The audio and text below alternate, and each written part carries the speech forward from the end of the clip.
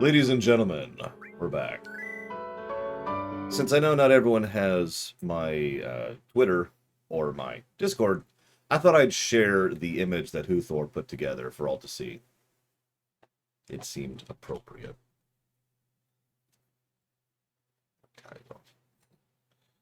Sorry for the delay.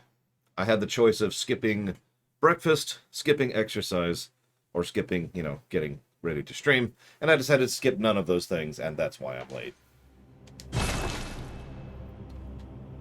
So.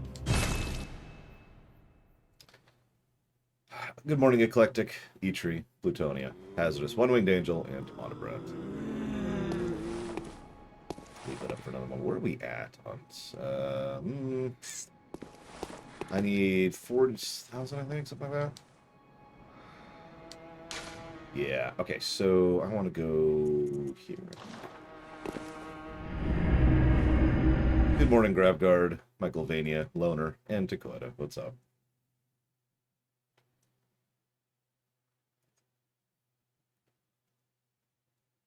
Alright, so I think everyone's had a chance to see it. I have it there if anybody wants to see it in the future. Good morning, Tyron. Good morning, Thrower. Alright, so obviously the first thing we want to do is this optional area. Actually, no, hang on.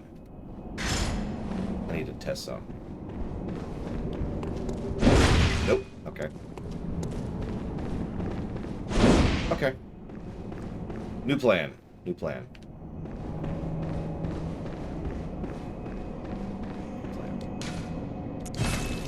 I'm going to try one thing first. And we're not going to make many attempts at this, but I'm going to go ahead and give it a shot.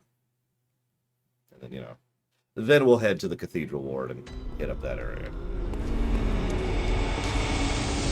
So I'm going to go here. Good morning, Spartan. Good morning, Joe Bags. They've added the dark side. Look, you gotta have the dark side. Apparently.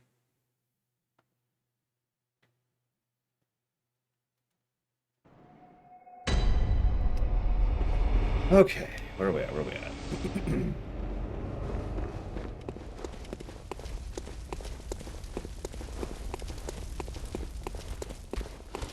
So, I anticipate I'll be dying a bunch as I slowly get used to the game again. Here. No, Spartan. No, no, no. Okay, I'm sorry, Spartan. You're the worst! I'm kidding. I'm kidding. I don't actually mean that. A, I am actually good at video games in general. Not great. Good. And B, I literally play video games for a living, so I am constantly practicing my craft, you know what I mean?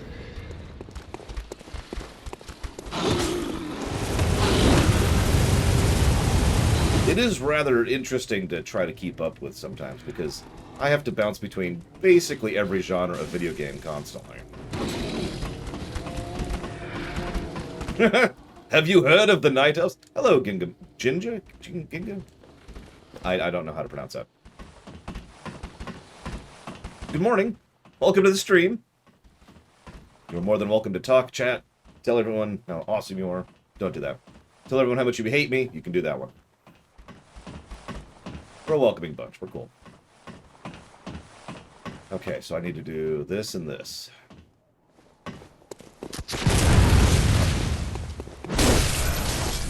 Wow! Okay, so we'll go ahead and die. I should think you still have dreams. Well, the next time you dream, Try again. give some thought.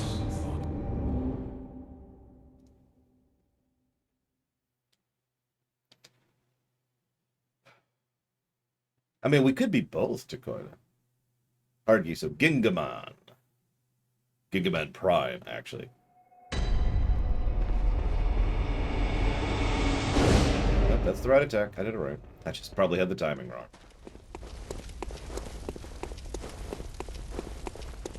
Well, see, we tried shooting him yesterday and it didn't work, so I was linked by Alex Korbianiki a guide on how to do it, which used that exact attack in order to just knock him over. But as you saw, he shot me before I actually was able to connect with it. So, might be a little bit of RNG involved. I don't know.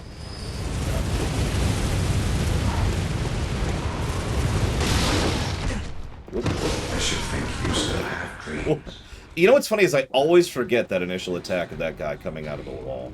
Give some thought.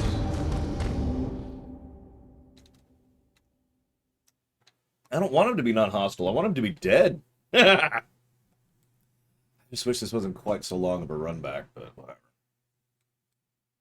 How am I liking the game? I hate it. It's the worst game. Toxic.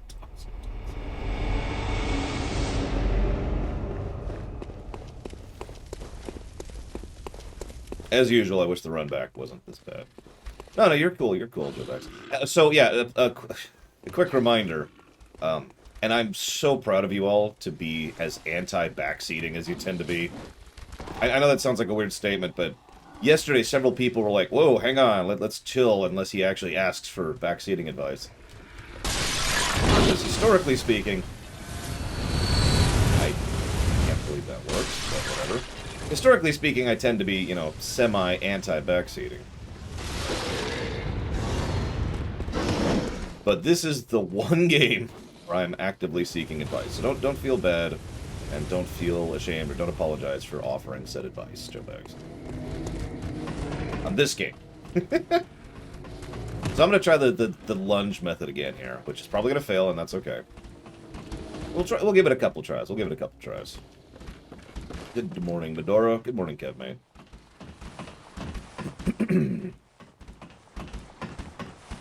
Okay. So we're going to try the same method we just did, which is the lunge. Right, I need to do this faster.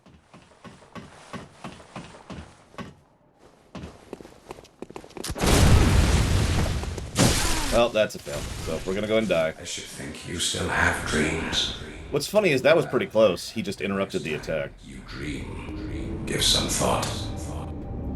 So we're going to try the lunge one more time. And if that fails, we have the pistol now, so we can try that method.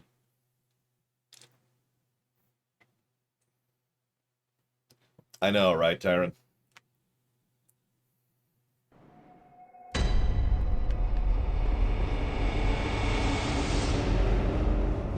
Good morning, Walker. It's okay, the old blood is being cleansed by the new blood, which is the pure blood, but not the good blood. Now, the bad blood is going to blood it up with the old blood. But the old bloods are fighting the new bloods in a skins and bloods contest. I'm not sure what to make of that, other than it makes my blood boil. I'm sorry, what? Excuse me? Rude.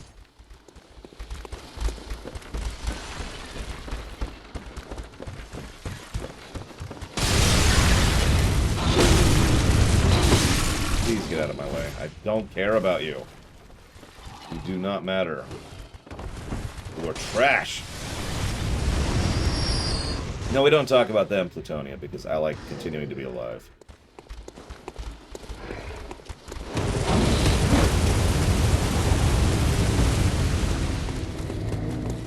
Thankfully, the headache is mostly gone today. So, yeah, by the way, we did the entirety of yesterday with a headache, so that's fun.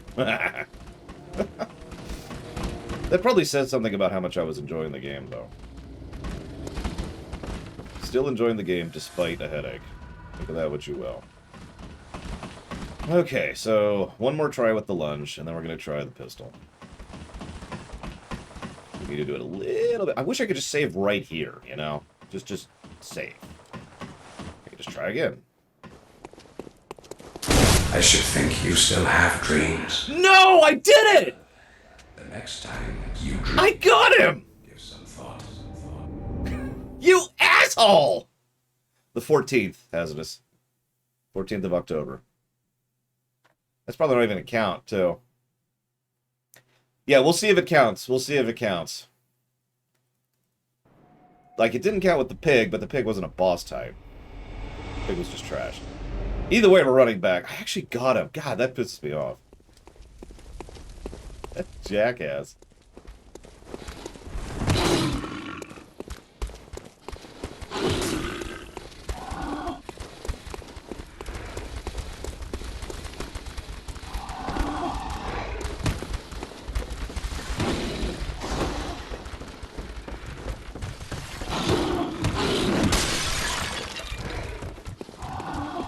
I don't hear gunfire. If he doesn't shoot at me here, I think we got him. Oh my god, I think it counted. I think it counted. Whoops, whoops, whoops, whoops, whoops. Quickly, quickly, quickly.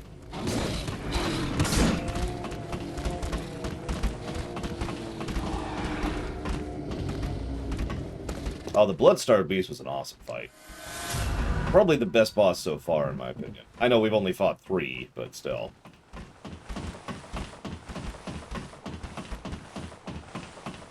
Now, let's see if we get any loot from this, because, you know... I didn't see anything down there. I was kind of glancing. Oh, yep, there it is. Ooh. I'll take that. Thank you very much. Hey, buddy. I should think you still have dreams. Alright, let's get out of here.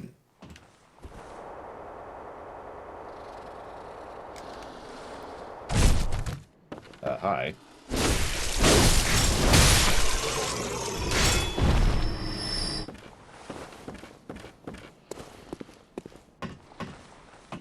I guess the fastest way back is just to go back.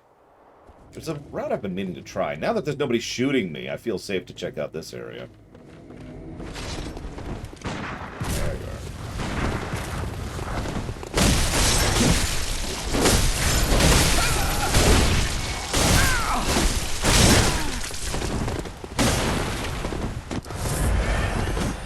Please have a lock-on, thank you. Shouldn't have gone for that. Oh, that's bad. That's bad. Why does he just keep doing that? He's such a troll. He really is. He is such a troll. Programmed troll. Ah, it's whatever. Anyway, so there's a ladder there. And I guess I should at least do that. We two-shot at Walker.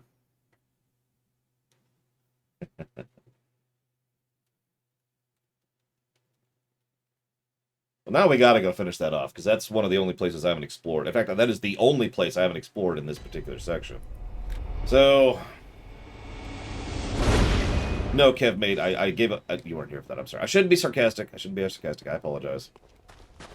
Yes, we're still okay with vaccine. Okay, now I can be sarcastic. No, I've completely changed my mind from yesterday, and I gave a whole speech earlier because I just like being a colossal dick to my viewers because I'm a typical streamer. There we go. Now I've got the sarcasm and the truth out of the way. We're actually going to clear.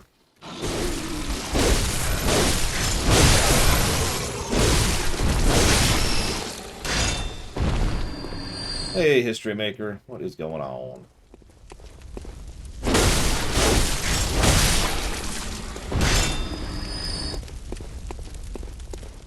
I love how little X please give. Or blood, or souls, or whatever the hell it's called. Alright, so where are you at? Come on, aggro me. I'm right here. Come on. Come on, who's a good boy? Who's a good boy? It's not you. You're an abomination. But, you know.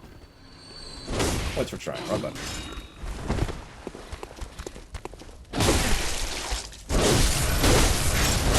Listen, I just wanted that young girl to die so she could get out of this hellscape, okay?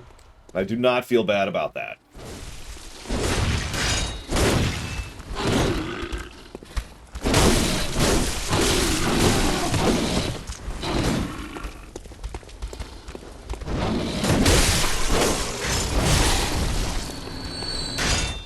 Oh, he's alive. Okay.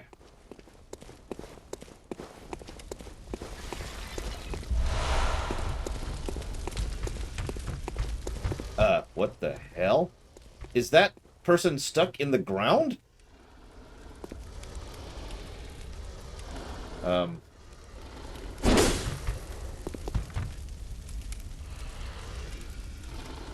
Okay. So, where the hell was I? Okay, so there should be like a thing over here. Oh, yep, here it goes. I can hop down here. Is it safe? Yeah, looks like it's safe to hop down.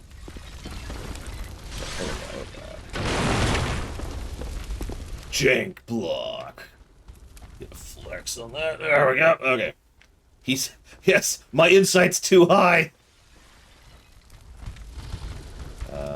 been in that room.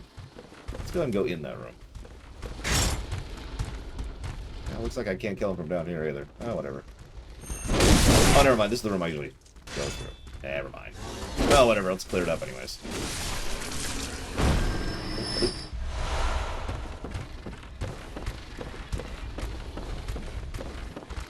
Alright. So there's the bridge. And by bridge, I mean ladder. We've never actually technically gone down this ladder. So, ladder time. And we have to deal with that asshole. But it looks like we'll only have to deal with one asshole this time. Come on up. Come on up. Come on. You know you wanna. Oh, there's a crow, too. Good to know. Can't even see him. Where'd he go? Is he just standing, like, right there? Or did he reset? No, he is just standing right there. Look at him. He's just hanging out. Just having fun. He's just being like the unicorn scotch. It's kind of legit. Alright, I can't pause. Thank you very much, unicorn scotch. Hang on, let me make sure he's not coming up the ladder. Okay, thank you very much for that sub, as always, sir. Much appreciate. Towards Pokemon Legends. Awesome. Arceus, right? Like that, just to make sure we're on the same page.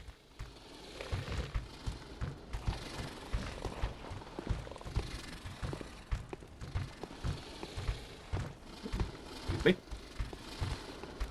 Okay. You got it. Awesome. Thank you again. Okay, so let's do this.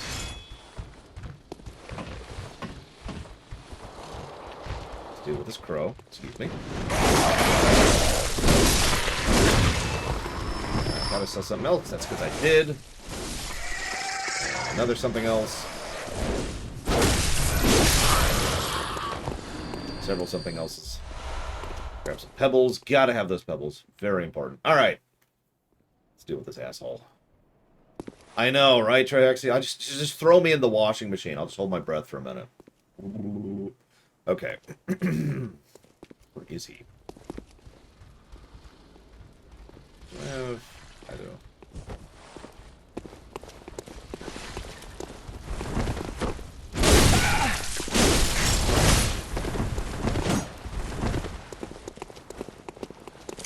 Come on, game. Really don't like the lock-on mechanic in this game. Or the lack thereof. There we go. Go for it.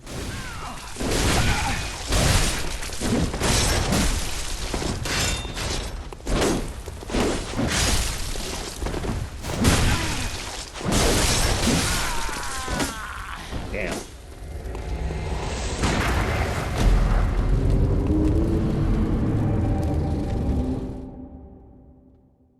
These guys have a bit of health, don't they? Do these guys respawn? The hunter guys?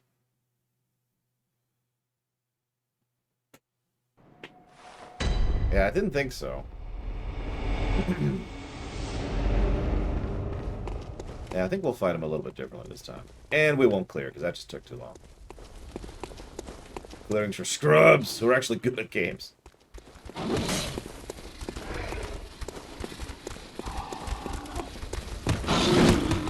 Me. Fuck. It's okay. I accept.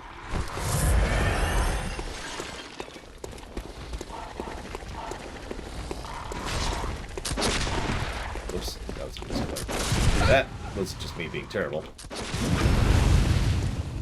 Hi! Oh my god, that's it? You have way too much health, sir. Look at that! Maybe I shouldn't try to fight this guy. Good lord.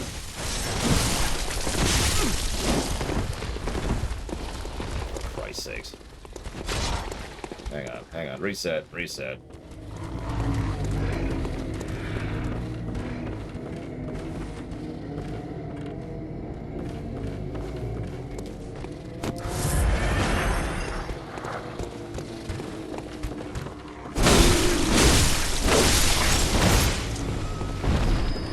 Take it.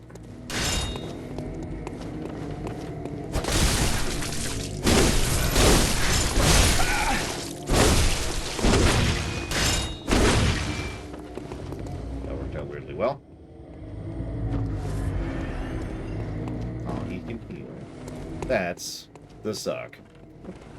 That's maybe the suck.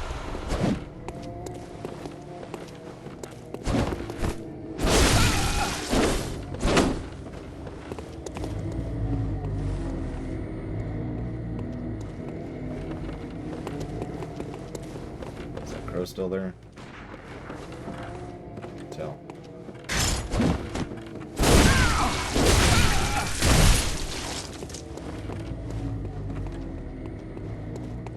Yeah, no, I'm probably not supposed to try to kill this guy right now. But, I mean, you know me. They don't call me stubborn as a mule. Nobody actually calls me that, but...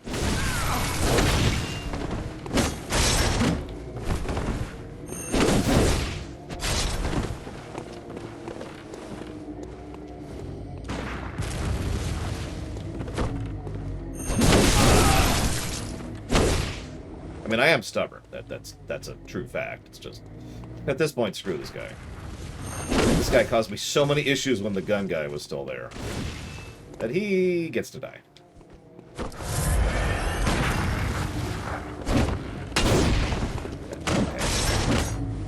Come on, I'm over here. No, I'm over here. There you go.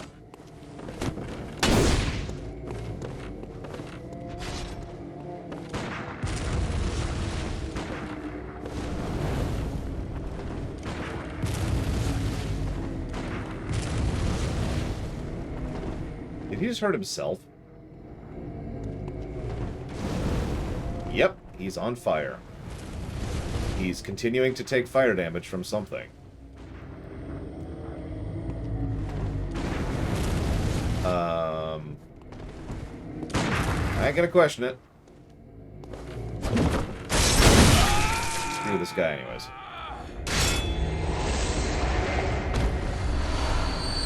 Bone Marrow Ash, that's a new one. Considering the next game I'm playing is the Mega Man Zero series History Maker, which is probably going to hurt my fingers. Yeah, okay, so, give me my souls back. Thank you. One more. For good luck.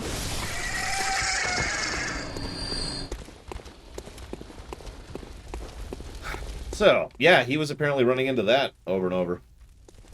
I'd like to say I did that on purpose. Alright, so now we can actually explore this area. So we've got this little side thing. Enemies coming around the corner. Like you do. Yeah, I know there's a secret area because he already said that. But I also haven't explored this area in general. Whoopsie. Whoops, wrong attack. I wanted... It's not the attack I wanted either. Still, there we go. That's the attack I was going for.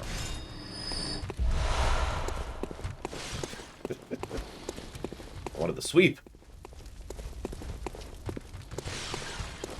Okay, so we got whatever that was. I feel like there's a pit into unmedical death down that way. Over here. Is the pit to unmedical death where I want to go? Okay, yeah. That kind of looks like it. Do I need to jump across or down? This jump across is going to take me actually getting a running jump. Either, well, let's practice this anyway, because I probably need this for later, so... Perfect jump! 10 out of 10.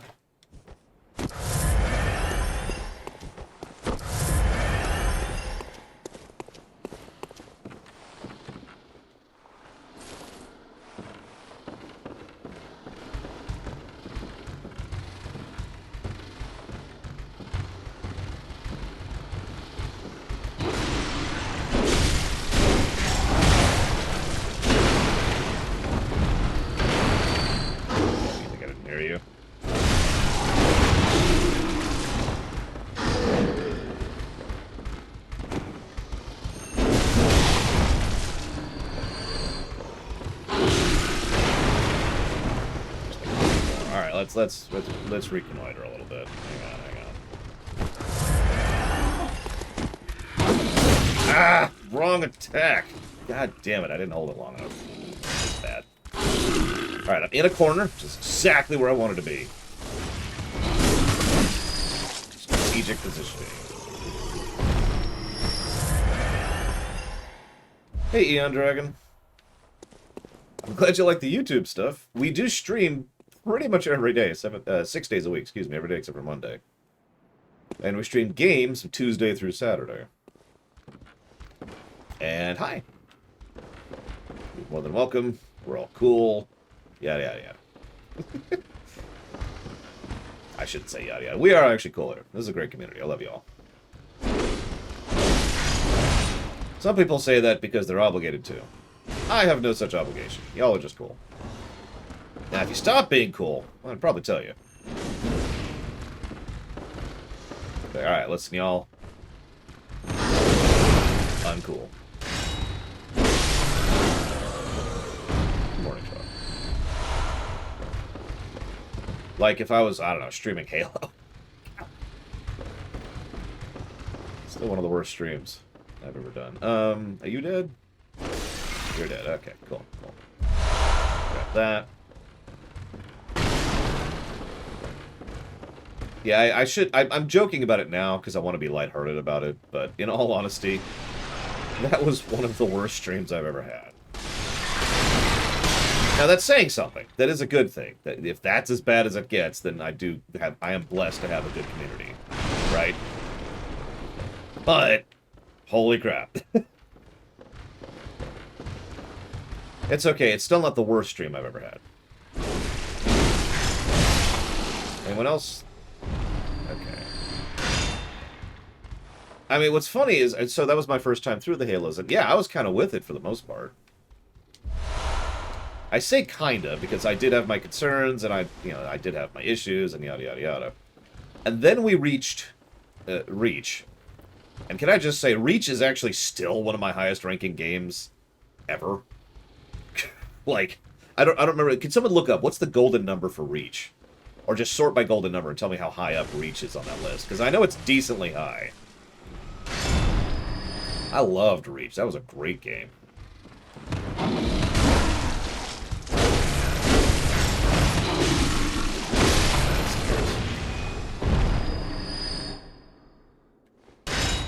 $80. Like, that's not top 5 material, I don't think, but that's up there. How's the golden number calculated? Oh, Jesus. Okay, the easy way to answer that question is me and Savacom sat down, and yes, we did, Kay. And we really thought about... so what I did was I came up with a wish list of everything that matters to me when it comes to gaming and rating a game. And we figured out what kind of weight variable to add to all these things. And then we obviously apply all of those to the score, and the variance of the score, and the total score, and the length.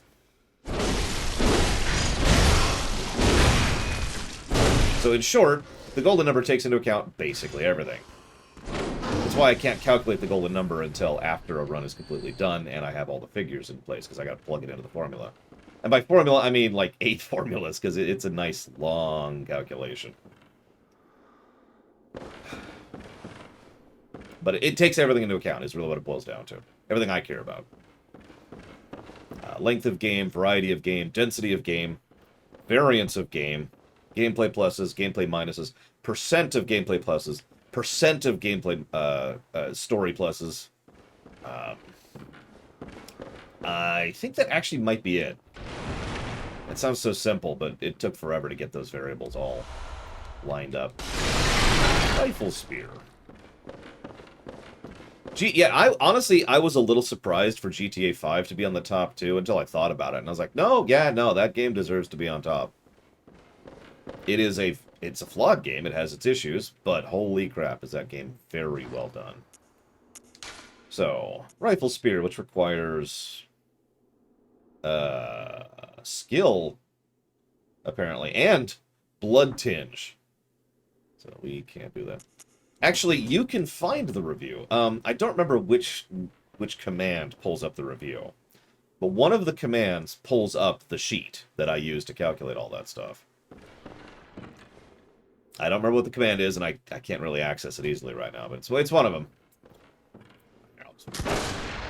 If people are asking. But yeah, 13th highest game. That says all it needs to about Halo Reach, I think. Do that from here, can I? Alright, hang on. Hang on. Switch off the game. Ugh, bright. Sudden brightness. Alright, let's see here.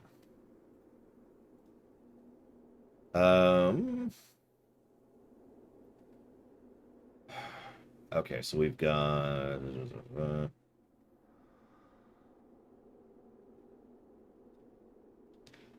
yeah, it was Mr. Red, and I mean, that says all it needs to, doesn't it?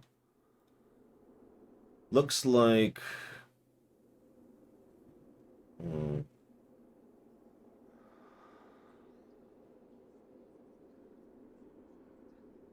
Does sheet do it?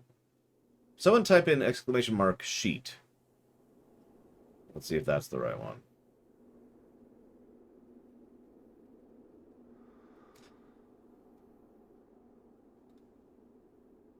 That's the one. There you go. Hours, net, percentage, variance, multiplier, density, weighted density, spread, average density, a variable. I don't remember what that actually is called. GS variance, total spread, and then golden number. Yep. There you go. So there's, as I said, that sheet is publicly available through sheet, apparently, is the command we have set for that. Ooh. Okay. Gotta remember that for the future. All right.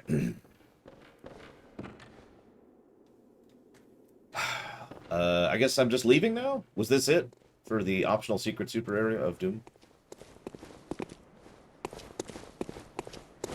As an aside, Eon Dragon, I would love for this to come out on PC and maybe get a bit of an optimization pass so it doesn't have the blurry thing that I have to take a freaking Dramamine to play. Speaking of which... there it is. I was going to say, I've got my Dramamine right here, in case we need it. Jesus.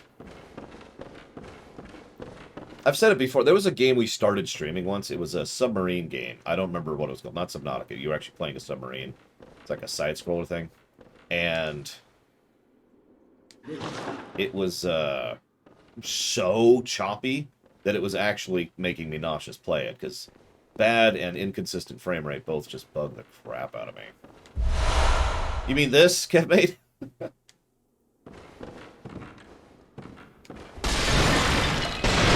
So length serves as a multiplier, Plutonian.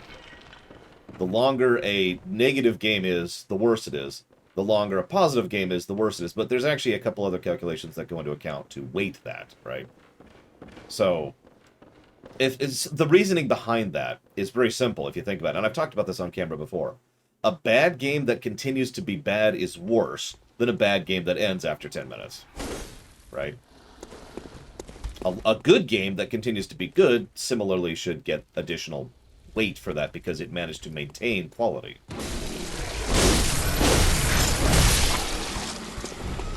Although, I gotta be honest, figuring that out in a multiplicative manner was a colossal pain to do.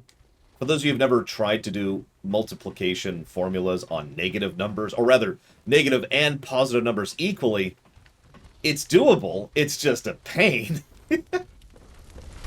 You know?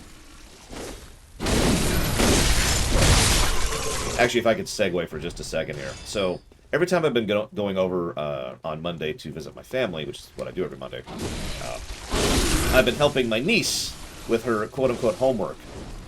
Now, you're probably thinking, well, that sounds boring. First of all, I don't find that boring at all. In fact, I apparently have the mentality of a good teacher. At least that's what she tells me. But one of the things we tend to do is we play math games. I actually like math games because I'm a total geek. But one of those math games has to do with trying to learn subtraction and the various methods of subtraction. So far, I've taught her 3 different methods. Sorry, let me walk that back. So far, I've taught her 2 different methods. She taught me a method I've never even heard of, which is kind of cool. But the reason I'm bringing all of this up is we got to the point where she was I forget the exact number, but I'm going to make up a number. She was taking 100 minus 150. And you could see, because you're good at reading people, right? So you watch their face, and you could see her face just kind of stall as she looked at that problem like, wait. And you're probably wondering why. Well, because they haven't explained or described negative numbers yet. As a concept. Apparently, that's not something that's in the curriculum at her age. So she was just kind of like... I'm like, well, okay, hang on. Let me try to explain this. How do you have negative apples? Hang on, let me explain this. Okay.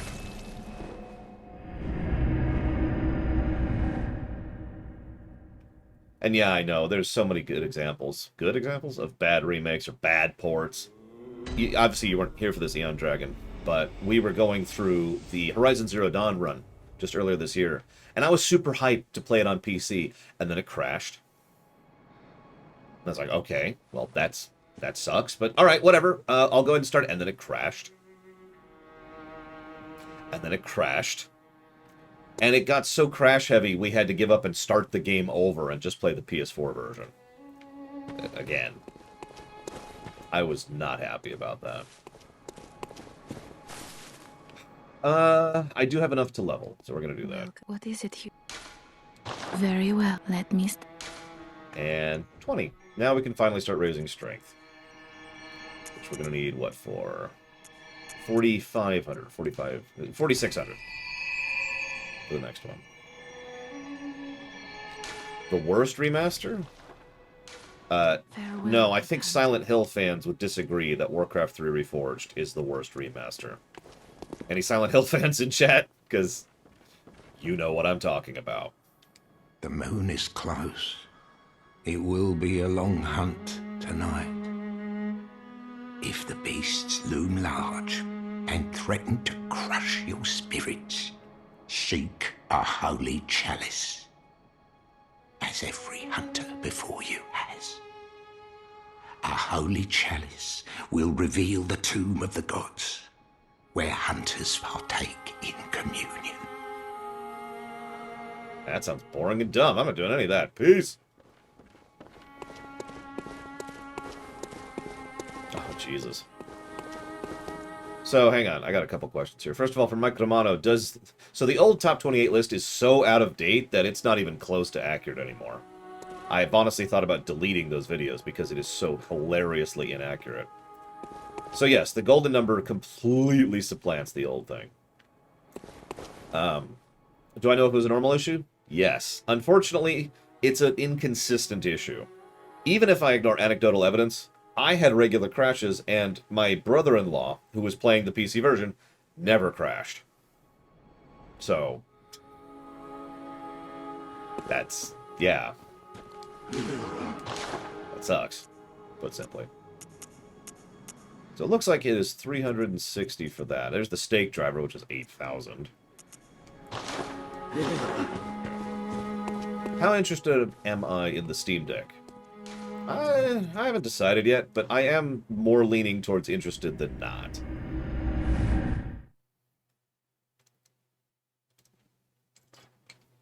Excuse me. Yeah, that Warcraft 3 Reforged, I do consider to be inferior to the original. And I do. I mentioned that in the review. But it wouldn't really matter if it didn't replace the original. I'm hoping at least someone took note of that and won't be replacing, oh, I don't know, KOTOR. This is not where I want to be.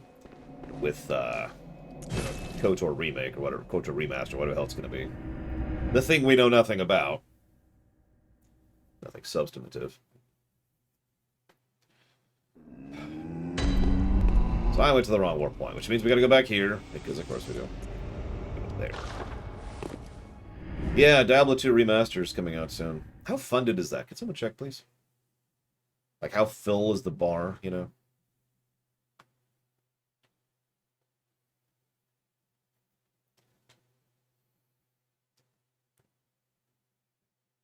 Oh. Okay, this is where I wanted to be. Alright, let's do this. Leroy. I know it's on the list. Yeah, exactly, Mike Romano. I can still play FF7. I have many methods by which I can still play FF7. If FF7R had delisted the PS1 versions and the PSP versions and the Switch version and the PC version, then yeah, no, that would suck. Interesting. I mean, Warcraft 3... Oh, Diablo 2 is funded. Oh, I'm sorry. We're not playing it immediately, obviously. We gotta hit the console block first. Run. Hi!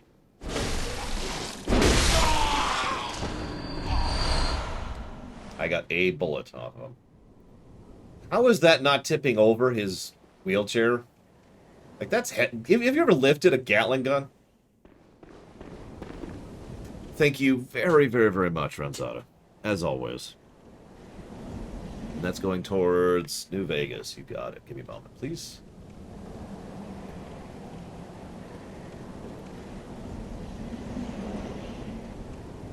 I have no idea, Kay. This is my first time in this room. Alright, now to get eaten by a mimic.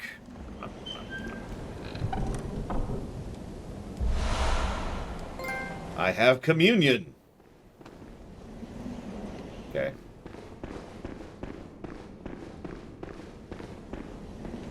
One of my favorite bits of visual storytelling in this is some of the caskets are chained together with multiple locks. Because they don't want whatever's in there that they buried to get back out.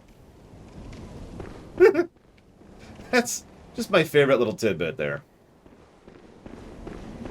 Like, not all of them, too. Some of them are just, yeah, okay. Okay. That's cool. Looks like another asshole. Oh, no, that's a normal guy. Never mind. You're not an asshole. You're just dead. Good morning, Nithrius. How many Dark Souls have games? Well, as of this moment, I haven't played Demon Souls. And that's it. I've played everything else.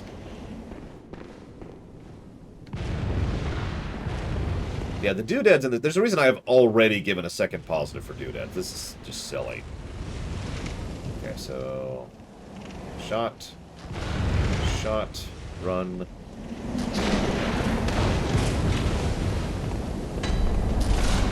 Sneak. What? Oh. You're cute, aren't you?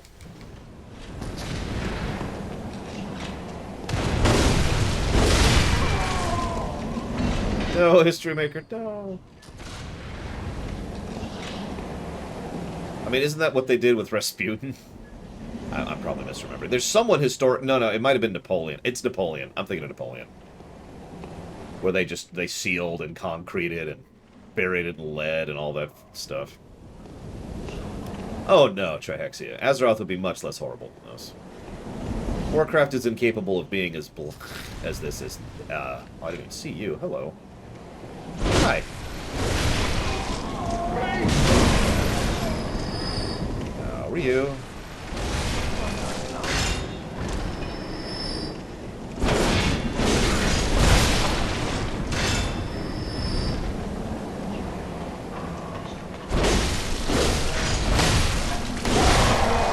Okay.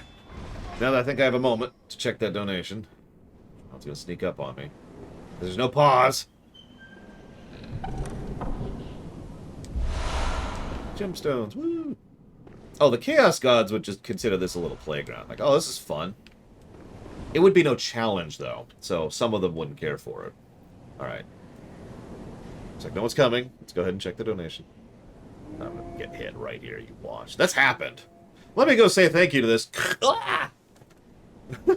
Thank you so much, History Maker. Very, very much.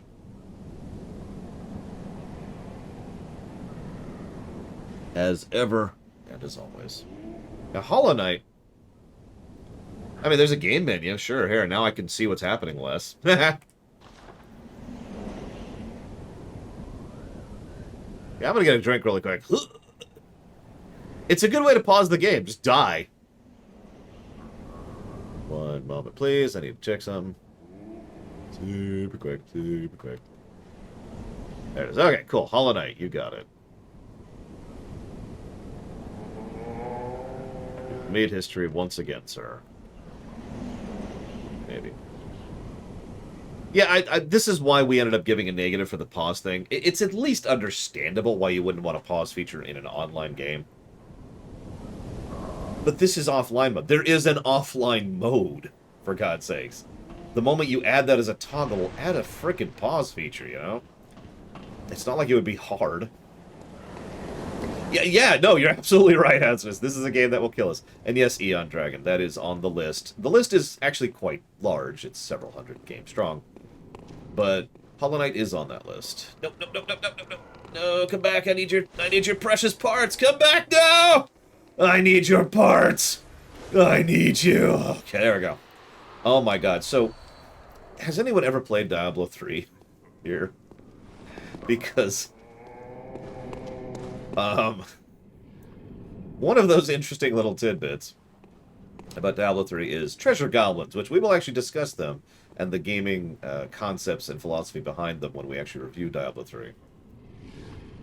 But let's just say that I have plenty of first-hand and anecdotal evidence to showcase that the goblins do exactly what they're supposed to.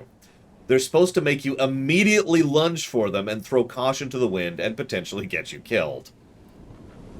Because that is the gameplay purpose of a treasure goblin. I mean, obviously, it's also there to reward you. If it just was there to get you killed, I mean, that would be a dick move. But it is supposed to reward you for successfully living through the encounter. But, like, we're going through this, I don't know, like, level 70 freaking, what are they called? Grift. We're going through a level 70 grift. And there's just this thing going, do. It's like, oh, okay. Get him! Get him! Get him! It's just getting absolutely shredded by everything in its mother as we're going through. Yeah, that was some great RNG. I usually don't have good luck, and I guess that's still true. Still true. We luckily managed to go right down through the middle.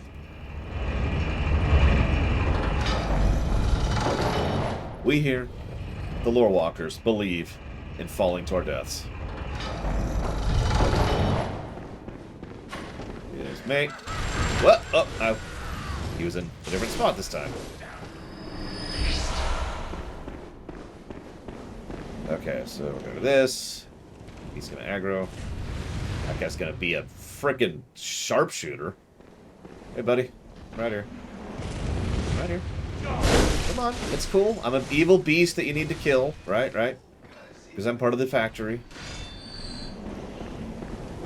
I mean, honestly, if you had a Gatling gun, wouldn't you laugh maniacally? Be honest.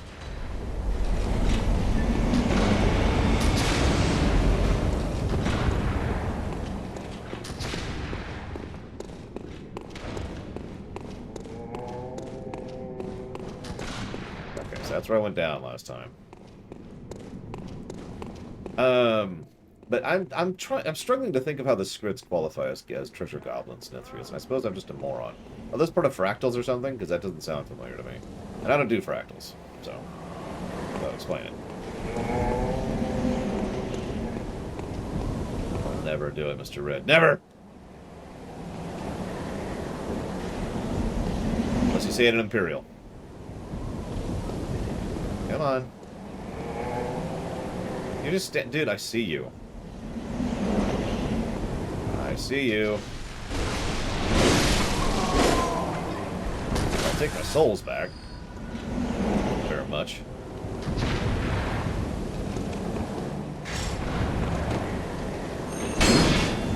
That was interesting.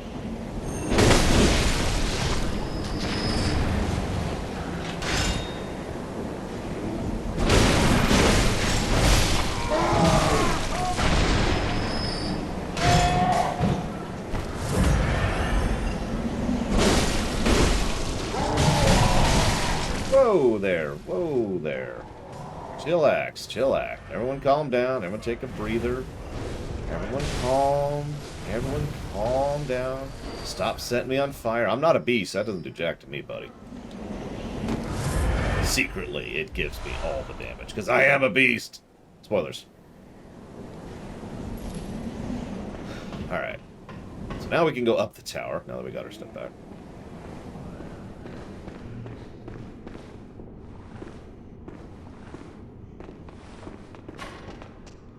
Yep.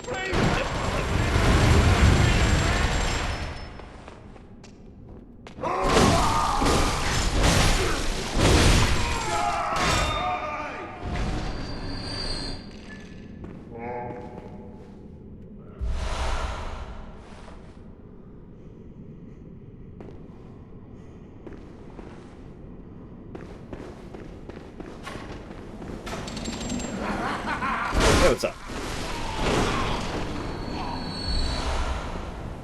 Okay.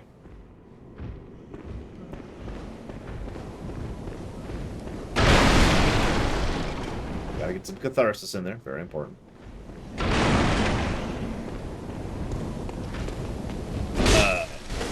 You know what? I'm gonna take that. I'm gonna take that. And die. That's the goal. I'm gonna get hit around the corner and die. All part of the plan. All part of the plan.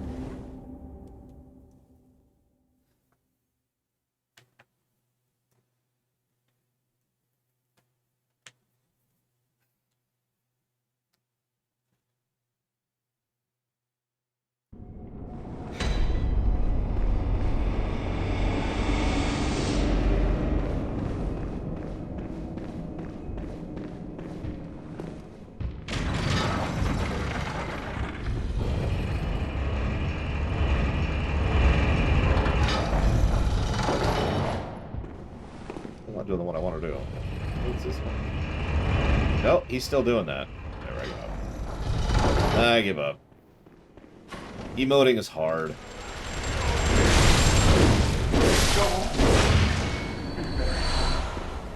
That's true. My insight is too high. Yeah, you'd think with the world state being reset, those would reset too, but whatever, I suppose. Come on. Come here. Come here. Thank you.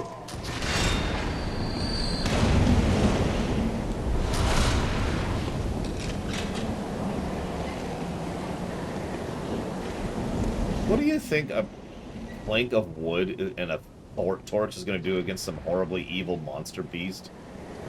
Like, really, how do you anticipate this particular encounter ending, sir? I'm wondering. I know you're not exactly sane, but surely there's some thought in there, right? Because you did manage to carry a torch and a plank of wood. It's not normal, right? How do you have my souls? I died upstairs.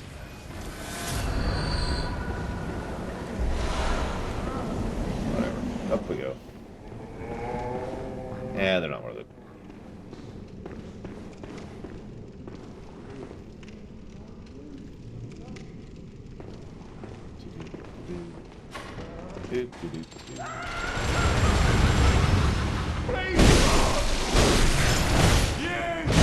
Stairs! Stairs! Stairs! Stairs! Oh my god!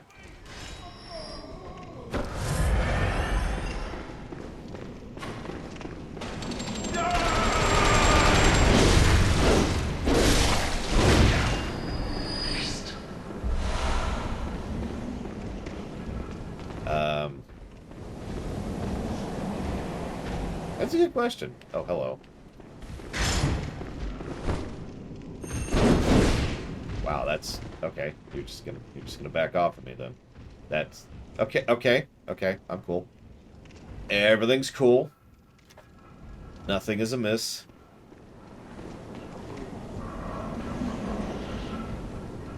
Well, his buddies did not enjoy getting him here, Eon Dragon, but they all agreed it was, worth it for the cause.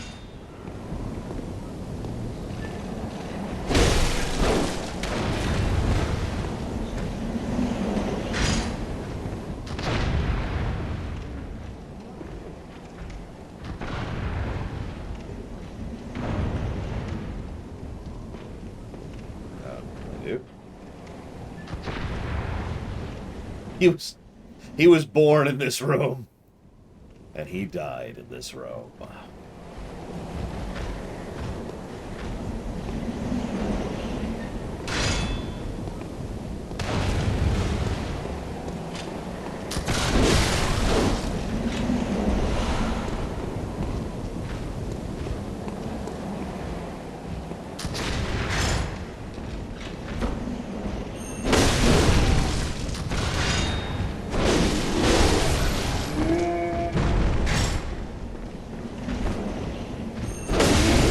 Goodbye.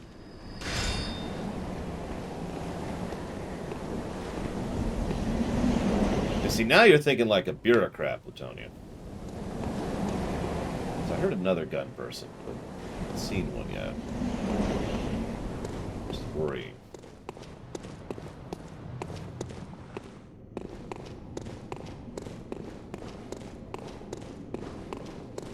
Nothing? Okay, nothing. Alright. Just checking. Just checking. Headache has finally left me, Imperial Star Destroyer. Thank you for asking. Thank God. I hate headaches. I know it's such a minor and pathetic thing to complain about of all the nightmarish horrors and pains I've suffered in my life, but headaches just are some of the worst because they are so distracting and they basically get in the way of everything. They get in the way of how you feel, they get in the way of thinking properly. It's hard to concentrate or keep a thread going. Or just all sorts of stuff. It just affects everything and I hate it.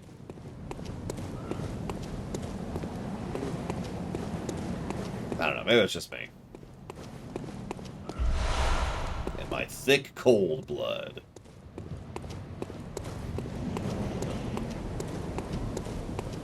Yeah, that's the other thing. Headaches don't go away.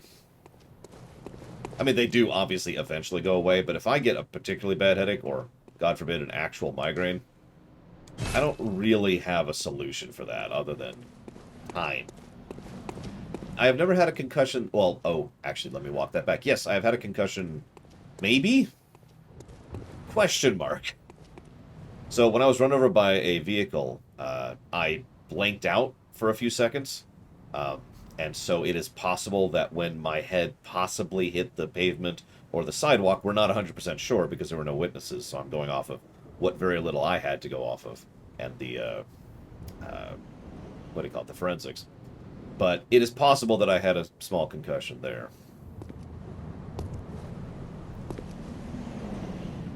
No external injury. Actually, no. One of the most amusing things and horrible things that has been commented is if the vehicle didn't freak out and gun it to get away from having hit someone, I would have been fine. I mean, I probably would have been a little bruised and injured, but I would have been fine. No, what happened was they gunned it, and that's when they ran over my leg. And that's when my leg turned into a jigsaw puzzle. There's two guys in there.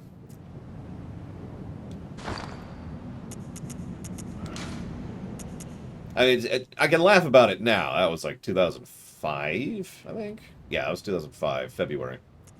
Can you imagine? Could you just not gun it and get out of there? Please? Can you just... No? Okay, okay. So let's see. I've never used a pebble before. Let's use a pebble. Nothing. Okay. Oh, that... Okay. So here's what we're gonna do.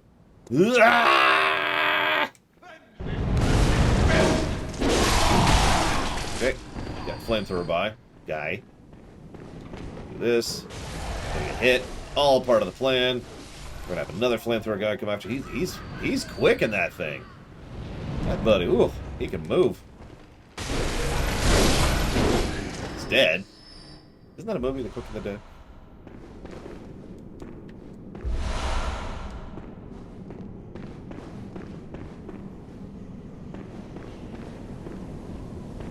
I mean, yeah, you're right, Dakota. It's possible. I'm pretty sure I got lucky with the actual collision with the vehicle. The thing that knocked me off my bicycle. Because, by all accounts, there was no damage from that incident. It was when they ran over my leg that I took damage. But you're right, that's just luck. RNG, if you prefer. Radiant Sword Hunter Badge. Interesting. Well, I think we all know what's about to happen here.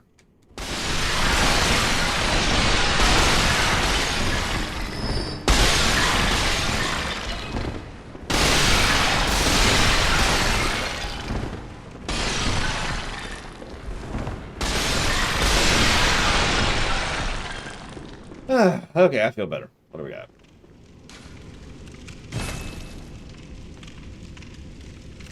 That. Okay.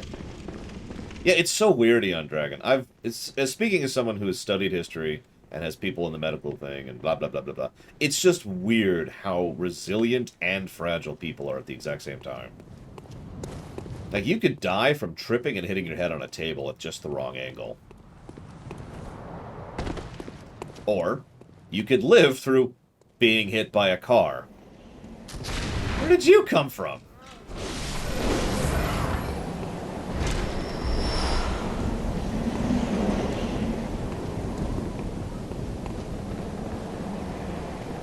That's a good question, Mike Romano. I have no idea. There's no difference. 0 is 0, no matter how many extra zeros you add to it.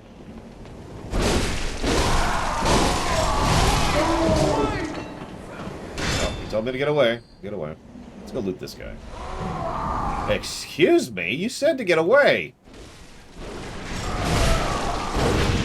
You don't get to tell me to go away and then chase me.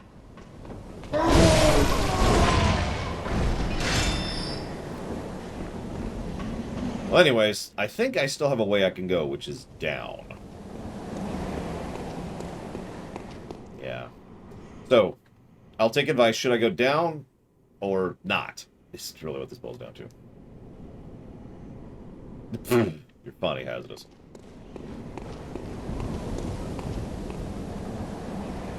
I'm seeing some people say down. Got a consensus. I've seen 2 people say down. Do I have a third? Can I get a third? Can I get a third person to say go down? 4th. I need a 5th. 8th. I need an 8th person. Okay, we'll go down. We'll go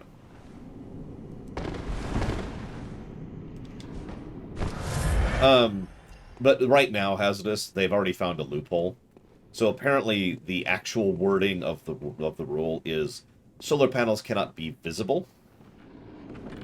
So they're just going to put them up on the back end of the house, so that the inspectors who do their usual route cannot see them. And you might think that's, well, they'll just see them if they go behind the house. First of all, they never will. But second, and arguably more importantly, that is a known loophole in their particular HOA, is all of the stuff they require has to be stuff you can't see. You remember how they can't have their garden? Well, they can't have their garden up front, where it can be seen. Wow, that's just, okay. We're going to give up on that particular venture. So they put their garden in the back, or they're going to put the garden in the back. Well, the good news is they'll still get some sun from it, Hazardous. The bad news is they won't get as much, for obvious reasons. The house is facing west, so they're pretty much going to get about half the day's sunlight, and then that's it. But it is still better than nothing, and it will still be worth the expense, and yada, yada, yada.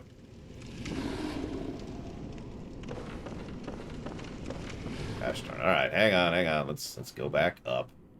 I can see a little bit better. Wish I could see even better. Yep, okay. Oh, there's ground here. There was ground. We're okay. We found ground. Technically. The true Dark Souls begins with gravity.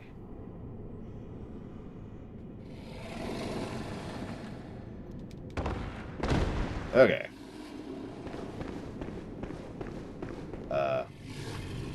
Hi.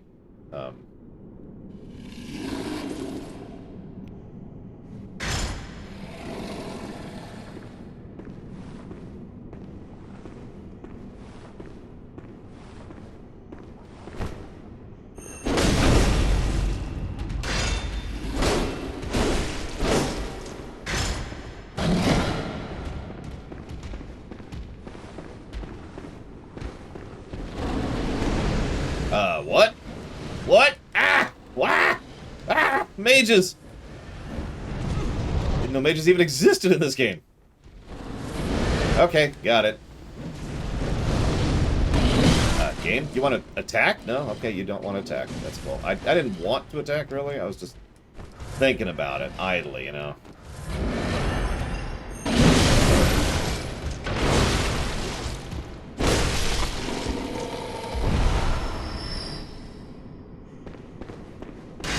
Anyways.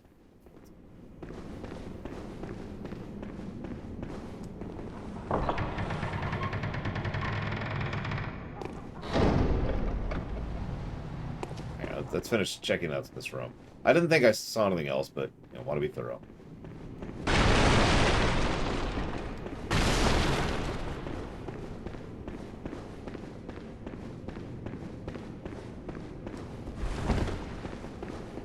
I think it was 28 Link's houses. Sorry.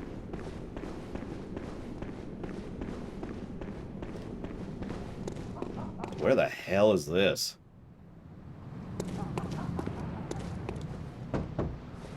A night of curses. A night to remember. Wouldn't you say, friend? Okay. We're gonna pretend we never heard that. Yeah, this is a whole new area. Is there a warp point near here so I don't lose everything I've just been doing for the last 20 minutes? You know, a lantern. Anywhere. So I got the alleyway, and I got the street.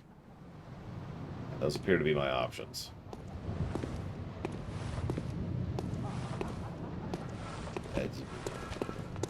Okay, alleyway first. You got it.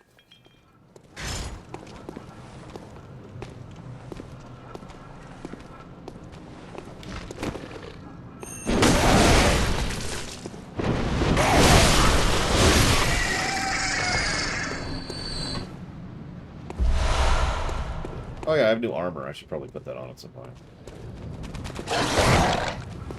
Dogs!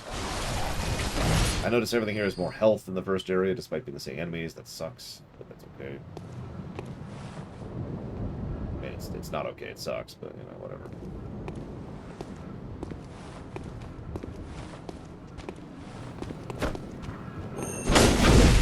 Ooh, okay. That guy's got some health.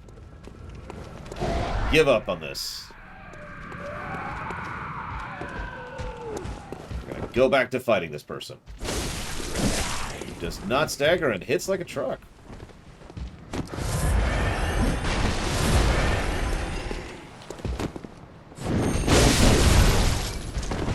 Really hits hard. Wow! Jesus Christ, that's some damage.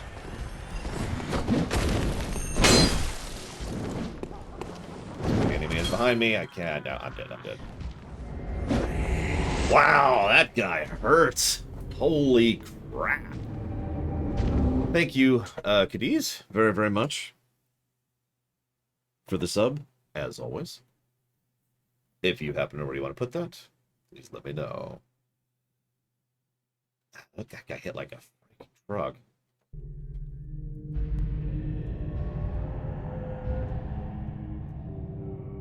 Oh, now what?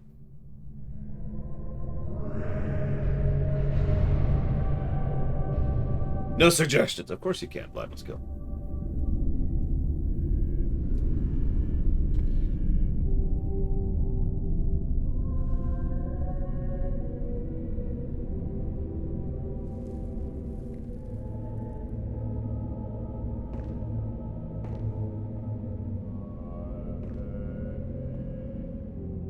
I sort of figured that since he couldn't be staggered, he couldn't be parried, so I didn't even try. Well, anyways, so what did I get? Looks like it has better non-physical defense. Actually, that's just worse than everyone. Why do I want that? I mean, I guess it's better fire defense? But not that much better. I don't have to hover. I can stare at it right there. Look at it. It's just worse. The only thing it has better is better fire defense. Everything else is worse.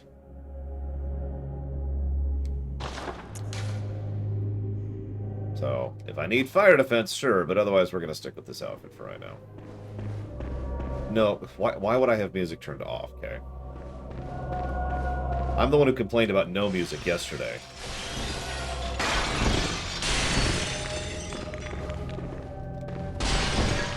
So at least we finally have actual music. Holy crap.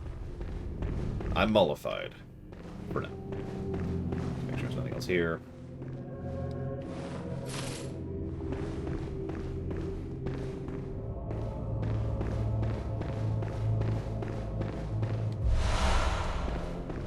Thick, cold blood. Suzerain. You got it. That's on the list, right? It is pretty quiet, Kay. I don't blame you for not hearing it. It's one of the problems with my streaming setup is because if I keep the music, if I keep the audio at full volume, I don't think I did a Pro Structure. If I keep the audio at full volume, the stuff that's actually loud will deafen you. But as a consequence, this stuff that's quiet, you generally won't hear unless you're really listening to it.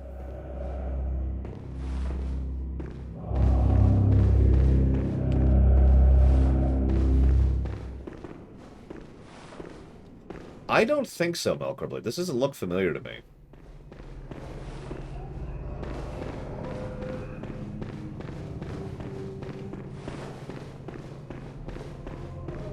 Yeah, that's the other complaint.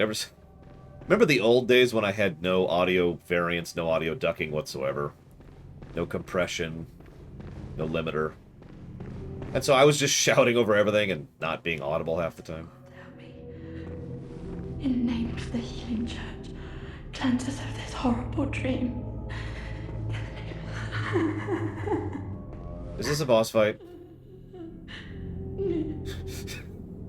Because I gotta be real, this is either a boss fight or an NPC, and I'd say it's about 50-50 here. So I'm assuming this is one of the people we're sending to the safe area, right? Confirm, deny?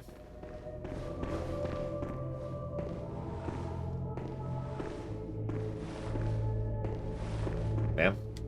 Oh, please leave me be. Why? I'm here to help. Don't take me, please. I'm here to take you. Oh, please, dear gods. Talk. Oh, please, don't. Oh. Okay. Die, then! Oh. Oh. Got it. Well, she did mention the Healing Church earlier, specifically, so I guess that's our hint.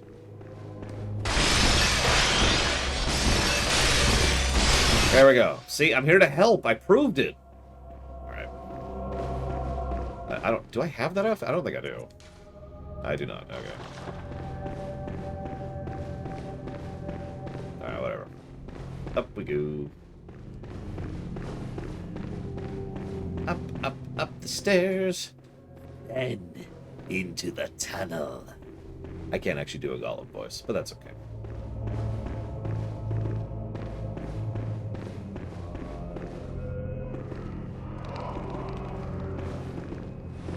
Unfortunately, I don't think I have Gascoigne's outfit. I'm pretty sure I don't. Okay, so that's bad. We got this way.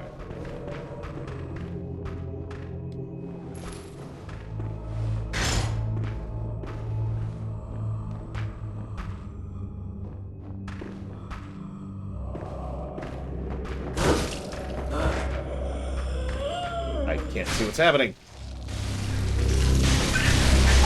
Could you stop, please? Thanks. Okay, well, that's cool. That's kind of what I was hoping would happen, honestly. Right. So, slightly new plan.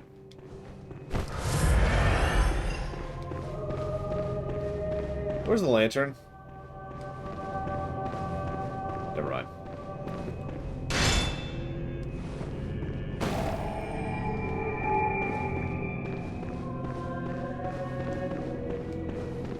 Okay, so. Yeah.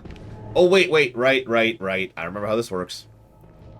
This is what Huthor was complaining about earlier. We need to actually do this. Set a res point here.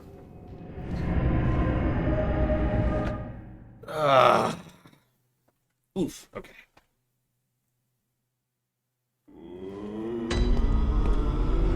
Okay. Well, we have no blood, so let's just head right back out.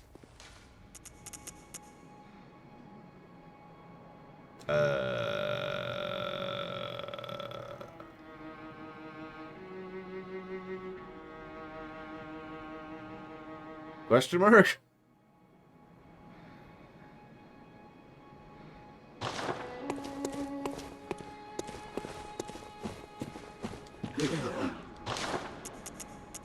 Yeah, so we've got Ludwig's Holy Blade, the Rifle Spear, the Stake Driver, the Kirkhammer, which we actually have, we just can't equip it yet. And I think it's everything right now. But yes, Ludwig's and the Stake Driver. That is an interesting looking weapon. I wonder why it's so expensive. It doesn't look that great. I mean, it's good. It's obviously better than mine. Although, it's not quite as good as the Kirkhammer in stats. Let's see. Tomb Prospector and Yarnum are the two things we can buy, so we don't have access to either of them.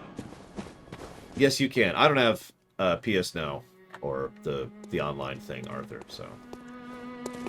Welcome home, good hunt. What is it you... Over time, countless hunters have visited this dream. The graves here stand in their memory.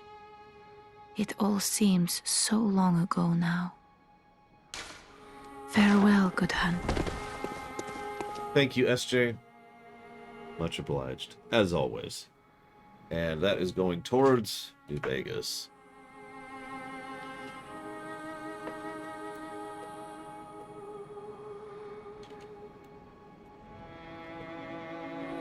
Two donations for New Vegas today.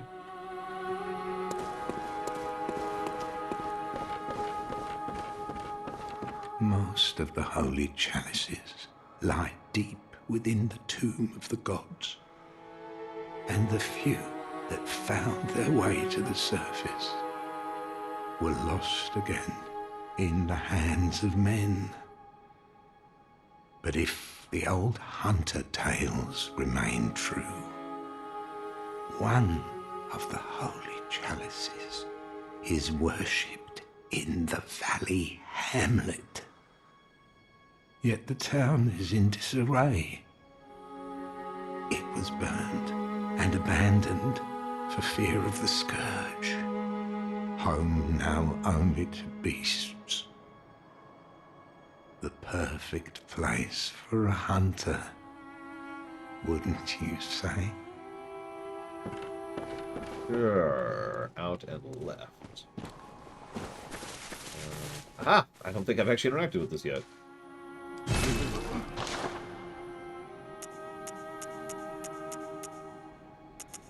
Hey, there's gas coins. I could buy it, I think. Yep, I have enough. Should I? That'll put me down to 6 insight.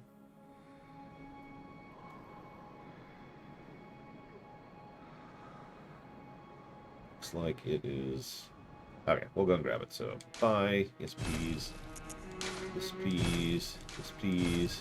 Yes, please. Thank you.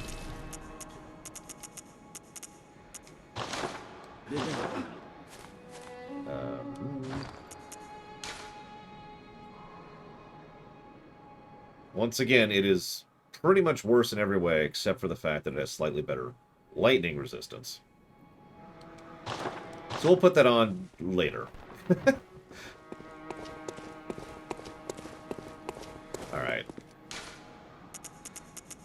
I think this is the wrong place to go to, but whatever, we'll figure it out. Exactly, Estes Flakes. That's what we're going to use it for. We're going to save at least someone in this godforsaken hell skull. Oh, nope, this is the right place. I was right. Yay. Yay for being accidentally correct.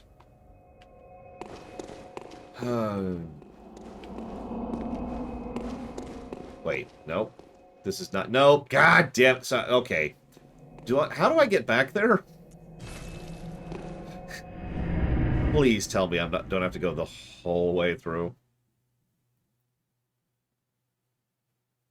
Headstones, right. This one is actually active for once, which I didn't even notice at first. So we already have another lady in the cathedral, okay? Like right now. The old woman.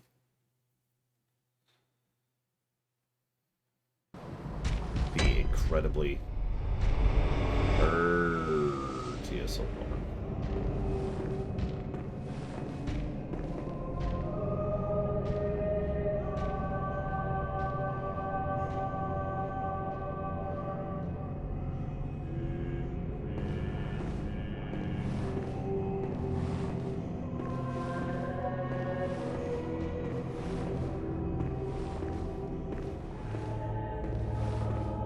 Off of what? Imperial Star Destroyer, if you don't mind my asking. 'Cause I haven't seen a lot of enemies other than the ones that will, you know, kidnap me and take me to hell. Oh yeah, and then there's these things who do this attack. Is there any way out of this attack? Like, is this just screw you?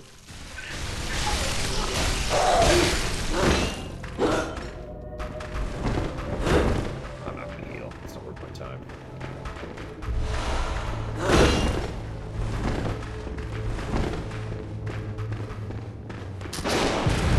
Wrong button. Wrong button. That might have killed me.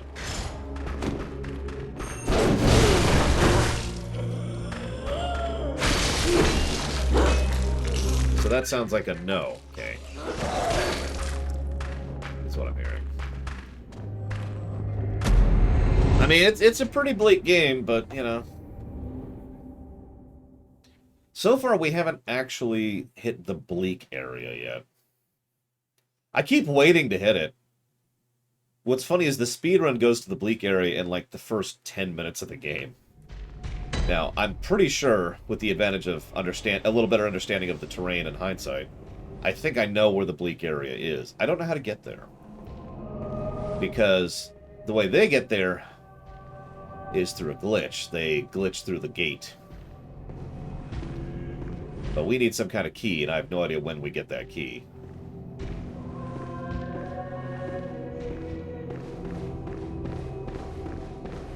Alright, so, take two.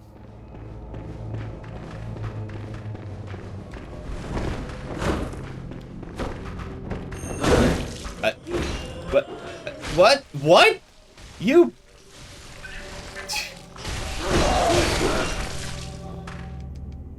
You done wasting my time yet?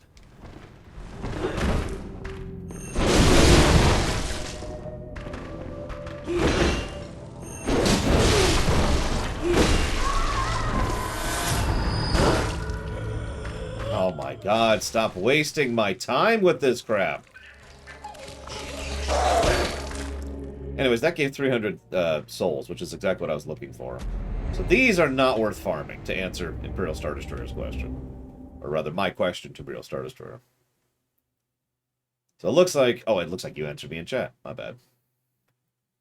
So it looks like there was nothing in that room either. Like there was the dude with the bullets, and that's it. So we're going to avoid that room and go back the other way now. And aggro that on accident. I see. More mages. More mages. Come on.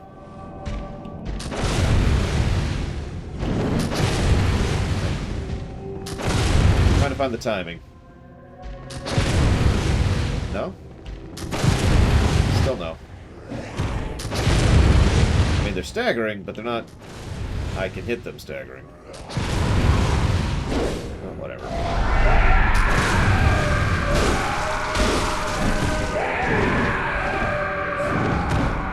You have to hit like a truck. Is it required by law that you hit like a truck? Come on. There's what I was looking for. Not as much damage as I was hoping, but I'll take it. Whoops. I lost lock on. God damn it. That was me hitting it at the wrong time, and that's... Oh, no, no, no, no. Ugh. Hi. Try that again.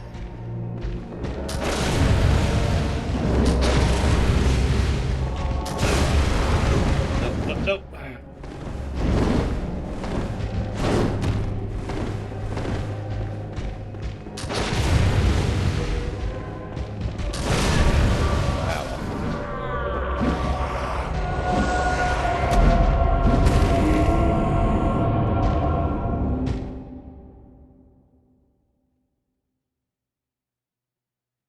The story so far?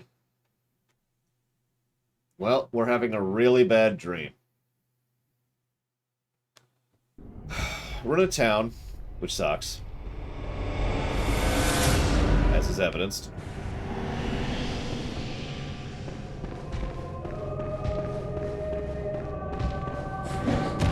It's a horrible night for a curse. Castlevania 2 reference.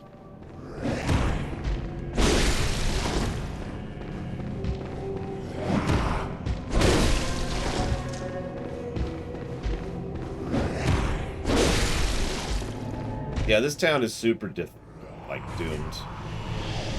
There's no hope for them. Yes, the story so far is... Hang on. The story so far is... that. There you go, there's the story. I got killed! I got killed for putting up the image. That's okay, I accept that.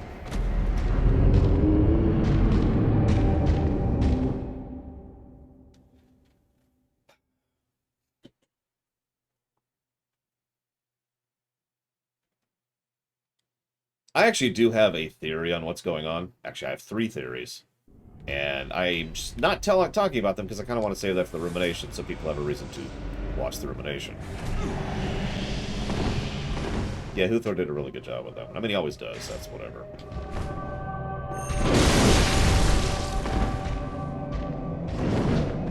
No, it's the wrong shape and wrong size and wrong everything. I already have my thumbnail for the videos. It's a boss we haven't fought yet. That may or may not be a corpse pile.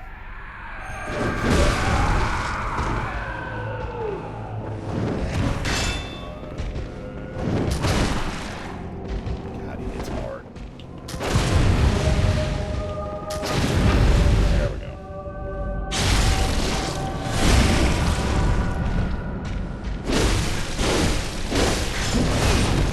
Oh well, almost. I didn't want to waste any healing items, because I don't want to go farming healing items again right now.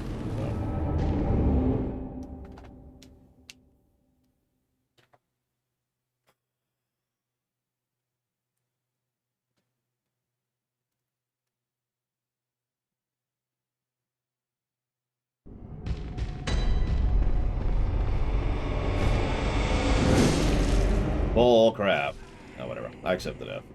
Kill me! Kill me! Kill me! Kill me! Thank you. Probably not, Trihexia, no. Yeah, no, if I can't learn to kill one of these things, then there's no reason to keep playing this game, which is why I'm just throwing myself into the meat grinder here.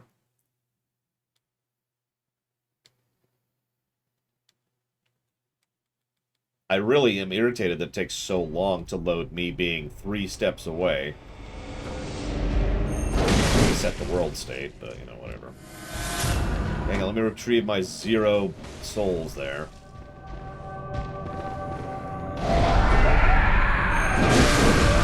Well, that actually worked out, but not the way I was expecting it to.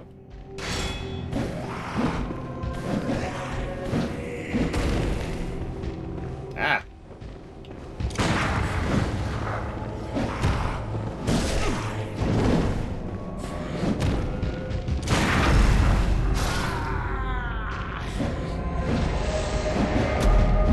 I don't have that many bullets, and I'm trying not to waste them, Trihexia. As is obvious, I don't seem to have the timing down at all in general, and I pretty much hate parrying in this game in general. It's just a little bit off, and a little bit weird, and a little bit wrong.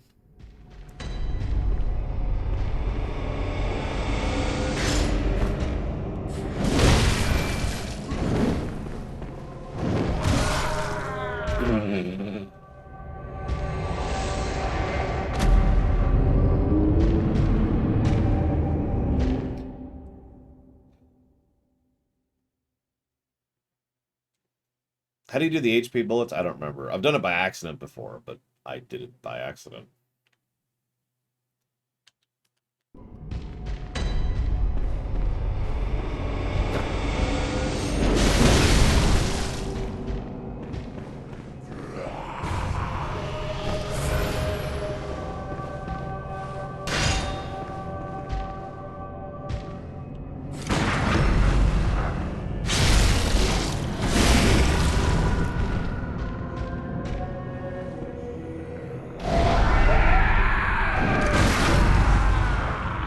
What?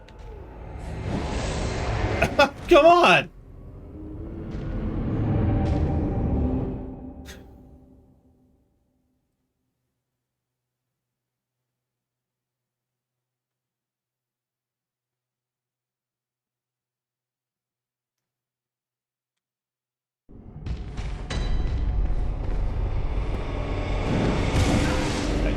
Okay.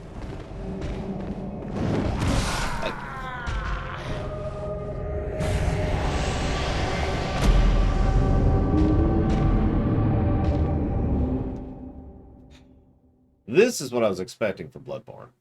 Not having fun, throwing myself into the meat grinder, trying to kill a single trash mob over and over for no point in purpose.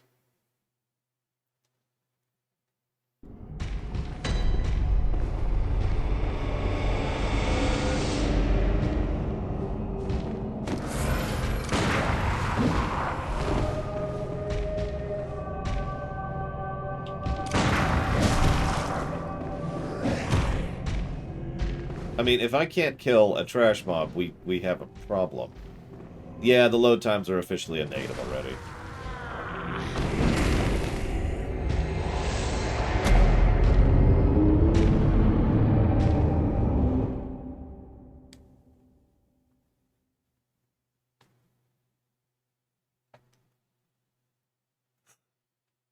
Excuse me.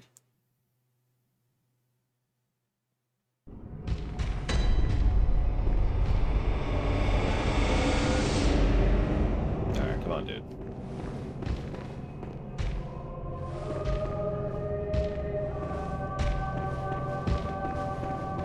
Alright, let's try this. I know that second swing knocks him down.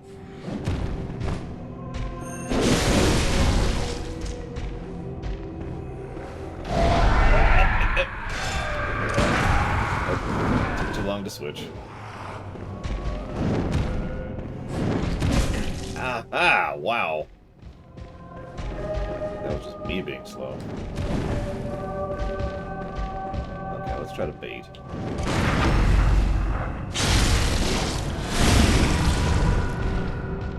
I'm gonna pop a heal off that.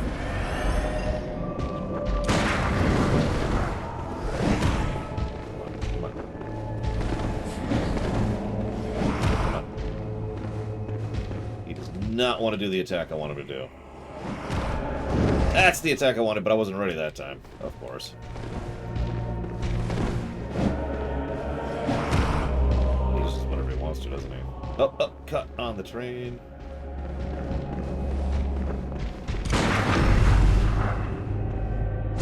Okay, so how do you get behind them to do a visceral? Because that took too long. Out of curiosity.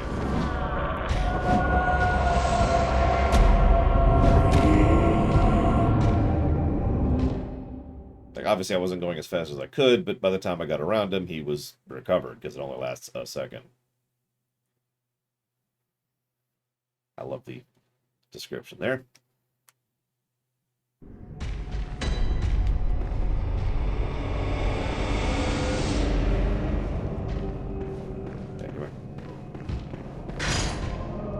I know, okay, but I was told I need to do a visceral from the back. So I've been trying to do a visceral from the back, and failing at it.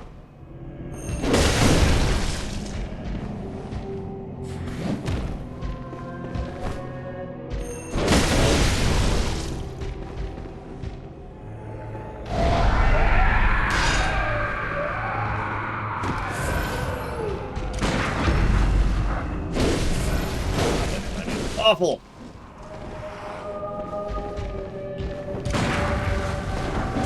No, no, terrain! I got stuck on the goddamn terrain. Whatever. I've already given that a negative, getting stuck on terrain.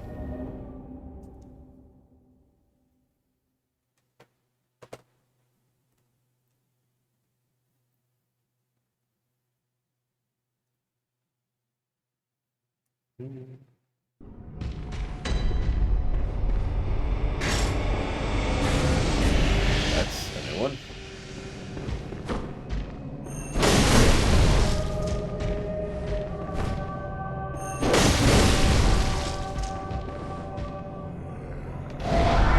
No, wrong button. Wrong button.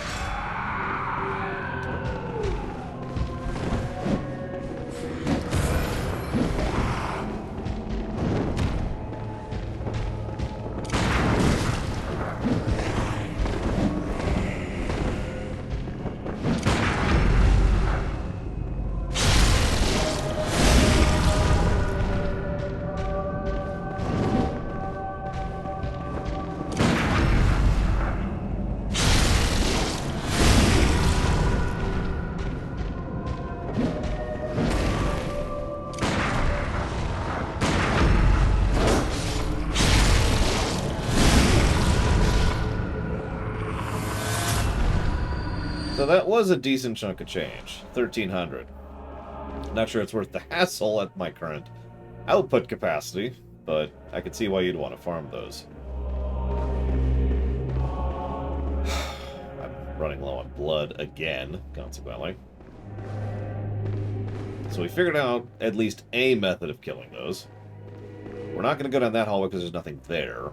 Let's go back down here and see if we can save that poor lady. Yeah, let's go ahead and put on Gascoigne's outfit.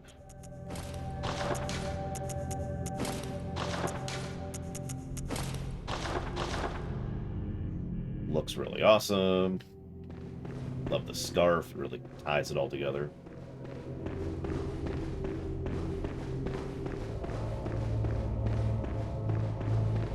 Oh, merciful God, help me. In the name of the Pretty sure the gods of this universe are not merciful. Hey, ma'am. Ma'am? Ma'am! Ah, by your garb, the healing church. You've come to save me. Oh, thank you, dear saint. I have no words to express my relief. You can take this, at least. Thanks. Sure to please an upstanding member of the church like you. Thanks for the madness. Oh, thank you so much, dear gods. Thank you. I was seized on the street by the hulking brute in the cathedral ward and locked up here. There were many others, but they've been taken away. And I've heard moans echoing in the distance ever since. Okay, but like, how do I save you? So, the hunt is on tonight. Then the streets are perilous, and every door will be shut tight. Perhaps it isn't my place to ask, but do you know somewhere that might take me in? Yeah, there's this lady who's doing surgery. You should... No. Just to be 100% clear, we are sending her to the chapel. Just to be total legit. Cool. Oh, thank you so much. We got you, lady. I'll set out as soon as I can. Okay. I pray for success on your hunt. 2 people we've sent to the chapel. Kind hunter. Okay, so now the only method of progression is through the other bag guys. I say guys, there's only one I've seen, but I have to fight at least one more of those jackasses, and I'm low on blood. So here's what I'm thinking. I can either run past and do a scouting mission, because losing 1,300 souls isn't the end of the world, or I could go farm blood. What do you think I should do?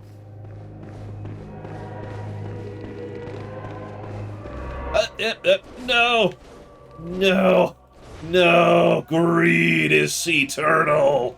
Greed is eternal! No! No! No! Ah! Almost had it. Alright, whatever. Anyways, so, now that we've done that,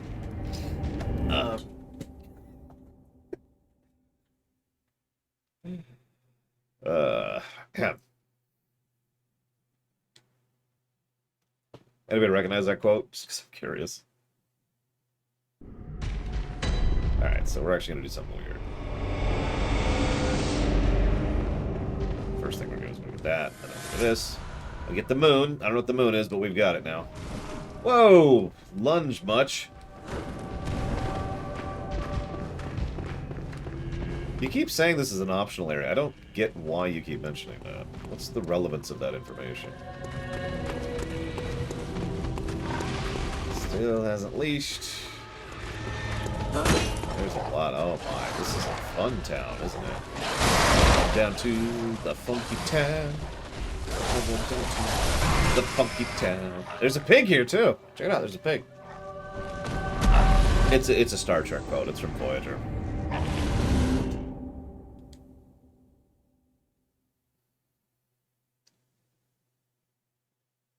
To clean up this place? Q. Thoughts on organic AI? You mean people?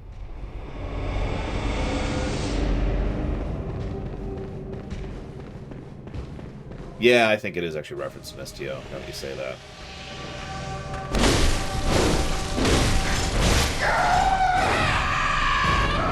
Excuse me. Need to get away from the big boys. If I hear that pig, now that I'm listening for it. fun stuff around here. This place is just Enemyville.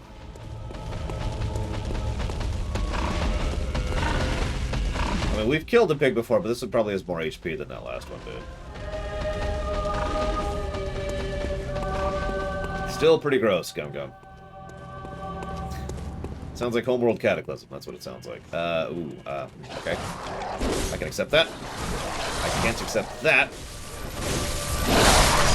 Got him. Oh, God, I can't believe I timed that right. I need to get the hell out of here, though. Poor big boy shows up. Anything aggro from the back? Nope. Okay, we're okay, we're okay. Excuse me.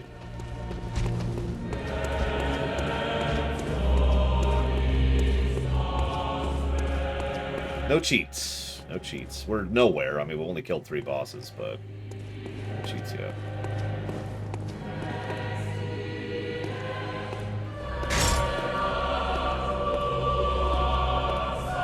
I should probably switch back to my better armor.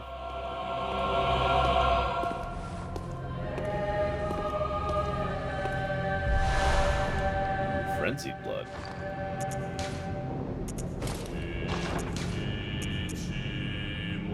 Why do I have 2 of these?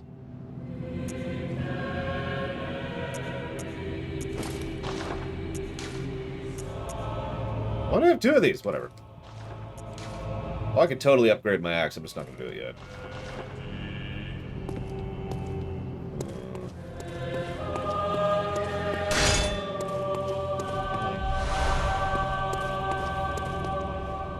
Okay, as much as I really hate to do this, I need to AFK for like a couple minutes here. Sorry. It's totally safe to do so right here.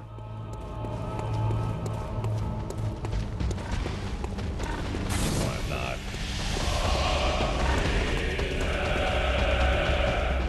Okay. Okay, that's actually some good Yoshi drumming. There you go. Perfect. AFK spot found. I'll be right back.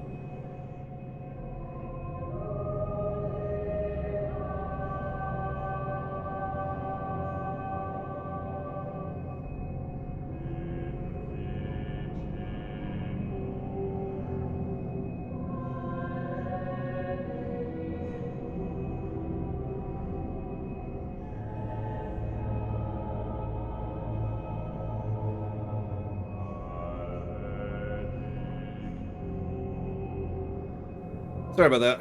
Decided to stretch while I was up. Rolling over here so I don't miss something again. Good morning, Korgoth.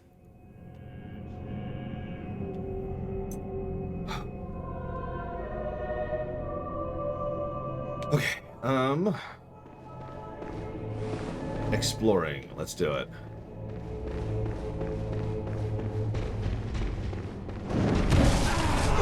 Alright, you know what? I accept. Kill me. Kill me! Do it! Do it. Do it.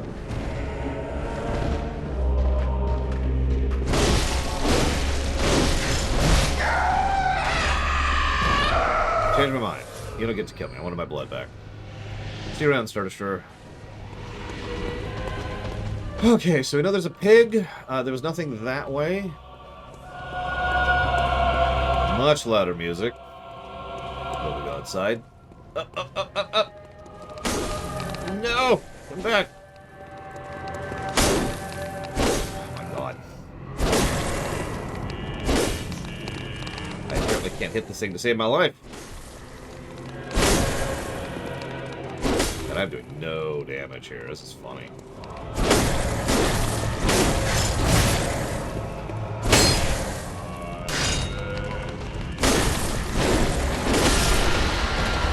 Yeah, I heard that coming. I knew it was coming too. That's the best part.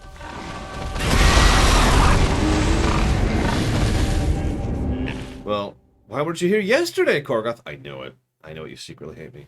It's okay. I accept it. I accept. Yeah, no, I heard the pig coming. I was just trying to kill it before, you know, I died. So I could at least get the loot before I died. Fortunately, I have failed at these tasks.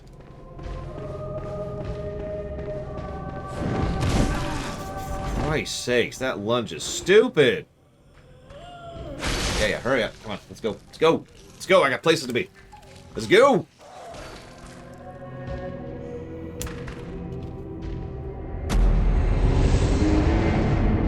No, I've decided not to upload that VOD just to spite you personally, Korgoth. I am that vitriolic and toxic and horrible of a person.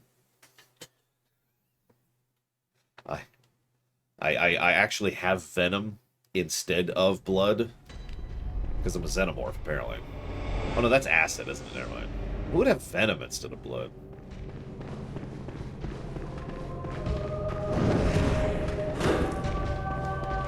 Hey, to quack. Alright, so I am curious. I doubt it's going to be there, though. Yeah, no, I didn't think so. Oh, the mob's there. And so is that thing. That's bad. That's bad. That's bad. Move! God damn it. Stop getting animation locked and move. Get out of my way. That... Ugh, she cost me the treasure goblin.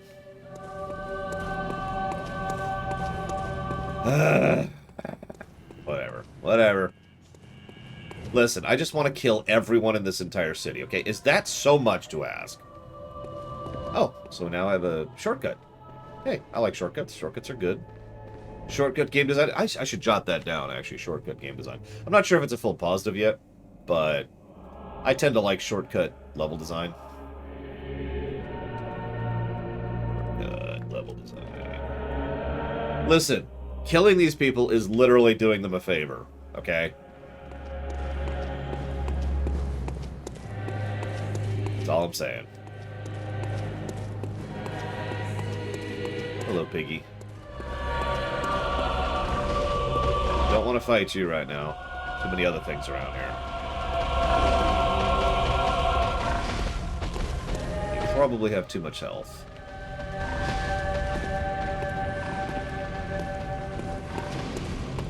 Or armor. You know, whatever.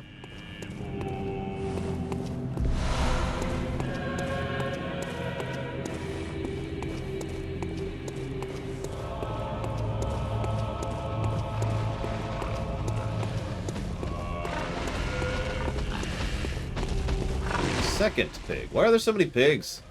What are these pigs eating to get this big?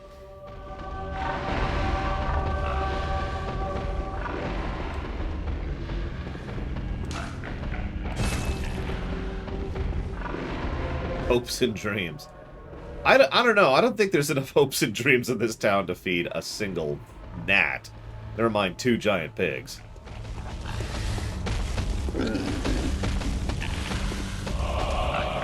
I mean, so far I've died like 30 times here, Great Hillian, so...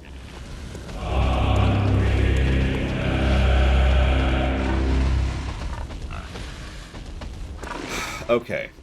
So it looks like I can go 2 directions. I could go down... 3, excuse me. I could go in there. Nope, that's a dead end. There's an item there, though. I should probably try to get. But, so, 2 directions I could go. I could go that way, down that staircase, and... Oh, hang on. Got the camera wrong. Or I could go that way through the dogs. And those appear to be my 2 options right now. The pig is currently aggroed to me, which is funny in its own right.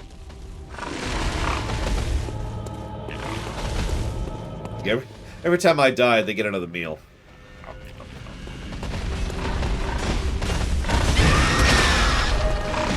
That pig is definitely aggroed to me. Can't figure out staircases, though. Desperately trying to figure out staircases.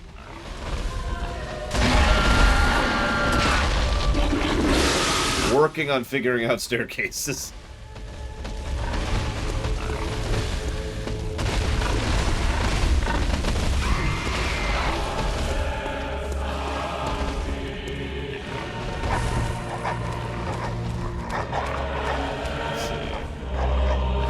What do pigs symbolize?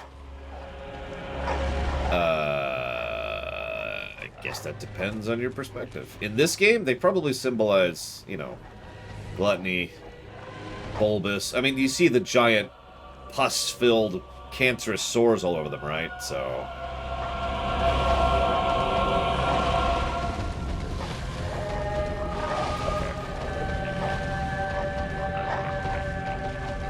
Okay.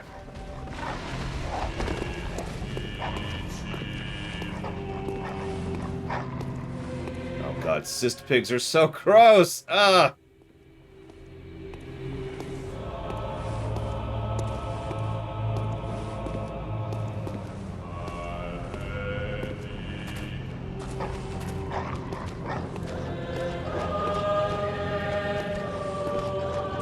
There's 2 there, too. Okay.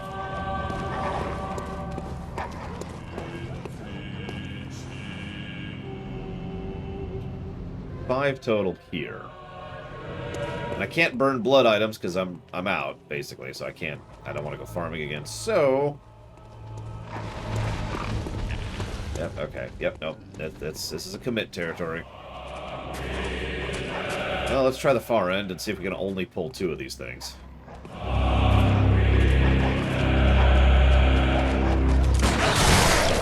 Okay.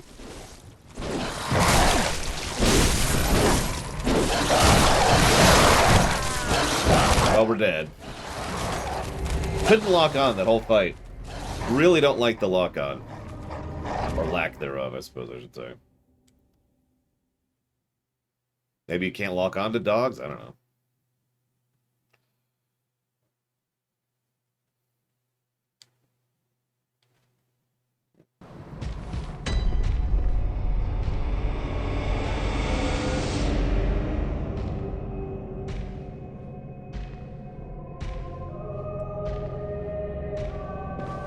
Okay, so we have a slight shortcut. I was trying to use the gun, it just didn't work out all that well. Hey, he's back. My friend. My only friend. That's the wrong button. That's the wrong button again. Oops, that's still the wrong button. Why does everything here just have a billion HP and or armor?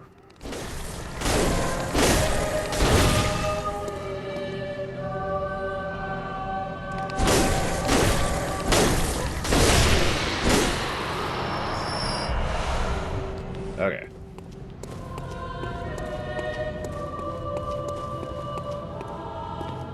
So we go up to avoid hell. And pigs. Like, we can't kill dogs, we're not even gonna try pigs.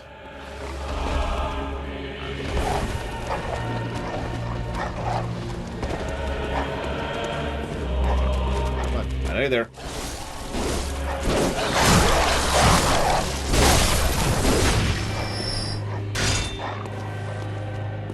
There we go. Well, that worked out, kinda.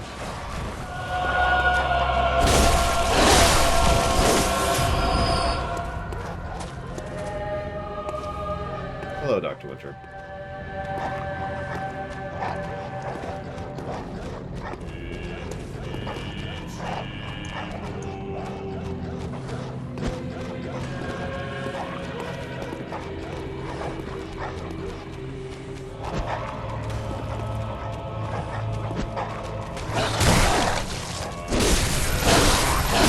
He didn't like the bubbles.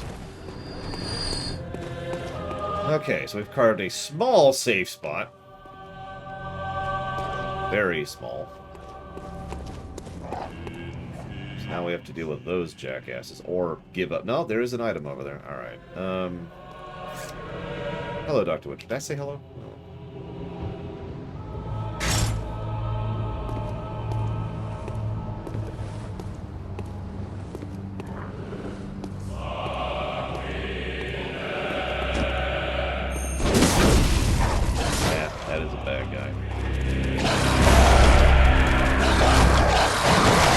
Please stop targeting him? Okay, don't. That's cool, too. Whatever. So there's an item over there, which is not worth fighting a bag guy, so we're going to ignore that. So that means we only have one way to go right now. Unless that item's worthwhile, in which case this would be a good time to say something. That's the tonitrus. What the hell is the tonitrus?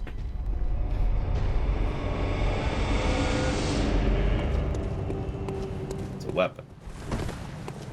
Well, that sucks, because that means I probably want to at least get it and try it out.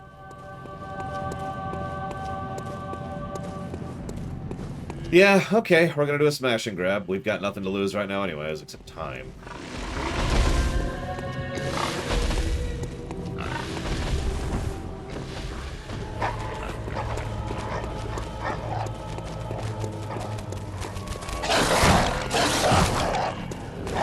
Me. You.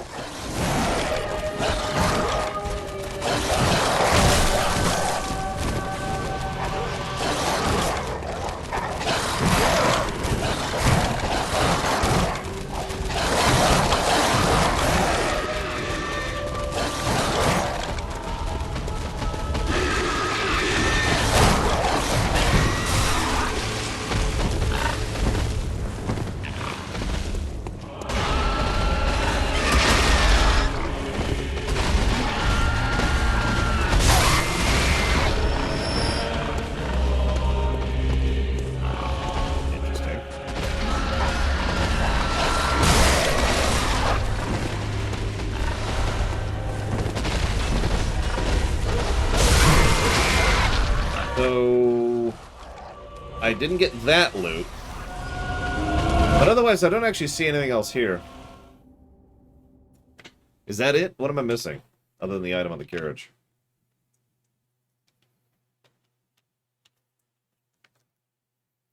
That appears to be all that I haven't gotten for the moment, that I'm aware of. But yeah, it's an NES game. Everything wants to kill me.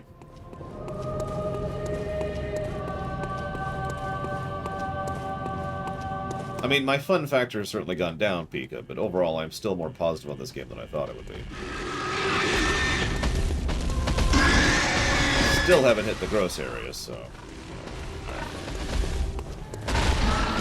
How do I get up there? Can I just... Ah, there we go. There we go. Okay, we done here? Can I leave?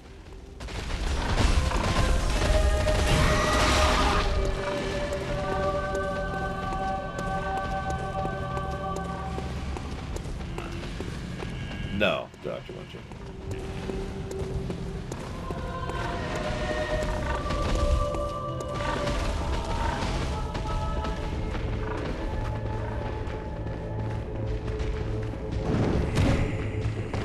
Right.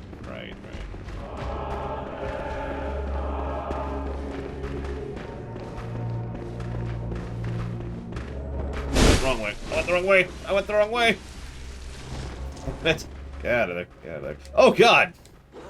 You leashed far. Oh, Jesus Christ. Whatever.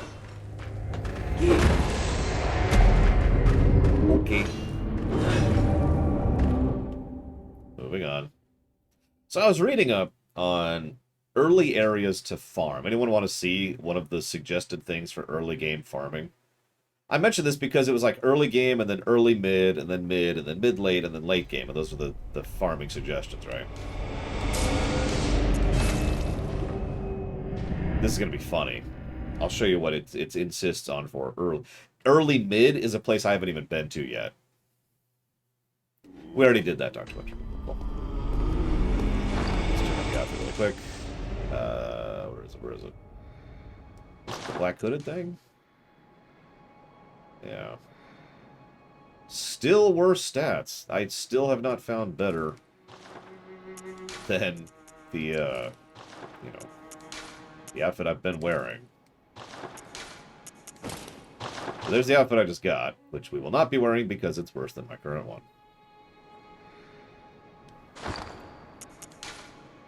So, back to my actual outfit.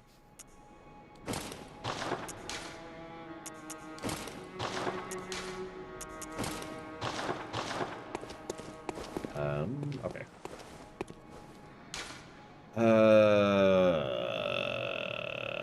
Here, I think? I'm trying to remember. No, that doesn't seem right. Here? Maybe it is here.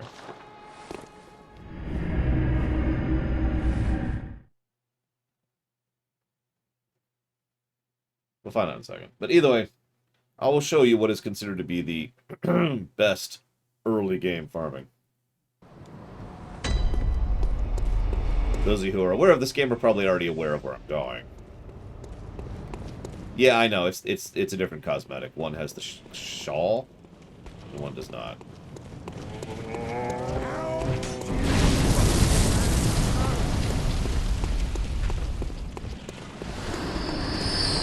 Rinse and repeat. And yeah, it's like 290 blood. God, that took me a minute. That really doesn't seem worth it to me. I mean, it's easy, but that's arduous as hell to farm.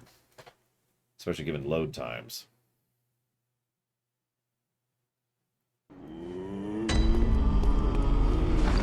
I deliberately switched to this one because this one, which has identical stats, has that shawl thing up top, whatever it's called.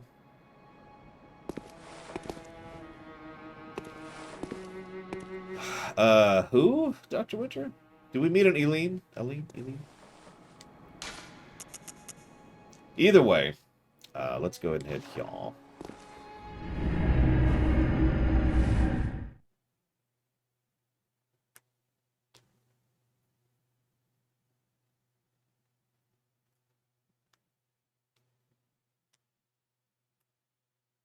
Oh, excuse me.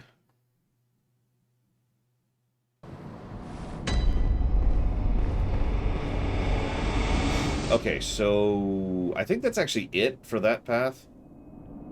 No, I'm wrong, because there's still the alleyway where we got captured, so... Unless that was where we were, I guess we could find out. Kind of wish there was a quicker way there, but, you know, whatever.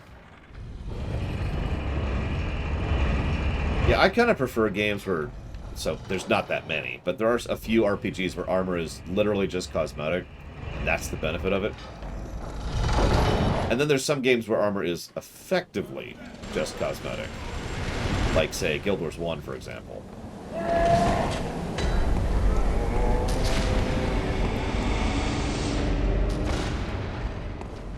Those of you not familiar with it, Guild Wars 1, you hit max level and have the best gear stat-wise available pretty early on.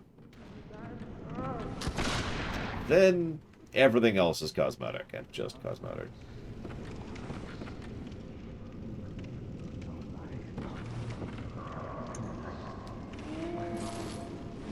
Alright. So, I'm sure I missed something. Oh yeah, or armor just upgrades with your level.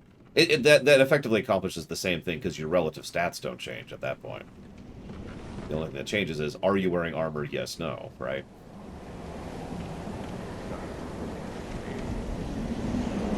Okay, so I do see an item there. I see 2 items, actually.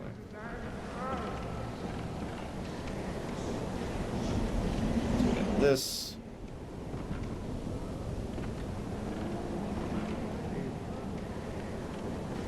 We got this. Nope. Oh, I made it. Holy crap.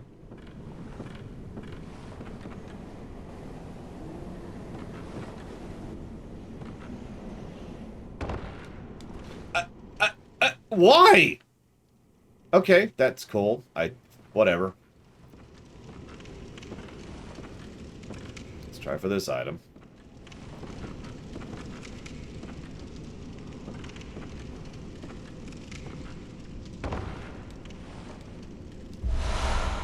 Well, that's useless. There's a door? What?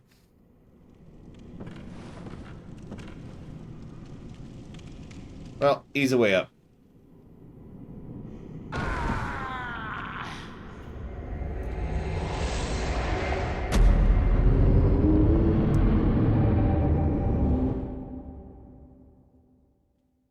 What? It's the fastest way back up. Well, it's probably the second fastest way back up. I'm sure burning an item would be faster, but try not to burn items right now. Oh yeah, suicide. There we go. Got to get in for the YouTube overlords. Yep, look.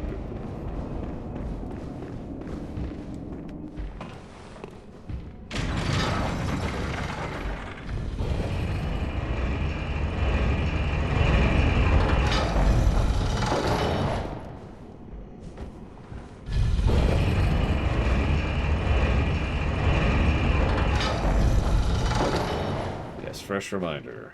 YouTube sucks.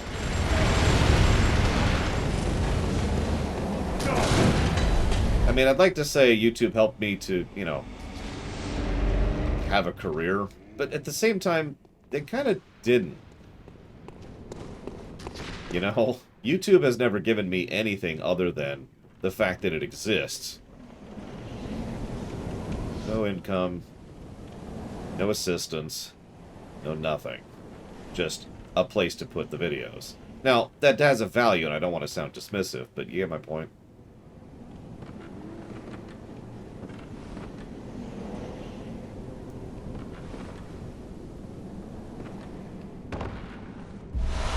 Messenger top hat. Well, that was worthwhile. Alright, where's this door I'm looking for?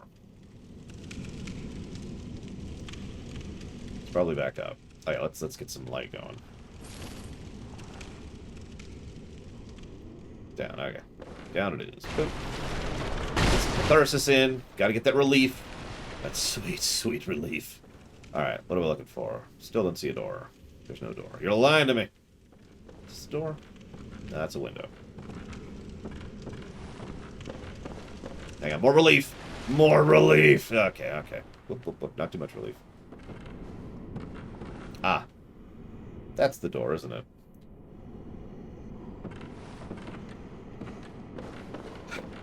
Okay. So I could see 2 methods. 3 methods. Let's go with method 1 first. Okay. So, it didn't jump, so that's cool. So, we'll start over. I do love that delay in jumping. That you know what I'm talking about if you played this game. There's this noticeable visual delay, and you hit jump, and then, like, you have to start the animation, and then you jump. I mean, we've talked about that before. A lot of the stuff in this game, you hit the button to begin taking an action, not to take an action. So there's this noticeable... He's not even doing it now. There we go. Delay before he actually starts jumping.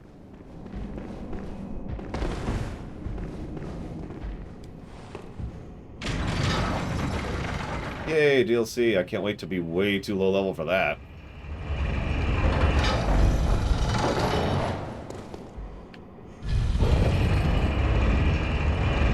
Sure has... I mean, you want me to guess. Okay, well, knowing who you tend to watch... I'm guessing one of his videos had, let's say, 3 ads. Did you do it that time? Okay. That's odd. So now I can't seem to make a jump happen when I want to. Like, he is not jumping. Not consistently. Yeah, that might have worked. Okay, that what method works. So if I double tap while running, that actually gets him to jump. Oh, we could try method 3 while we're here. Well, we made it.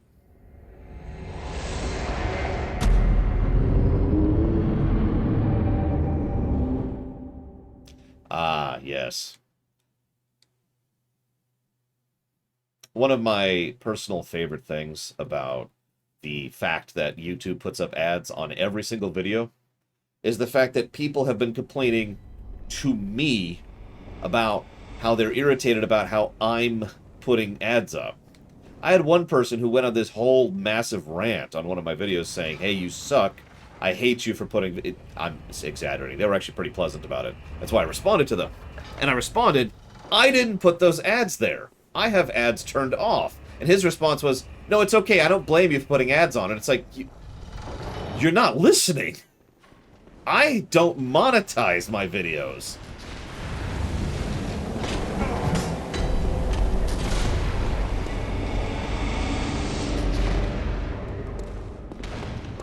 I don't make literally a single penny off of YouTube. Not one.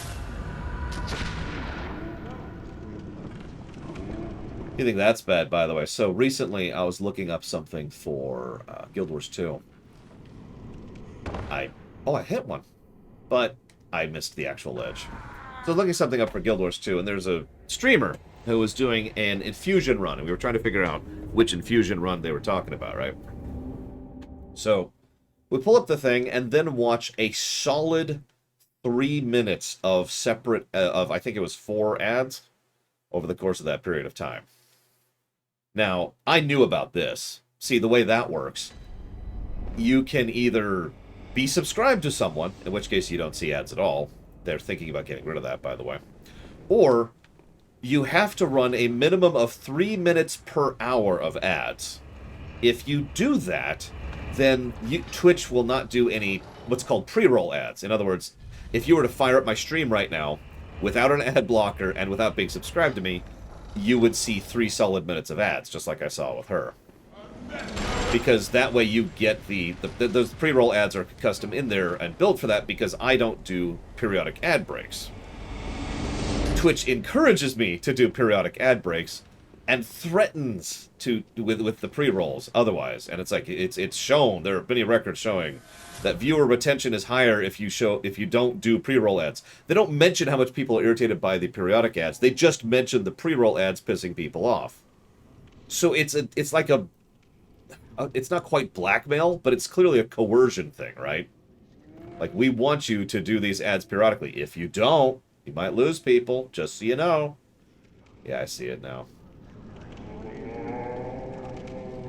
Why not? Let's go for it. This has inconsistent collision. Nope. Nope. I wonder if I can live through that jump.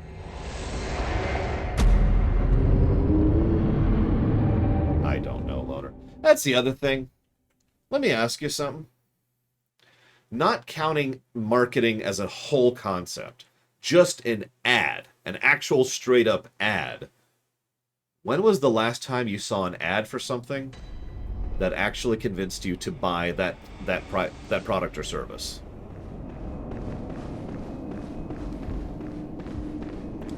Now, I know, that doesn't prove anything. It doesn't.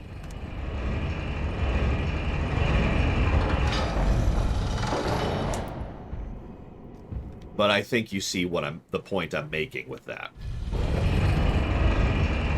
Now, I can't 100% prove my point, but I have suspected since college, when I did an entire essay and study on this, that ads are basically a lie that everyone kind of agrees to, because no one else can think of another metric for funding things.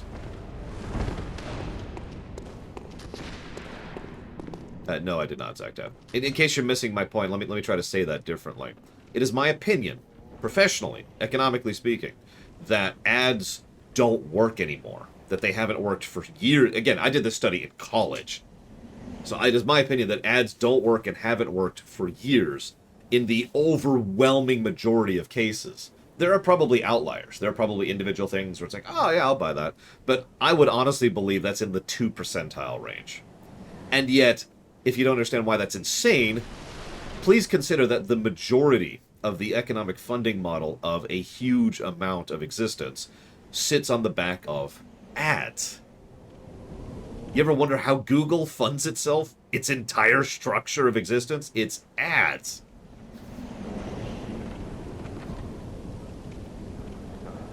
And yet ads are still trying to ramp up. There's a reason so many people lean on it so heavily. Twitch was actually smart for a while there, because Twitch leaned away from ads and instead focused on subs. Now, subs are what we like to call guaranteed revenue. You subscribe, they get $2.50. The end, right? Like that's guaranteed revenue. An ad is what's called presumed revenue. The presumption on the behalf of the people who are paying Twitch is that every eyeball that gets to that, a certain percentage of that, is someone who will then buy the product, and therefore that is presumed income. But the person, so let's assume, I don't know, what's a Wendy's. Let's assume Wendy's puts up an ad. Wendy's is presuming that they will get X amount of income based on how many people view their ad. But that's not guaranteed income. It could literally be zero. They could make nothing off of that and just be spending money to Twitch for nothing. So the idea of pivoting to that is just eyeball rolling to me, to be completely blunt. And yes, I know there are actually other layers of things, and I do know that this doesn't speak to everyone, and there are always outliers, and then, again, this can't be proven one way or the other. That's kind of the downside of this whole thing. You can't really prove if ads work or not. There's no way to track this kind of figures unless we have a truly insane level of Big Brother understanding of the world and how to spy on people. Like, you would have to spy on people to such a severe extent in order to prove if ads work or not.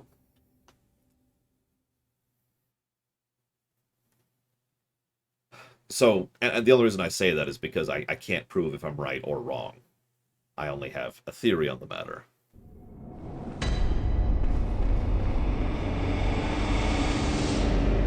But in the last 19 years since I did that paper, I haven't really had any reason to disbelieve that theory.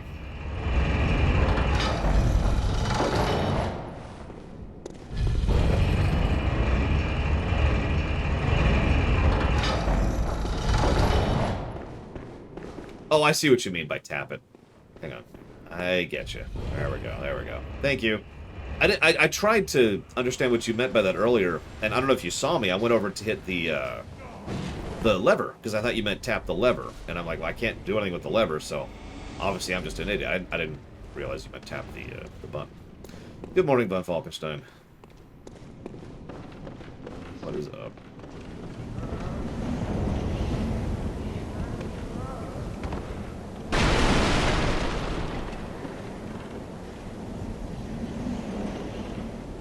Yeah, no, Mass Effect 2 ads, so you say that like that's this big dystopian thing. We have more invasive, personalized ads now than Mass Effect 2 had as a joke.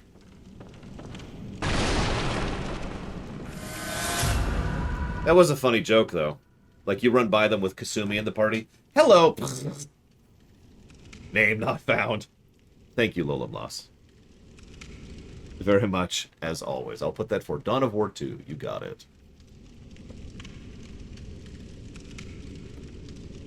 Technically, I do make ad revenue. I should probably go ahead and say that in the interest of total honesty. As I already said, I make none of it on YouTube. Absolutely none of it. Not even 1 penny. However, I do make something like 20 bucks a month on Twitch in ad revenue. What does a coin do, Sonic Doctor? Oh, from here? Okay. But, like, I don't think I can drop it across that gap. Yeah, I don't want to sound dismissive, but 20 bucks a month is nothing. I would actually, and this is not a joke, I would pay Twitch $20 a month to turn off ads permanently on my channel. No pre-roll, no mid-roll, just disable the ad. And I shouldn't say that out loud, because at some point people are going to realize that that's a thing that people will pay for, and they will start offering it.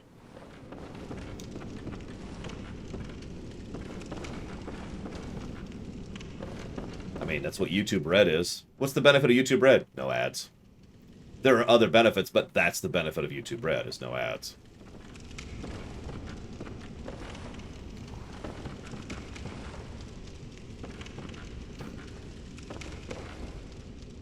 Nope, can't make the jump.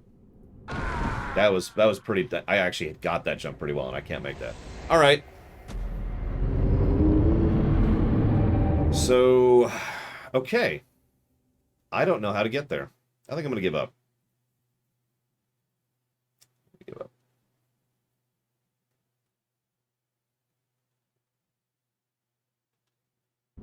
Hello, Zalog. Yeah, paying for the absence of a negative. Capitalist tempting. No comment. Oh, right. Because we did that. Okay, so... was that it on the left? No, that was just a thing. Hang on. Let's see if we can find this thing.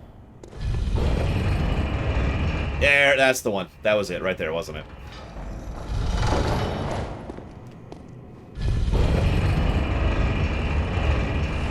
Hey, I have good timing still. Let's some light here.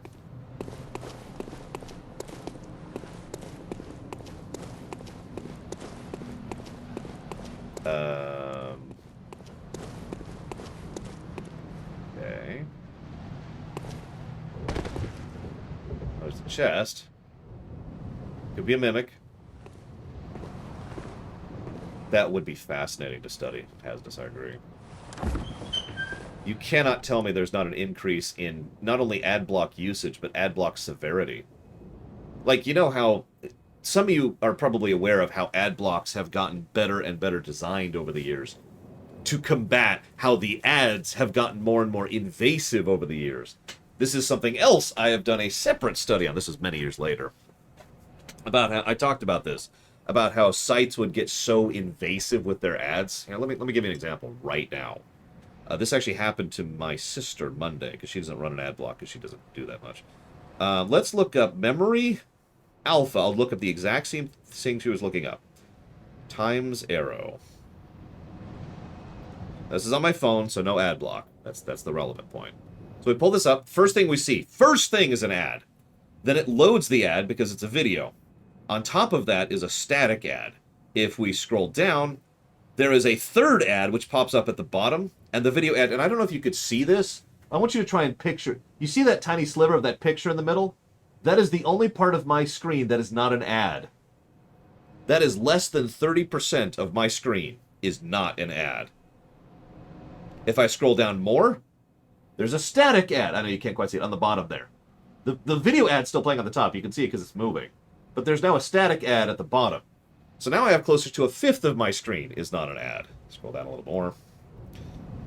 She had to close 4 separate pop-up rolling video ads before she could read the goddamned page.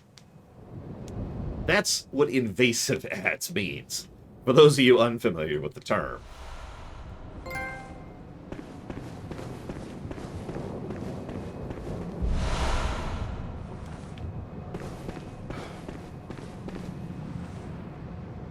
Hang on, Sonic Doctor.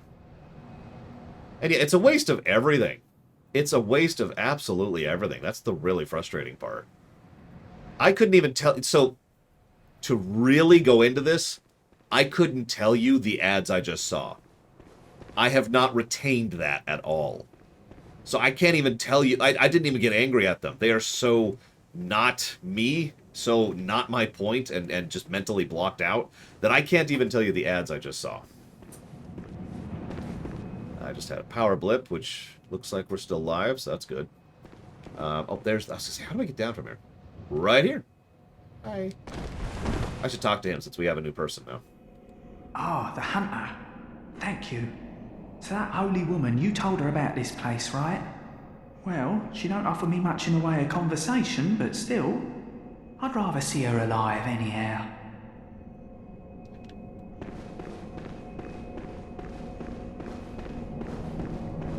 In case you don't get my point, by the way, the reason I hammer in that I don't remember what those ads are about is one of the arguments tends to be that if you have an ad, even if the person is irritated by it, they retain what it's an ad of, so when they think of, I want category, that will be one of the items that they know in their mind and they're more likely to buy it. But that only works if you retain it. Now, some people do. That is a proven fact. But, yeah, that's ridiculous.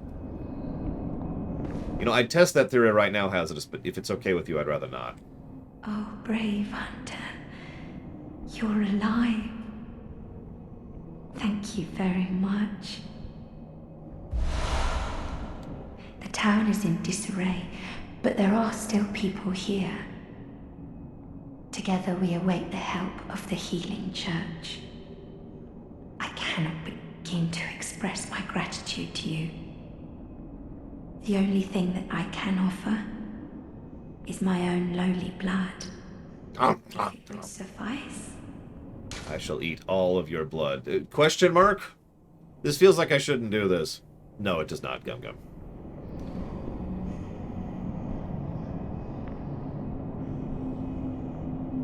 Like, should I not do... Just be clear. You sure? I mean, this sounds like a terrible idea. Okay, sure. Yes, of course. Coming close now. Take my blood. Okay, it's an item that she gives, right? That's cool. What do we got? What is that? What do you know? It's a regen. Oh, that's cool. But yeah, so someone in chat mentioned this. I already lost it because chat's going by a little bit quickly. Please forgive me. But I'm sure some of you have encountered the situation before where you're you're on bad internet, right? Maybe you're on your phone out and about. Maybe you're at a hotel. You know, maybe you're just on bad internet because you happen to be like at a grocery store or at a campground or whatever, right? And you try to load a video. And so the video loads the ad, and then it doesn't load the video. Now, speaking as someone who works with this kind of thing, I can actually tell you why that is. It's because what they do is they give the bandwidth priority to the ad. So the ad is properly, I can't think of the term, blanked so that it has a higher chance to go through at lower bandwidth. There's a term for that. I can't think of what that's called. Transcoding? No, it doesn't sound right. Anyways, it has better blank that allows it to go through at lower bandwidth and easier and smoother, and then the video is just normal. So...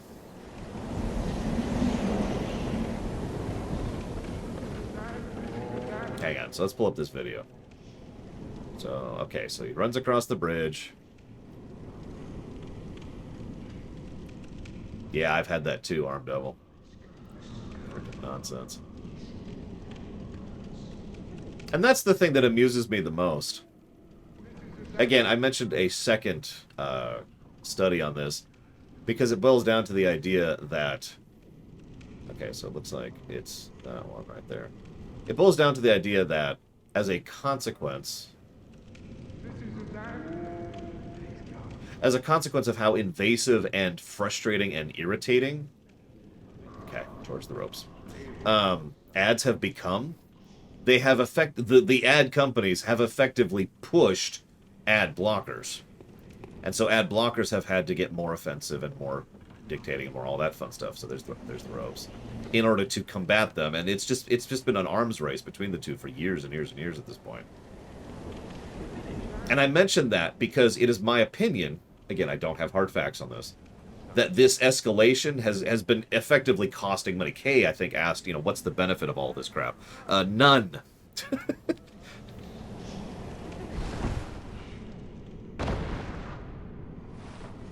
None is the benefit.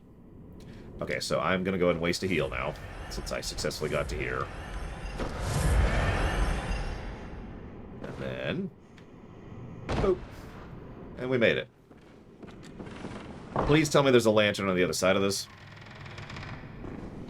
Please. Please give me the ability to not do this anymore. Oh yeah, by the way, I should mention...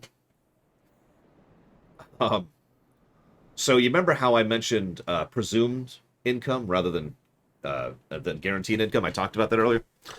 Presumed income is something that companies will sell you regardless of ad blocking.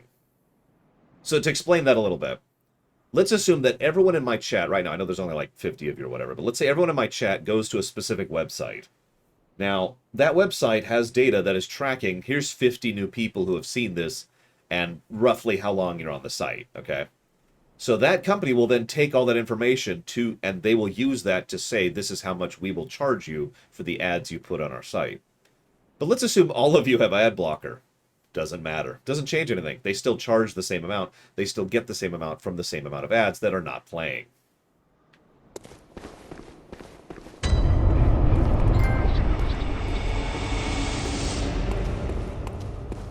I was about to say that this looks familiar. And that's because it does. Please tell me there's a save somewhere up here before I fight the Mega Death boss. Who foots the bill for that? I suppose that depends on how you think of that, Kay. Essentially, yes, hazardous.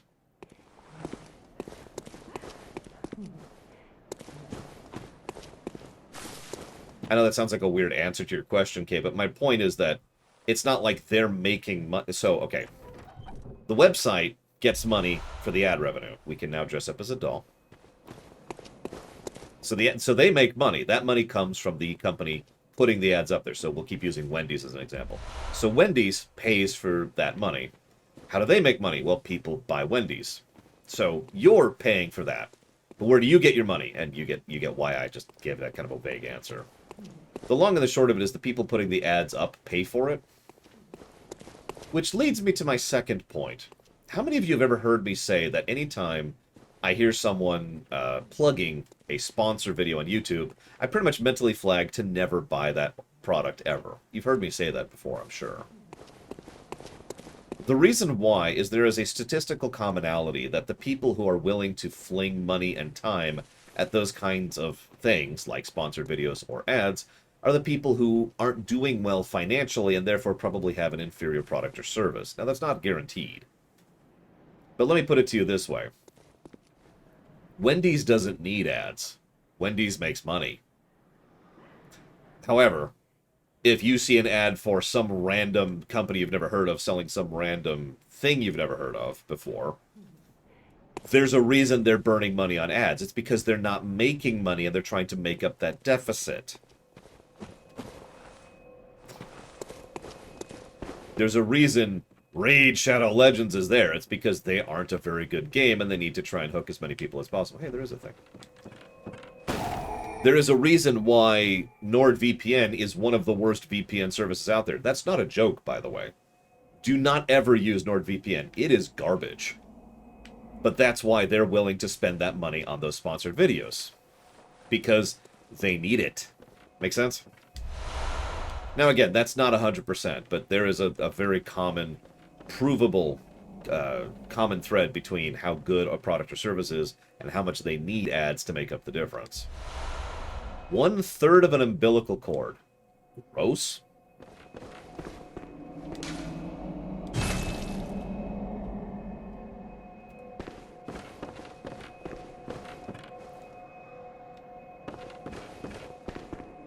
I mean, I can see her kind of moving, but it's... Oh, no, it's just her hair and her clothes. Never mind. Never mind. Are we done here? Sorry, let me double check this. And yeah, getting YouTubers to shill is more effective and cheaper than ads. And you'll notice... So, and this is kind of insidious, if we're being 100% honest with ourselves. You know why? How many times have you seen an ad, a sponsored ad, a YouTuber doing an ad, but they've tried to be clever about it, or they've tried to make it funny or interesting, or they've tried to weave it into the video they're doing, right? Right? You've probably seen something like that. Man Shorts does that. Internet Historian does that. ProJared does that. Oversimplified. There you go. There's 4 examples right there that I can tell you off the top of my head. All of those try to make their ads interesting and funny and clever and engaging, which makes them memorable, which makes you retain it better. So that actually accomplishes something that straight up spam ads don't, or at least might not. That's why it's insidious, though, because the YouTuber wants people to not hate them for doing sponsored videos, right? Like, if I was to descend, if I was screwed if financially, and I didn't have you all, who are awesome, by the way, thank you for the fact that I don't have to do sponsored videos. Thank you so much. But if I had to do sponsored videos, I would be automatically encouraged to make those engaging, to do something to it. Why? Because otherwise it's just a straight-up ad. And you don't want a straight-up ad. So I would risk losing you and losing viewers and losing clicks if I just did a straight-up ad. So I have an automatic incentive to make a good ad. An incentive that most ad makers do not have. That's why that's insidious. That's why that's messed up. Because they are effectively getting a good, an interesting, and engaging product out of you, a service technically, out of you, by virtue of offering to pay them for the privilege of it.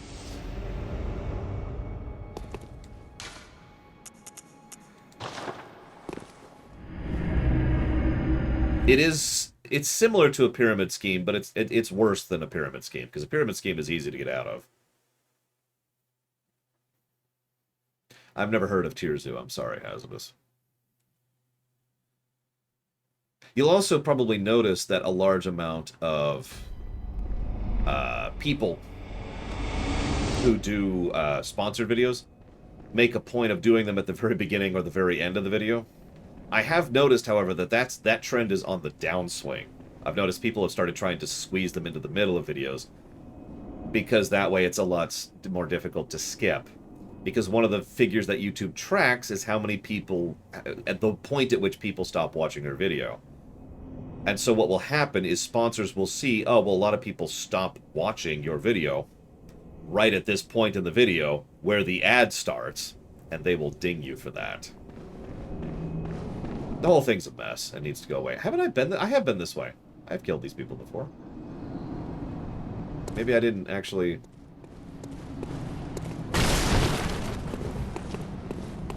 Yeah, Lore Reloaded and I have talked about this a lot because he does sponsored videos because he has to. He has to pay the bills. Like I said, I am legitimately blessed and fortunate, and I want to say once again, thank you for supporting me directly through donations, through Twitch subs, and through Patreon. Because of that, I don't have to do that nonsense. I don't have to deal with that garbage.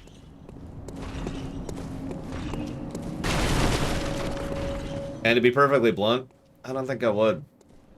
I know that's pedantic and stupid, and, you know, people gotta eat and all that, but honestly, I'd kind of rather not eat than descend to that level. You know? Is my retention good on ruminations? Yes and no. What it boils down to is the overwhelming majority of my videos have two types of viewers on YouTube. People who watch the first 30 seconds and then immediately quit, and people who watch the entire video. So technically, yes, I do have a large-scale retention.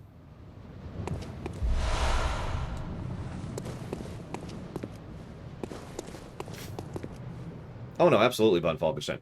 I do not... Let me make this really clear. I do not throw shade at any YouTuber who does sponsored videos. None. They've got to eat. The end. Right? Like that's the choice. Do sponsored videos or get a 9 to 5. That's your choice. So, zero shade, zero shame. I'm just glad I don't have to deal with that.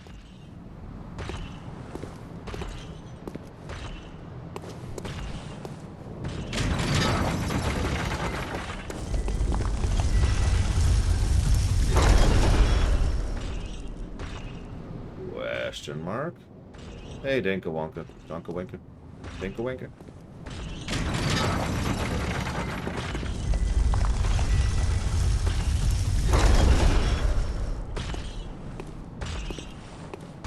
I mean, yes, hazardous, but that doesn't really change my point all that much.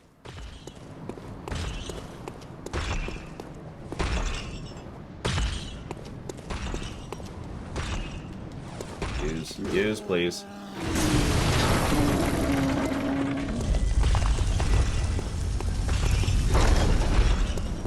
What, the ones that suck, Von Falkenstein, or the other ones that suck?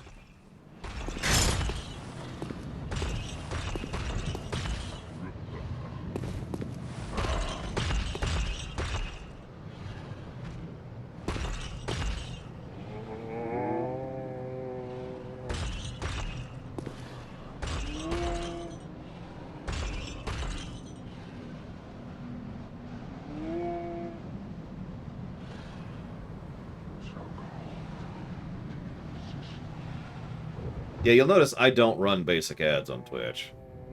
I mentioned that earlier. That is not a policy I have any plans to change. In case you're wondering why, well, it sucks to get... So let's assume you're someone who is not subbed to me, okay? Because this only affects people who are not subbed for the moment.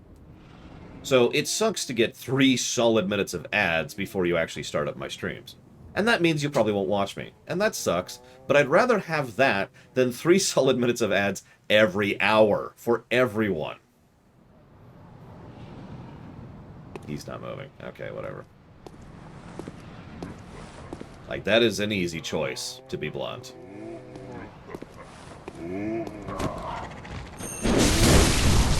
You can see how they are kind of racketeering you, though, on that one. It's like, well, you know, you could get more viewers, and more viewers means more money, and you get ad revenue, too, so it's money for you. It's money in your pocket.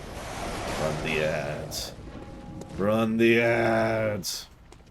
No, Loner, the largest amount of ad break they will let you run at a single moment in time is 180 seconds.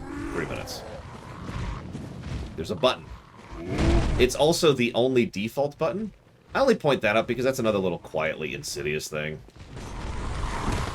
Because you can run any degree or type of ad break. Down to like a 30-second thing. I think a 15-second is the lowest. But if you don't customize your controller... hello, we're going to avoid him. If you don't customize your controller and your layout on the page where you set those things, you just think the only ad you can run is the 3-minute one. So... Okay, so I can't pause, but thank you, Nithrius, very much. I think I'm in a safe spot to bow. I do, and I want to make this very clear, absolutely appreciate those subs that prevent me from having to descend to ads or sponsored videos. You know where you want to put that, Nithrius? Oh, okay. Fell Seal. Arbiter's Marks. I can't spell today. Arbiter's Mark. There we go. Yeah, imagine if I'm in the middle of discussing, I don't know, Quest 64, and really dissecting it, and I say, you know what would have helped them? If they had, let's make up a company, RPG Maker 17. RPG Maker 17 allows them to bypass all the problems that led to the terrible, terrible game design that they had. Because it makes the games for you, and somehow magically makes you have a brain. If you want to get into game development like I know I did when I was young, I suppose that this program would be good for... I can't even fake shill. I'm bad at shilling. I'm sorry.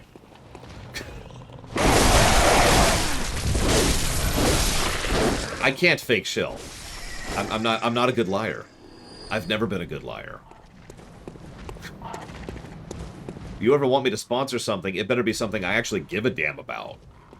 If you want me to sponsor something that I actually give a damn about, I will sponsor the crap out of that. Star Trek Online is a great MMO. For anybody who's ever been into Star Trek, I absolutely recommend it. There are certainly flaws with it. The ground combat kinda sucks. That guy just killed me. That's okay, too. The ground combat kind of sucks, and there's certainly flaws with regards to how stuttery and weak it is. I recommend staying just away from the whole loot box situation there. But if you just want to go through a game, which is free, by the way, and enjoy it, and enjoy a story that actually properly continues the Star Trek mythos after Deep Space Nine, I absolutely recommend it. And the reason I can say that is because I mean it.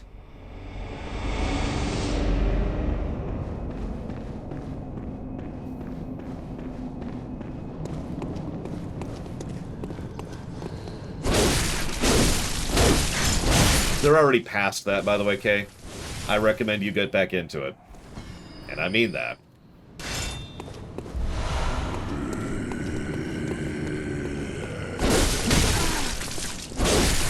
Just skip it. Get to the Klingon stuff.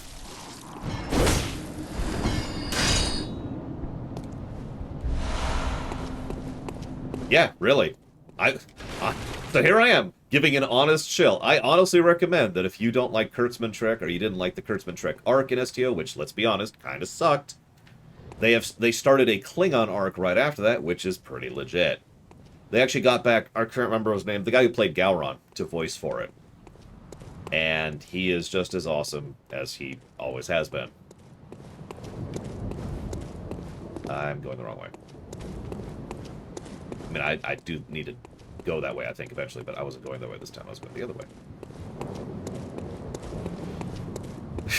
See, I can't do that, Hez. I know what you're talking about. I understand the type of ad you're doing. I absolutely cannot do that. I mean, I think that's hysterical, Micromano, but what the hell ever, right? Oh, big guy's on the other side now.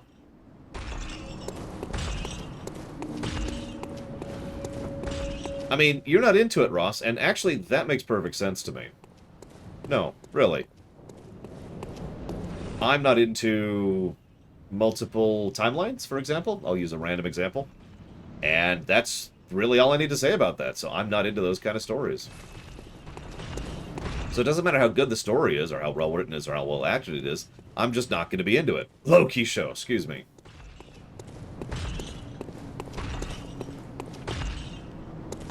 Alright, well, okay. Time travel can work, but FF8 doesn't have multiple timelines. FF8 has a single timeline. In fact, FF8 has my personal favorite type of time travel, which is Type 1.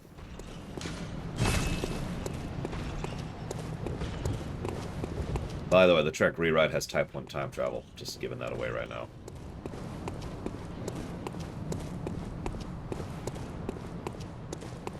Why the preference? I don't know how to explain that.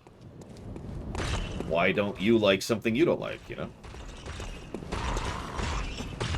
Okay, that sucks. Yep, he ate my souls.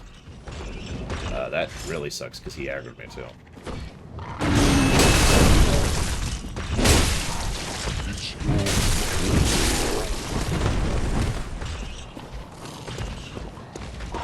Type 2 time travel can be done well, of course.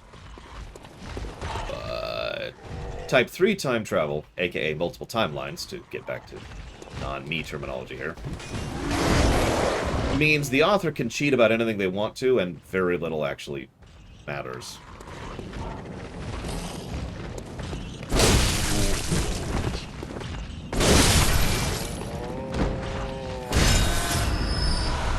I would have to really think about a multiple timelines story that I felt actually did the multiple timelines thing correctly or properly. I'm sure there is one, I just can't think of one right now.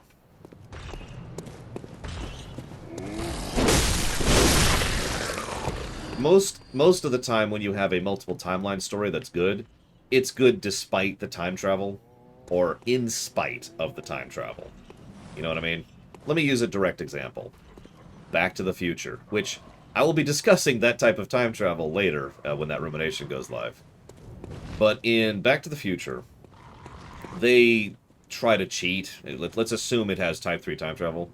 Does the time travel make the story better? Or is it a better story that happens to have time travel? Think about it.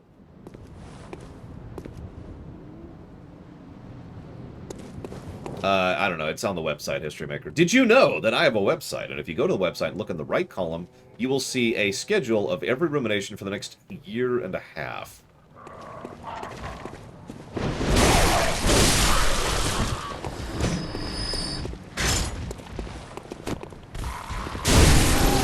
A little too slow. Oh, he's just hungry for that. Yeah, there's a crow over there I need to avoid, too.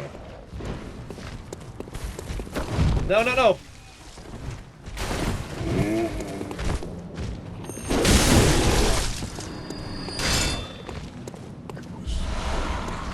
The ruminations go until the end of 2022. The movie ruminations, I should be clear. The Star Trek ruminations are already scheduled on the block until 2023.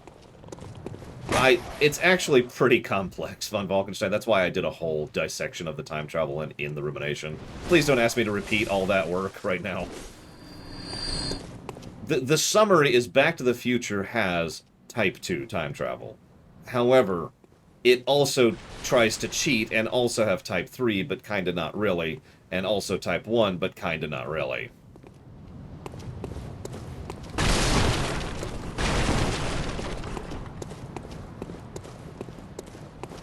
I've always hated that question, Jaludo. I'm sorry. I get it. It's a thing. Whatever. It's just, I just roll my eyes at that.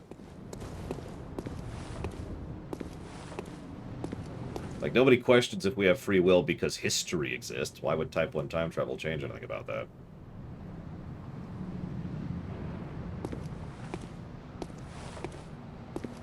Primus, and indeed the entirety of the extant, has type 1 time travel. Anything I've ever written has type 1 time travel. I'm just going to summarize that now. FF10 does not have any form of time travel. Pika. So who's this big boy? Looks like I've avoided him so far, and I'd kind of like to keep avoiding him. Oh, Primer the movie. Ooh, that's a little bit debatable. So, at first glance, Primer has type 1 time travel, but it actually doesn't. Primer has type 2 time travel. Now, I'm sorry, I should explain these. Sorry. Type 1 is time as a linear line, right? What that means in simplicity is any time travel you do, you always did. You never alter time because you can't, okay? And that's codified in hard free will, and or that's hard free will. Sorry, I was reading chat, and hardlined and blah blah blah. Okay, type 2 is the type of time travel most people are familiar with. You go back and change history, but that's it. Like, you have now changed history, and now the one timeline that exists has been altered. Okay, type 3 type travel is the other common one. That's when every time you time travel, what you do is you create a new timeline, and that's type 3 time travel. Now, there's... I shouldn't have to explain this, but one of the biggest reasons why I don't like Type 3 time travel is that it boils down to nothing matters.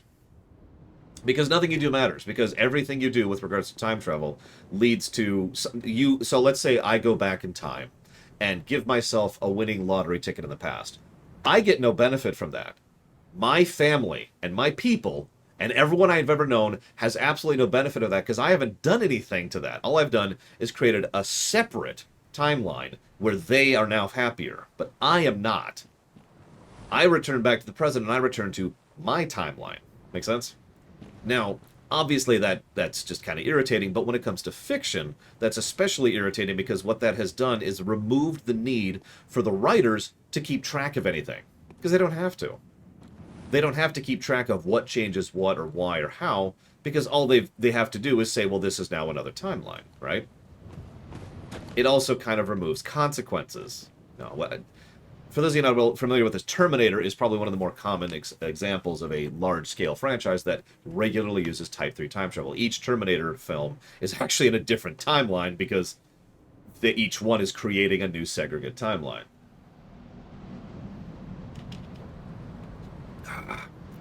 Do a new setting where people are able to travel between different timelines, other than Star Trek, not off the top of my head. Do I like Type 1 and 2? So I do like Type 1 time travel. Let's start with that. And I can explain that very easily. It's harder to do, so I appreciate it more. That's it. That's the reason. That's a completely, out of character reasoning, but that is the reason why I prefer Type 1 time travel. It takes a lot more work. It takes a lot more planning. And it's much harder to write. But if you pull it off, it just fits beautifully. And I love it. You with me? Type 2 time travel still is some work. I don't want to sound dismissive here. You still got to do your legwork to make Type 2 time travel work. Because if you alter the past and don't acknowledge that... Nevertheless, actually altering a timeline can be okay. Especially if you acknowledge the consequences and results of that. But yeah, Type 1 by design is internal consistency, continuity, and will wrap up a story very neatly and cleanly. It's one of the things I like about Final Fantasy VIII, because FF8, spoilers, has Type 1 time travel, and that's one of the few things about that story that's very well written. That is true eclectic, which is interesting in its own right. Oh, well, hang on. I've got another sub from someone who is once again making it so I don't have to do sponsor videos. Thank you very, very much, as always. I want to stress this. I always appreciate that. Thank you. That, Trek Reviewer, is the Time Traveler's Exemption Clause. That is, by the way, if you know what you want to put that towards Faded Kirby, please let me know. The Time Traveler's Exemption Clause is something that can be written in universe, but is more often an out-of-universe thing, because Time Traveler's Exemption Clause kind of has to exist, otherwise time travel can't, right? If I go back in, let's say we're in a Type 2 setting, okay? So I'm altering the timeline. So if I go back to the past and change myself so that something changes to me, then I would never have a reason to go back and change me, so I'm gone. If I am affected by the changes I make to the timeline, then I cease to exist the moment I time travel. Not when I get there, not when I make the change, but the moment I leave my point in time, I stop existing because I never had a reason to because I started it, which means I have a reason to, and yada, yada, yada, yada, right? Time Traveler's Exemption Clause is basically a necessary requirement of time travel stories. It means the person time traveling is immune to time travel. You with me? So for Type 2, and well, hang on. So mostly for Type 2 thing, I can go back and change everything everywhere, and I'm still me, because I'm completely unaffected by the alterations I have made to the timeline. You with me? Yeah, this is very similar to how most superpowers actually have a kit, as opposed to, you know, just having super speed. You also have super speed and super durability and the ability to withstand the shearing and blah, blah, blah. It's because you need something else to be able to do the first thing, right? FF13-2 has super soft time travel, which is, it's roughly of the same level of complexity as the hot tub time machine. Now, hang on. Someone actually asked, what about Year of Hell? Year of Hell is an interesting example. So Year of Hell is full Type 2 time travel. But what's funny is they bake in the Time Traveler's Exemption Clause. You remember Voyager had those shields, which prevented them from being affected by temporal alterations. Now, they did that so the torpedoes wouldn't hit them, but it meant that the next time the gun fired, they were immune to that. The ship itself was also out of phase with time, so the ship had baked in temporal immunity, so Time Traveler's Exemption Clause. And this is why Year of Hell was actually... So this is a spoiler, please forgive me. But this is one of the reasons why this was a brilliant episode and well-written, because what they did was they removed the freaking Time Traveler's Exemption Clause and then destroyed the ship with the beam, which meant that the paradox erased everything that happened because they no longer had the exemption clause, right? That was actually a quietly brilliant way to end things. It did mean hitting the reset button hard, which was irritating, but it was a very smart way and in a very logical, consistently in-universe way to literally etch-a-sketch the entirety of all those events. Sorry, getting some catharsis in here. I should also mention, by the way, Chrono Trigger actually employs both Type 1 and Type 2 time travel. Chrono Cross employs Type 3. And I make that distinction because screw Chrono Cross and its connections to Chrono Trigger.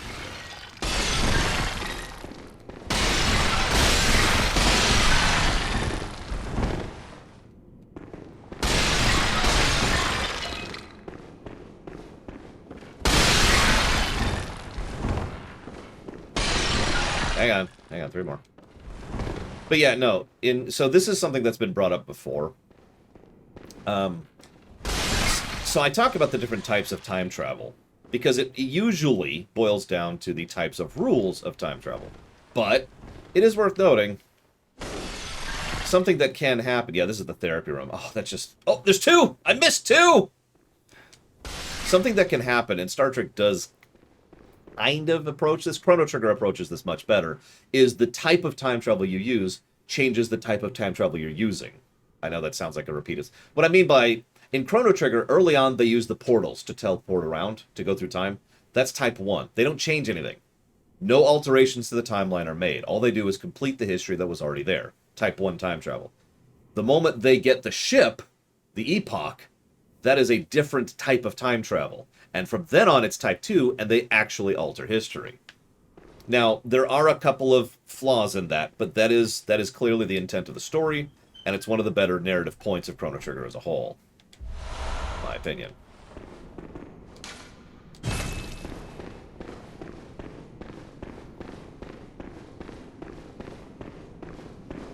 And I'm sorry for gushing, but I love that. I love how they actually neatly switch from Type 1 to Type 2 in universe in a way that makes perfect sense. There's a gentleman on the video game discussion forums or whatever, which is just kind of awesome. And he really dives into that particular shift between Type 1 and Type 2 time travel and the narrative and thematic significance of it. Which I'm just going to link him in chat because he deserves the plug. Give me just a second here. I'm sorry.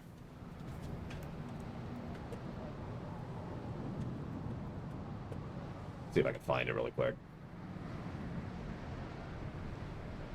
Because I don't remember the name of the site. Otherwise, I'd just tell you the name of the site. Oh, Chrono Trigger is just such an awesome game. Such a randomly awesome game. I don't even know how they got that lucky.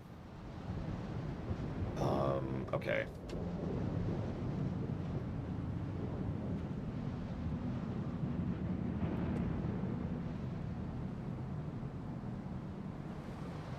Oh my god, I can't think of the name of it.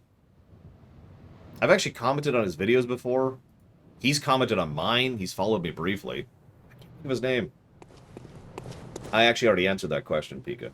So, I keep talking about the 3 types of time travel. In the interest of fairness, I should mention there are 4 types of time travel. The 4th type of time travel is, who gives a damn? Screw it! And that's the Type 4 time travel.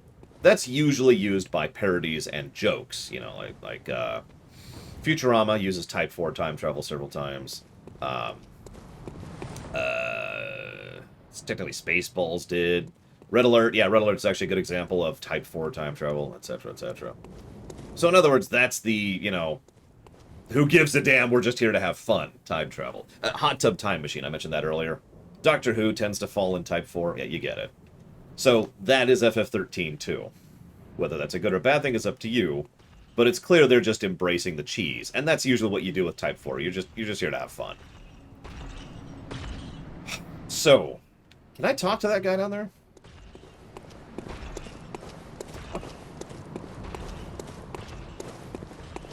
Yeah, I don't have Type 4 listed on the website. I should probably add that, because it is a valid type, and it really is just the screw it type of time travel.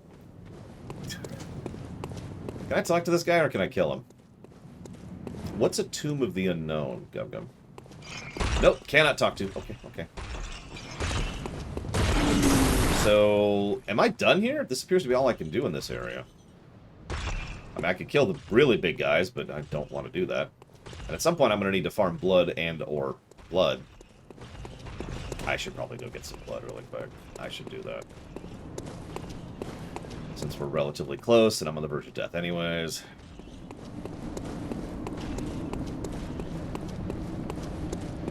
What happens if you run into your past self? Nothing. I mean, it depends. So if you're playing Time Cop, then they melt into this weird, creepy thing, which... Time Cop is another example of a Type 4 time travel, by the way. Yeah, Radiant Historia is pretty solidly Type 3, but the ender is correct. There is some Type 2 baked in there as well.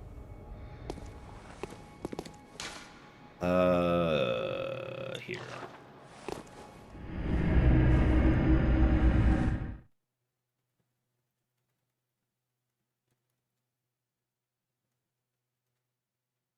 So, I'm sorry, Kira, I think, yes, that's the one, Volkenstein, asked a question, I missed it, about prophecy.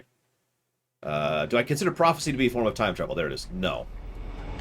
Now, that being said, it can be, but I don't think it is automatically. It probably depends on how accurate the prophecy is and the source of how it's utilized. Most fiction likes to use nice, vague prophecies that can be interpreted in any manner of fashions, and thus as a result, no, it totally came true. Check it out. Do you mind? I'm trying to kill you.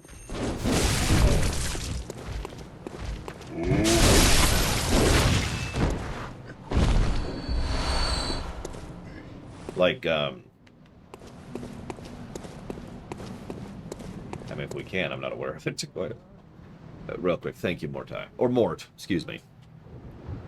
Much appreciate, as always, thank you. I assume you want that to go to Outer Worlds 2. Because we've already done Outer Worlds 1. You got it. I just want to make sure you're aware. We've covered a few hundreds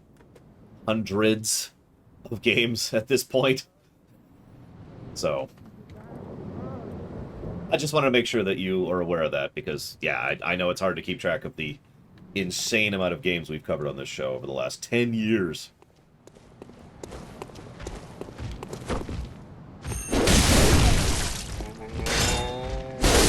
Of course I have, Platonia. Just for fun. Anyways, real quick, first of all, yes, Hazardous. The "you will breathe tomorrow" prophecy is just dumb, in my opinion. And at that point, I don't even get why bother. So, Mage Window, if you type into chat !doc, or review, or reviews, or there's like 40 separate commands, you'll get the link to it.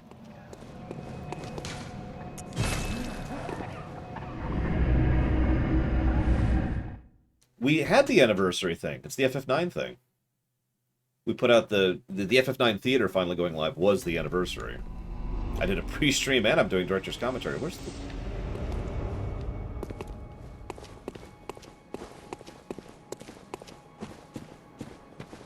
Yeah, for some reason avocado doesn't work. I don't know what's up with that. I think it's a bug. That would be really ironically enter. So hang on, Gum Gum. I apologize, I have a smaller window for chat, so I completely missed what you were saying. When you were explaining what a tomb is in context. Where is she? Oh, there she is. What are you doing? Welcome home, good hunter. What is it you desire? Hang on, let me see if I can scroll up and find it. Let's see. A historic monument dedicated to deceased service members whose remains have not been identified. Oh, the unknown... Okay, I get you. Question mark? I'm just making fun, Gum Gum. I'm sorry, I apologize. Okay, here, have the hero on me. What? What is this? I can't remember. Not a thing, only I feel a yearning, something I never felt before. Jazz What's music. happening to me? Tell me, Hunter, could this be joy? No, this isn't a bleak game at all. I think I have understood what joy is. Oh my god. Okay, we're getting out of here. Gascoigne was awesome. It's actually probably my second favorite fight so far. It did have a camera problem, and that's kind of something that's been a recurring problem in the whole game, but it was a fun fight. It wasn't as fun as the blood-starved guy, though. That was great.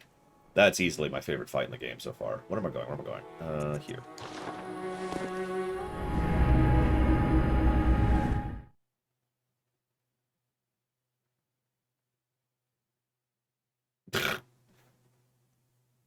Interesting, Dakota. Oh yeah, I didn't finish talking about prophecies. I don't like prophecies in general. I feel that people lean on prophecies way too hard. Just way too hard. But, as I've already made fun of, the biggest problem is most people just treat prophecies as a way to add fake drama. You will die someday. And it's always something negative, right? This horrible thing will come to pass. Effective attack. And it's just like, okay. I don't know, I cannot begin to expand upon how much that de-invests me in a work. Because there's only two possibilities there. Either the prophecy is wrong, or it's so vague it doesn't matter. Now, I have seen prophecies done to good effect in the past. I will admit, I can't even think of an example off the top of my head. But I have seen examples where a prophecy was used cleverly.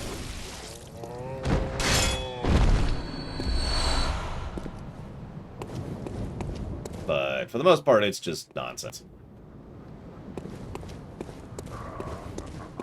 Like, even the Babylon 5 prophecy actually irritated me, and I love that show.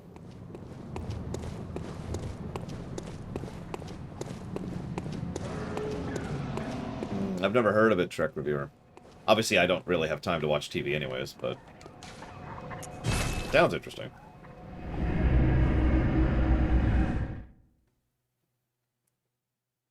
There was a prophecy in the second Hobbit movie?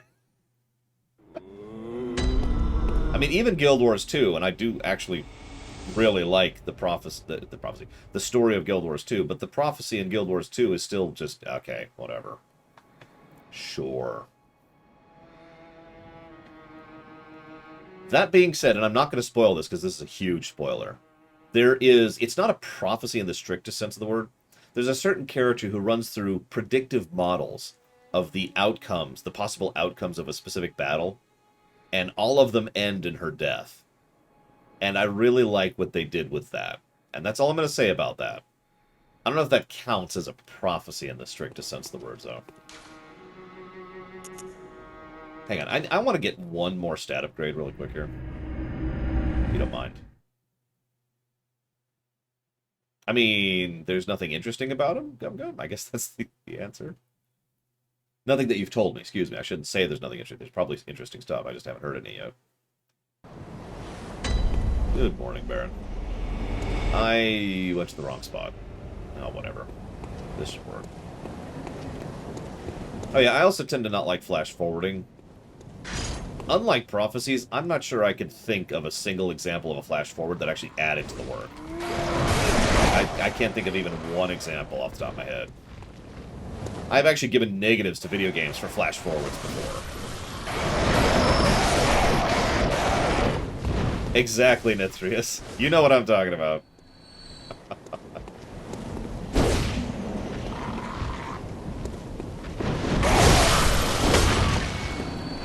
Yeah, FF15, I actually gave a negative for their flash forward. So a flash forward is the exact opposite of a flashback. It's a jump forward. I need a little bit more X. It's a jump forward in the timeline to show you something that happens later in the story. I shouldn't even have to explain why I'm against that, but in case I do, the problem is there's only really two real purposes for doing that. One is to trick the person by making them think it's A, by framing it a certain way, but it's actually B. Babylon 5 pulled that. And the other possibility is to just straight up spoil the player. Now, the reason why creators do flash forwards is the same reason they tend to do prophecies, to set to hook. It's your hook. It's the story hook. Like, oh my gosh, this is what's going to happen. Right? Now, someone mentioned, nobody mentioned, and I've not played Mafia 1. Somebody implied Halo earlier. Now, this is a very small spoiler, but there is a specific Halo game where there is a flash forward. Now, you could argue that's to good effect. I actually disagree. I think the impact of that scene would have been better if we just saw it at the end, rather than at the beginning of that game. There we go. Now we got enough. Like, to me, this is just opinion at this point, but to me, there's no benefit of knowing a story's going to end badly. Okay, now let's go ahead and watch the story. Okay. This is a tragedy. Alright, now let's go ahead and watch it. Okay, you didn't have to tell me that. I could have just watched the tragedy. Could have just experienced it. Okay, whatever. Welcome. What is it you... Very well, let me start. Now, I don't mean to sound dismissive, but probably the weirdest thing about prophecies and cold opens, or sorry, flash forwards, is I don't get why they have such appeal. They are so commonly used. I mean, people in chat have already mentioned at least 15 different examples of prophecy usages in fiction. It's a constant thing. Freaking every game does prophecies, to some extent or another. They do the flash forwards, or they do the kind of hints thing, you know, like, and the prophecy is either super vague, or it's super specific, or just whatever, right?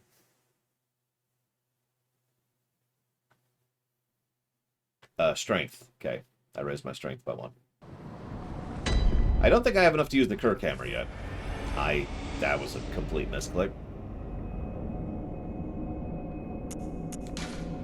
I can wield this, I still can't wield the Kirk hammer. I need, what, 16 strength. hell is this thing?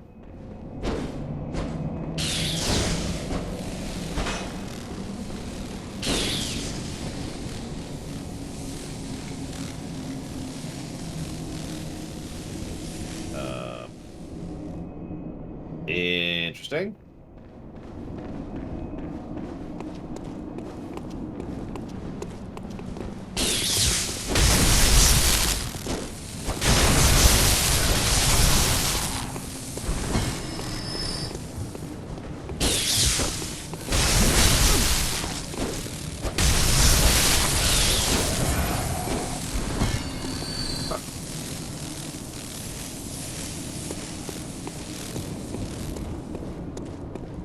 Final Fantasy X used a flash forward as well.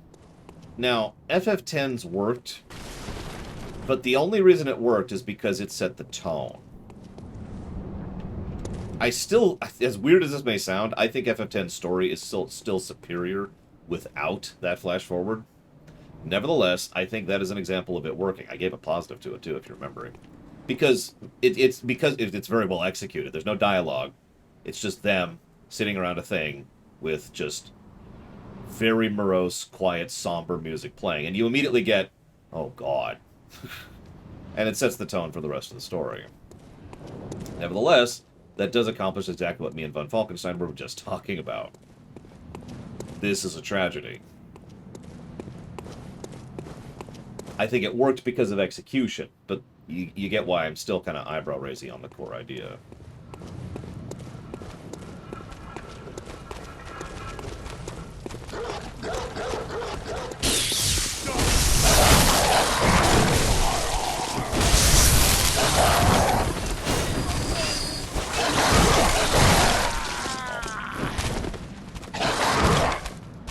What about characters with future vision? Depends. Give me an example. Oh, great. Borg questions. If you say, what is the Borg versus something, I'm going to smack you, Ross. I just want you to know. The best movie with the worst flash forward? Oh, I don't know. I don't remember Xenoblade that much, and Twilight's something I can't speak to with weight. So, would be my answer there.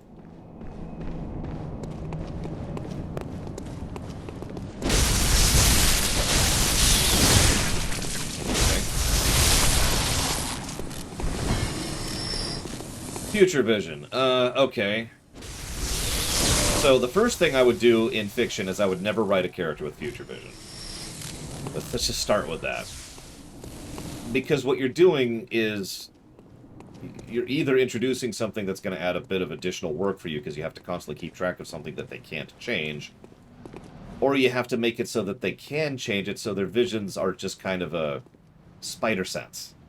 Now that's okay if you want to do spider sense, but you get my point, right? Like, if you've reached the point at which your visions are not accurate, then all you've done is given them something that you are cheating with, narratively. Like we were just talking about earlier. You will die. I see a vision of you dying horribly. No! Okay, so then they don't die because they fixed it. Well, okay, that sucks. What was the point of that?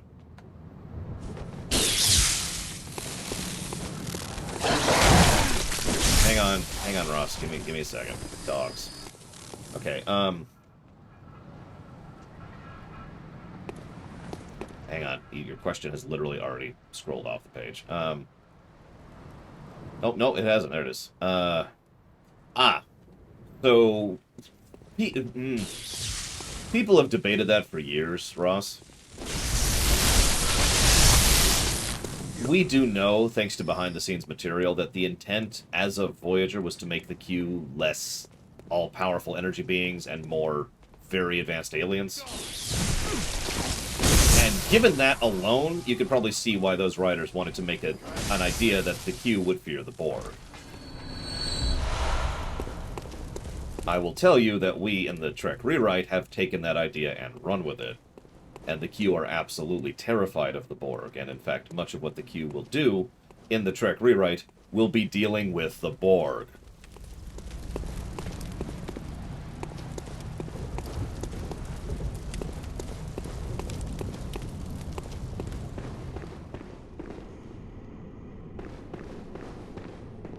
think over half of the episodes we have planned that are Q episodes are going to be dealing with the Borg. Haven't I already gone this way? I feel like I've already gone this way.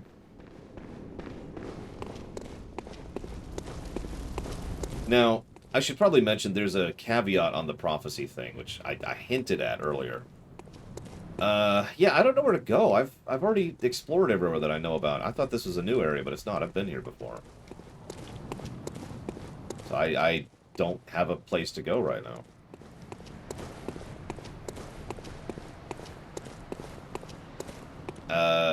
Oh yeah, Alfred wanted something. What did he want? I don't even remember. That was forever ago. What did he want? What did he want?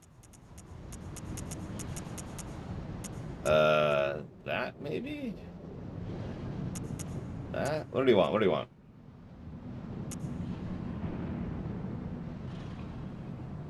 Pretty easily is the load.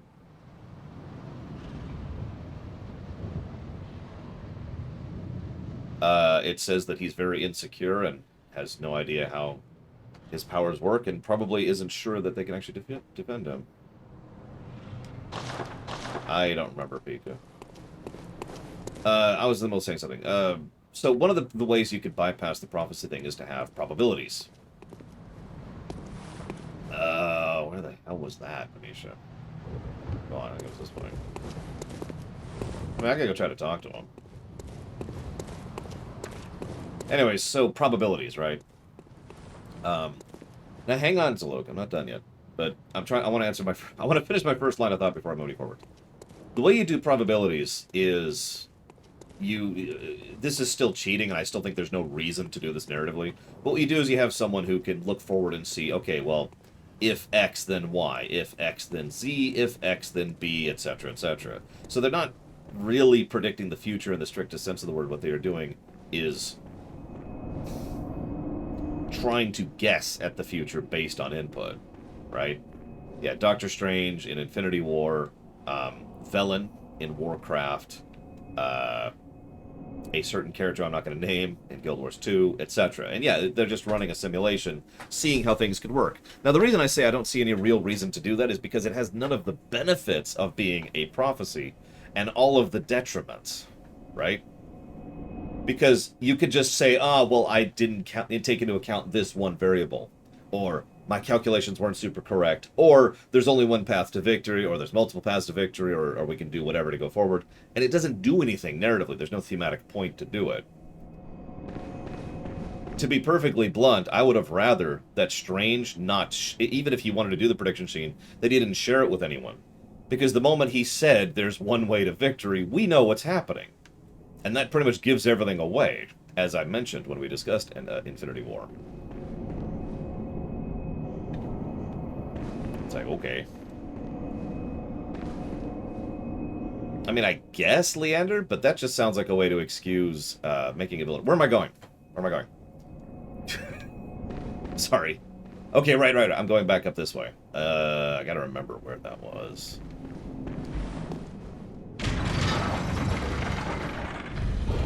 Yeah, the Foundation series pretty much did the exact same thing.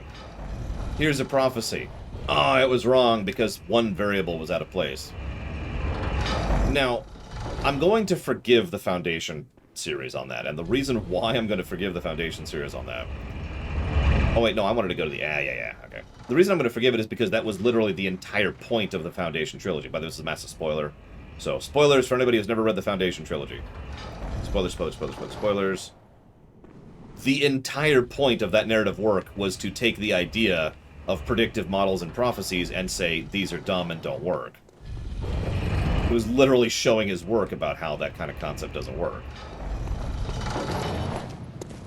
And if you don't understand the significance of that, that's what Asimov does. Pretty much all of his major works are take an idea, prove it to be correct, and then prove it to be completely wrong. Okay, no, this isn't where I wanted to go. Okay, whatever. Back up then. I accept.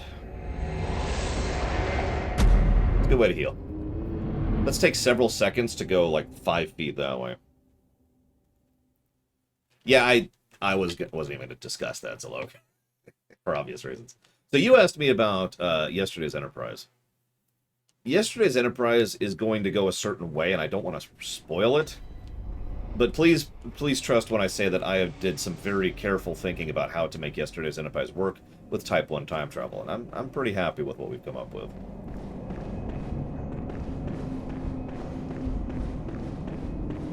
But Tasha will be in the Trek rewrite, and so will Sela.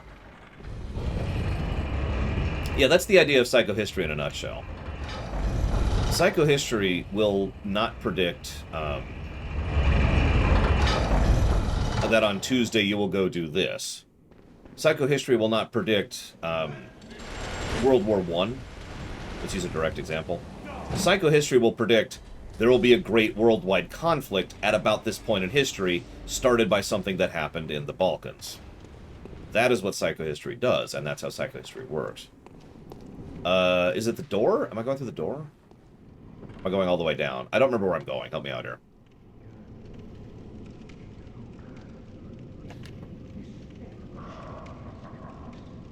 And, okay, all the way down. Oh, that's kind of what I thought. Just wanted to make sure. Thank you, as always, for the help. Oop.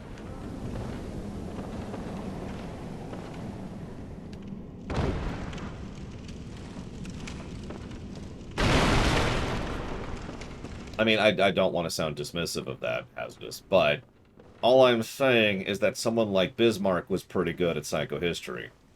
In both directions. Because he was capable of predicting psychohistory, you know, larger swaths of what's going to happen, but was incapable of predicting the smaller details. I don't know if Asimov was inspired by that, but it's pretty close. How do I go down from here? I don't remember where the next ledge is, and I literally can't see it. Oh, never mind. There it is. I see it. It's right there. Okay. Now... Question mark. Oh, God, I cannot see it all. Hang on. That doesn't help. Can I drop a torch? Okay, I see it. I see it. I probably should have healed before this. Nah, we're cool. We're cool. I am gonna. God, I don't want to waste blood. This, by the way, is the exact reason why any HP regen is useful, both in video games and in PnP. Like, you get a ring that regens 1 HP every round or every minute in D&D is an extremely powerful item. You know why? Because all you have to do is take like a 10-minute break in between whatever you're doing, and you're healed back up to full. It's not that useful in combat, but that's not its point. Probably not. No, Gum Gum. He would probably be super red flagged, and they would probably not allow him into the military. But since this is progression, I will go ahead and waste some heals and go ahead and go down. God dang it.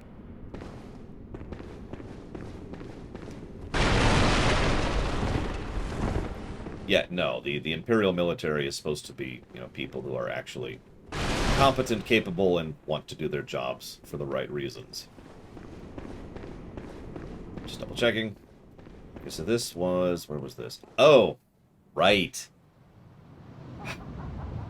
You're right. I actually forgot about this. This was where I was going.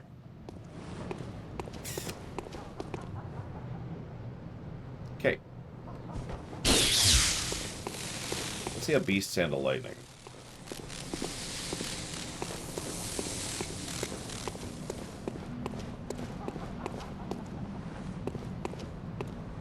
I really wish I had a save point down here, because getting down here is kind of a pain. But whatever. I agree, they do need all the help they can get, but that they don't need to serve in the military, Gum Gum. They need professional help with people who are motivated and capable of actually assisting them.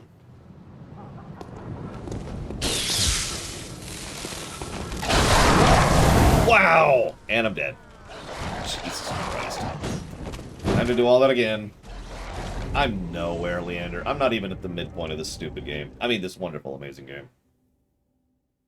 This is the best game ever. Does it, Dr. Witcher? I don't...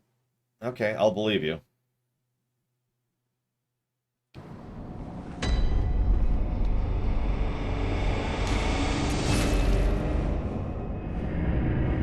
Judge Bergen wouldn't be in the military. He would go get psychiatric help.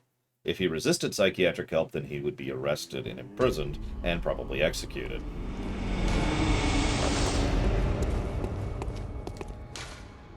Because Bergen had issues. See you around, Walker.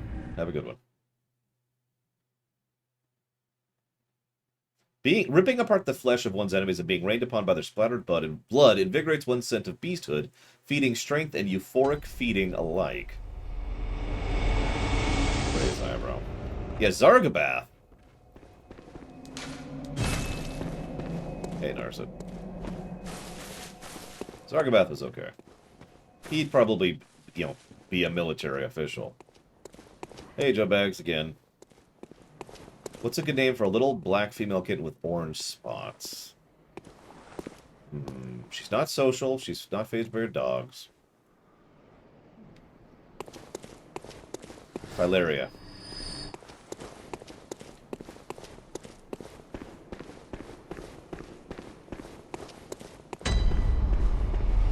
Oh! Yeah, no, this will save us some of the rock back. You are correct. I was actually just about to question, how does this get us there quicker? But we could just do this. I have a +0 shock mace. Does that count? Oh yeah, 99 blood. It's all coming together. I'm terrible with names, Baron. What are you talking about? I remember my own name. Bob, I think? I don't know. Let them know that the one who betrayed them was Taserface.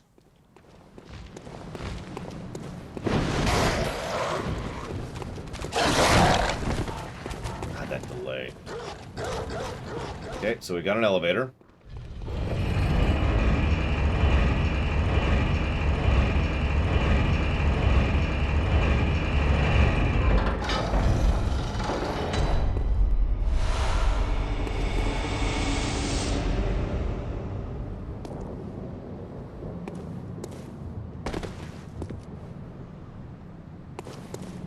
Ironically, Vane was a pretty good ruler, except he happened to be wrong.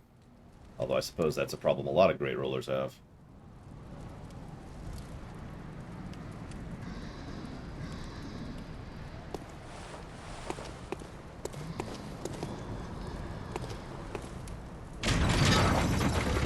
I was just looking around. Okay. Oh, I know where this is. Well, I'm surprised I didn't get that loot earlier.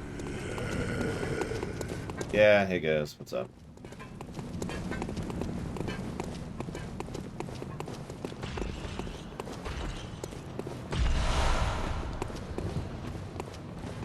Yeah, that's what I thought. Let's grab this before we die.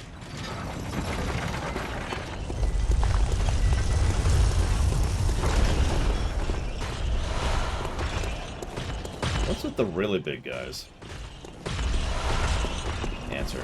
Well, you remember the giants in Dark Souls? Yeah.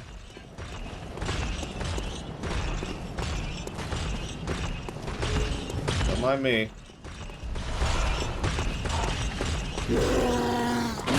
Don't mind me.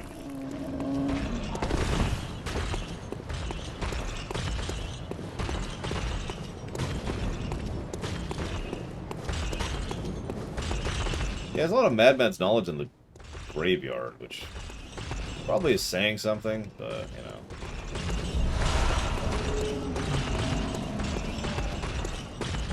But yeah, I've noticed in fiction a common trend, and for good reason, admittedly, is for military to be the last bastion, you know. Crazy people, or mad people, or diseased people, or mentally unstable people, or criminals who take military service as like, well, I guess I've got nothing else going on in my life. I guess I'll join the military. Not so for the Empire. And now that I'm saying it that out loud, I realize that sounds very Roman, and I don't mean it that way.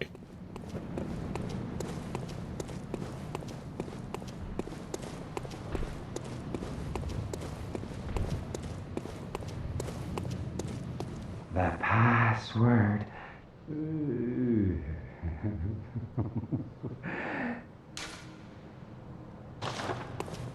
Password is swordfish.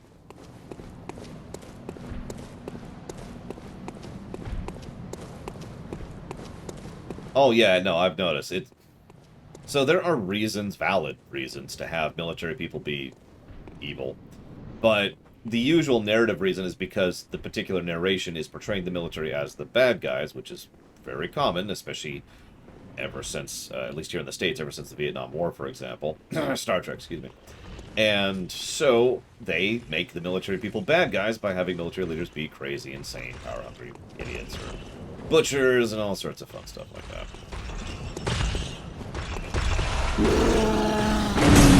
Oh, the swing.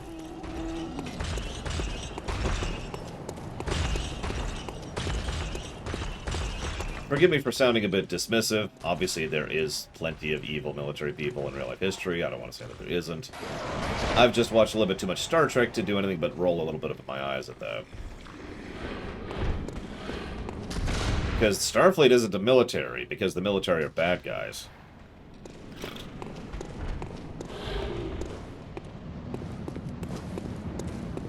I mean, that's the reason, by the way, if you're not familiar with it. If somehow you didn't know that, I've never heard me talk about that.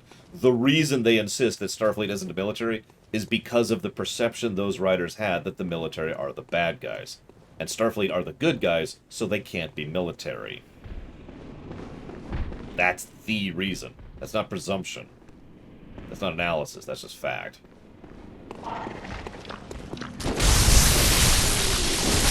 So that's a new enemy that I don't want anywhere near me. Actually, I fail at everything.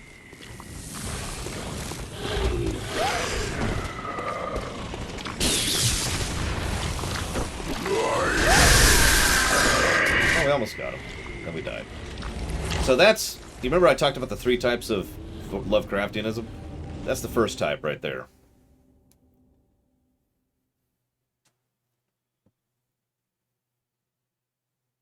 Yeah, the Pocahontas effect. That's a good way to put that.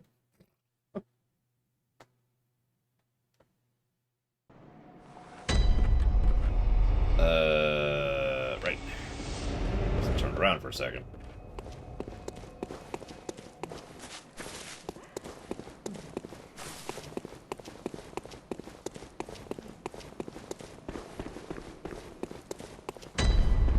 So the first type is what you just saw. Creepy, gross, weird stuff. Usually underwater inspired, you know, squids, tentacles, right? You know. We literally just saw it 5 seconds ago. The second type is total indifference. A giant accidentally stepping on your village and not even noticing that the fact that it killed you without even meaning to. The third type is something alien. Something that is so completely against the way your brain works that your brain rewrites itself trying to understand it, which can have all sorts of fun effects. Those are the 3 aspects of Lovecraftiness. Excuse me.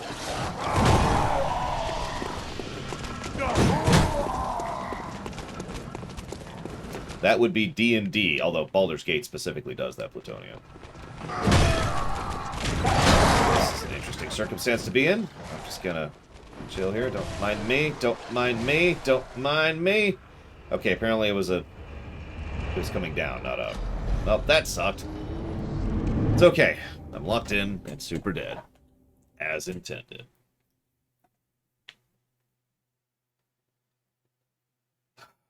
We're starting to see some gross stuff, finally. We're still not at the bleak areas. Yeah, thanks for the elevator. Thanks for that. Appreciate it. Appreciate it.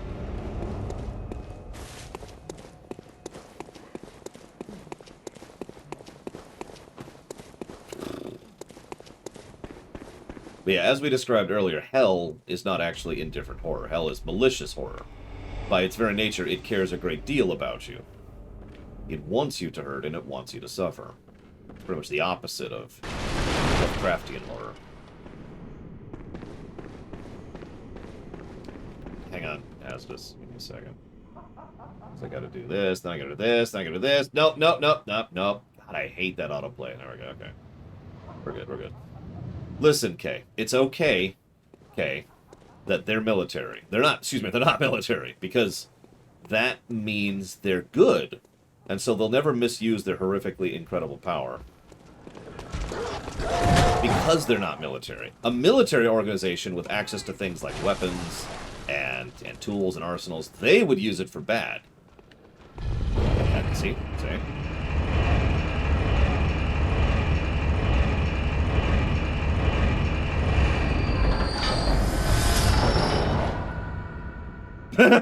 He followed me.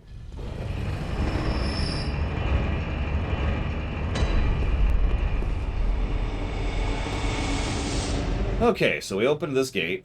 So we haven't tried that ladder yet. I could use a drink.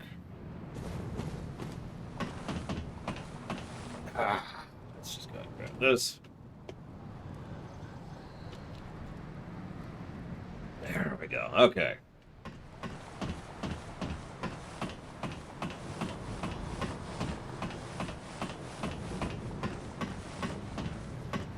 That, yeah, that's pretty, numbing, Leander. That's a good word for that.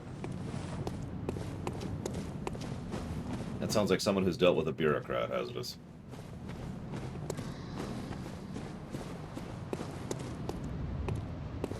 So we can go down there, but do I have any reason to?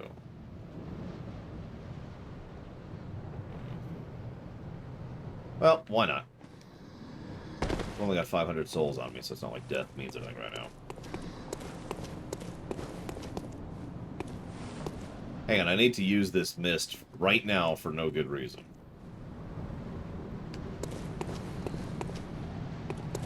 Yeah, one of my favorite analogies for the failing to understand something thing of Lovecraftiness is it's like trying to explain to a shark that your knees hurt.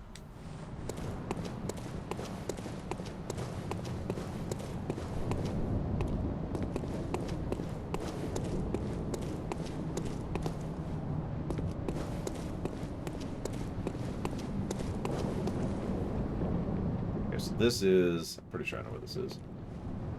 I am wrong. I'm not sure where this is.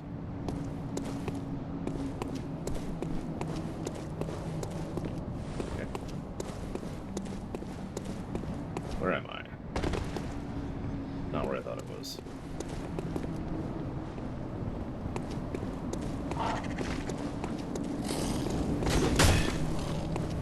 Okay, never mind. No, this is actually exactly where I thought it was. Okay, never mind. I am found. Looked weird from that angle.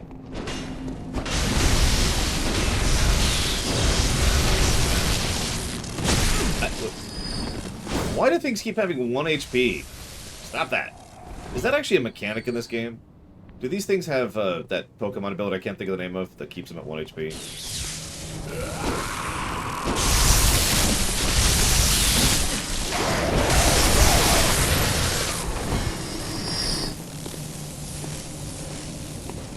Like, I've known games that pull that trick, where they just, the enemy keeps its HP at 1, so you have to do that one last attack to hit them and kill them. Whatever, okay, so we went up this ladder, that didn't really lead to anything other than some mist. This way leads to the really big guys, which I think there's nothing new over here. Up, which we haven't done yet. Yep, okay, so let's go up, let's go. Excuse me. I mean, you could have just said something. No need to be rude, buddy.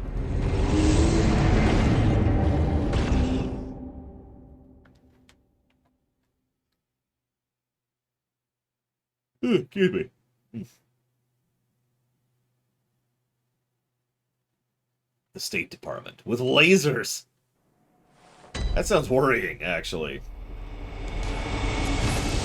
So let's move ourselves around here.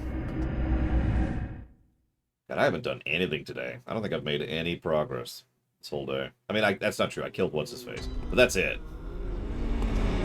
I've accomplished nothing.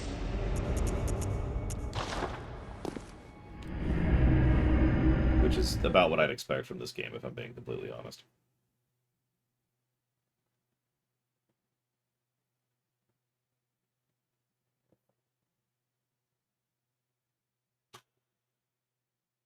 Loading.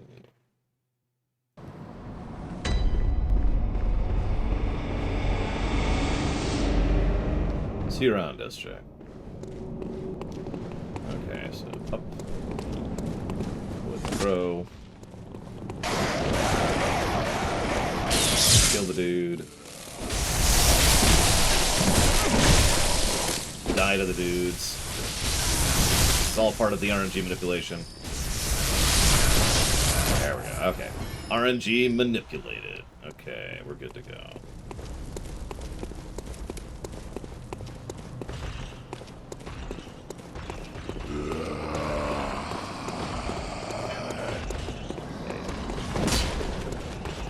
So anyways, there's another really big guy.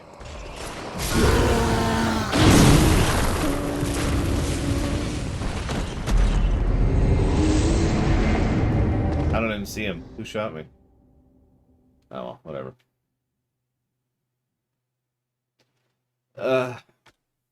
Yes, Mr. Red. But only because it's literally the only thing I have to talk about for this lore week. I know it's only Wednesday, but I have only one news item to discuss during lore week, and it's discussing and explaining what a subpoena is. That's it.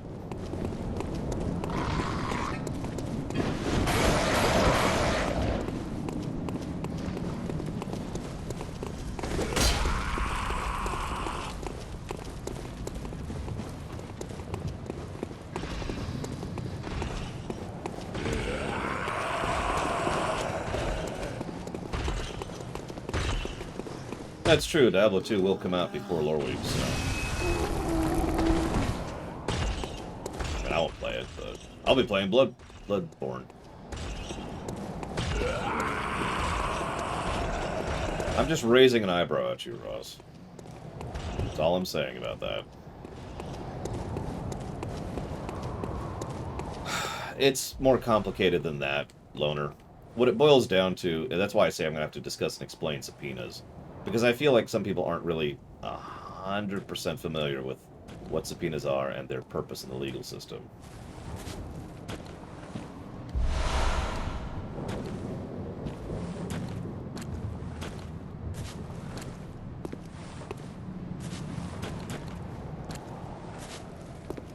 Because there's some layers to that. Like, for example, the mere fact that 2 people in chat have already said something that's not quite true about what subpoenas are is all I need to say about why I've decided to go ahead and talk about that.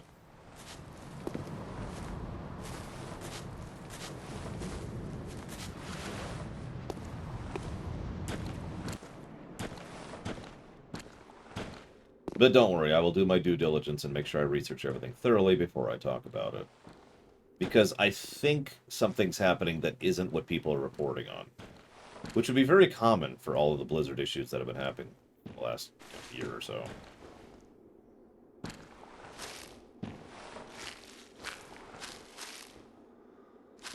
I mean, hell, you saw how many people were deliberately misreporting on the Apple v. Epic thing. That's the reason I decided to talk about that one, too.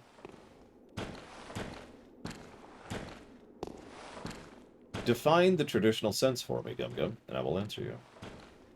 That's a new enemy.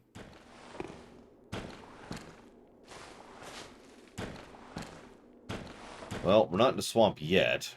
We're getting there.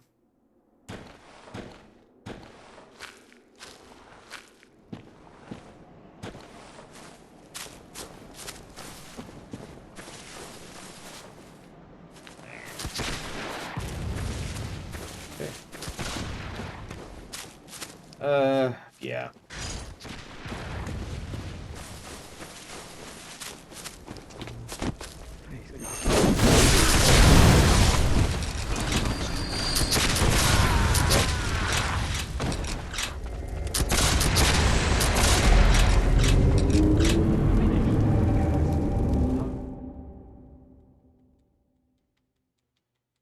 I wonder at which point I'll lose patience.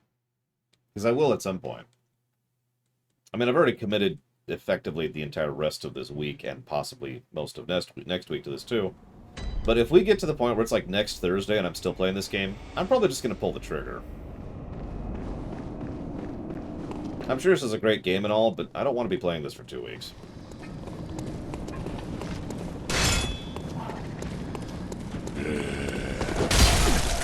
That was odd. I just stopped running. Oh, that's probably why. That makes sense.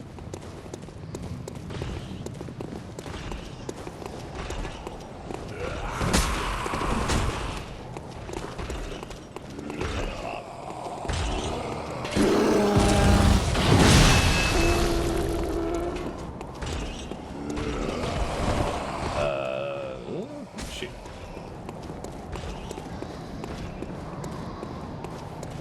Yep, no, this is just life. It's just dying and then running back and then dying and running back.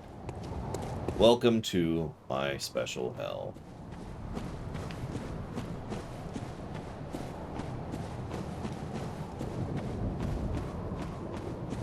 No, it's cool. I'm not tilted. I'm just bored. I suppose that's worse than tilted. Oh, I am super not fighting you.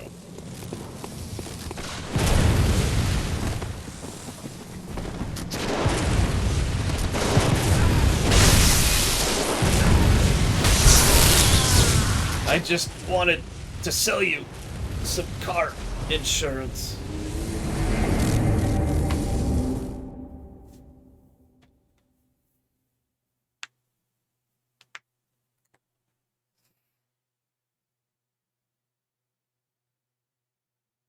I'm gonna mute myself for a minute, so I can listen to some music at least.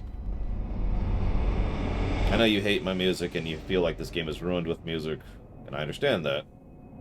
And so in the interest of making everyone happy, we're just gonna be on mute for a minute. Do this playlist.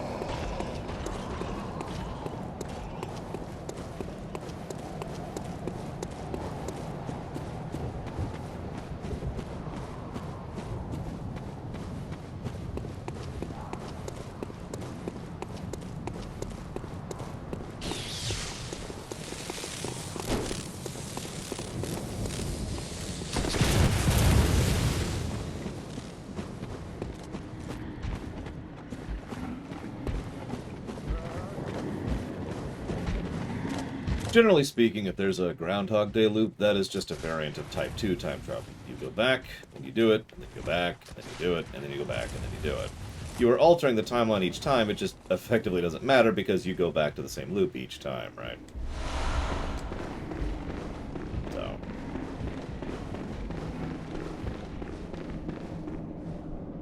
Well, that's terrifying.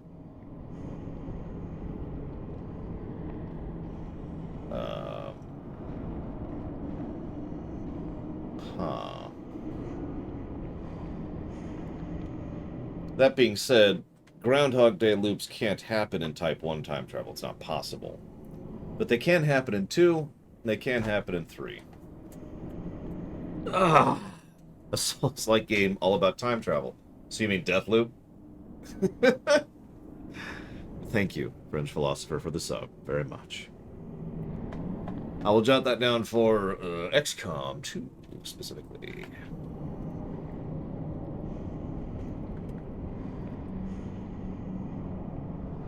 It's just an invisible Cthulhu monster. Oh, that's all. It's I mean, that honestly, that's kind of a Tuesday at this point. So I have no idea, Estes. And something from Zlartek. Thank you, Zlartek, very much. I'll put that towards looking at The Mandalorian Season 1 and 2.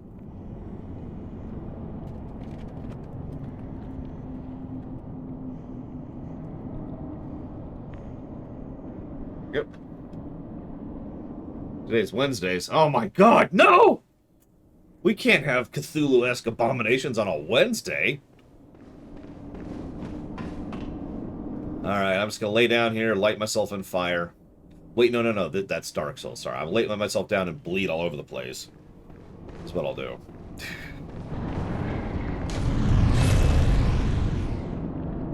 Get grabbed by something gross. Gotta be something gross. It's very important for it to be gross. See? So yeah, I remember that first type of Cthulhu-esque thing. There you go. Exhibit A. What's my favorite day of the week? I'd make a joke here, but here's the non-joking answer. I don't have one. Okay, here's the joking answer. It's Friday. Friday.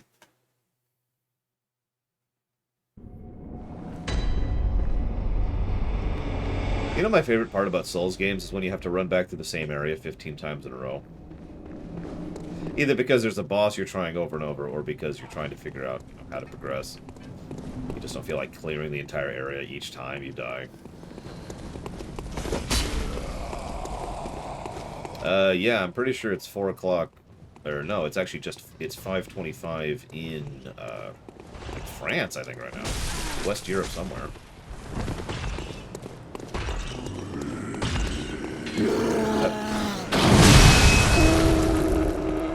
Wasn't sure what happened there for a second, because camera, but, you know.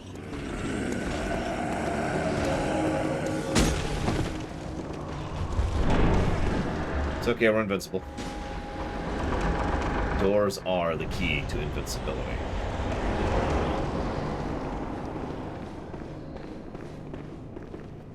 Well, where is it 5:25? Because it's got to be 5:25 someplace.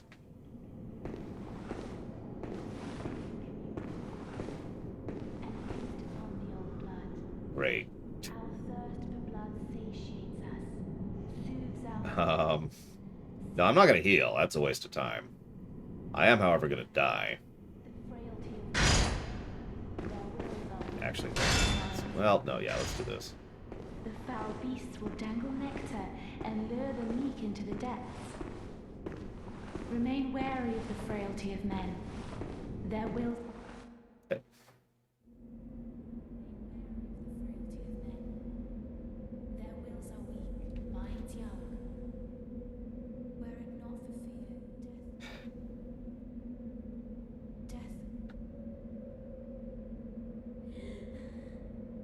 So why are you going to try to kill me? I mean, everyone has some weird reason to try and kill me.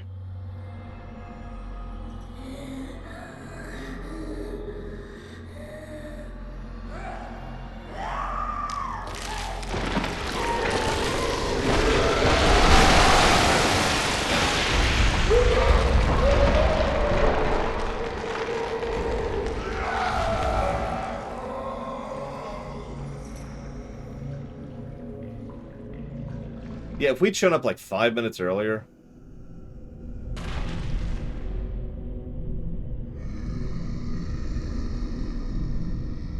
Please don't kill me.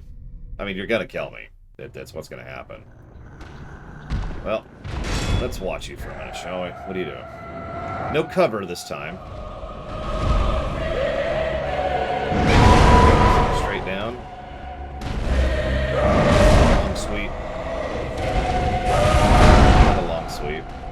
Longer sweep, actually. So we've got a straight down, a lunging, 2 long sweeps. There's the straight down again. That is hella range.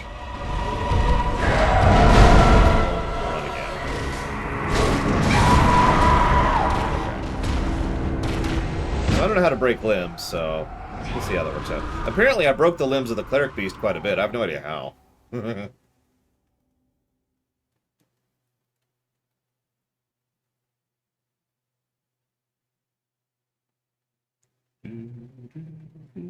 I hope you're gonna get used to the first about 20 seconds of that song, by the way. Yeah, but first, thank you, French philosopher, very much. As always. I'll jot that down for dramatic pause. Everything is waiting for French philosopher. Extant strength. You got it.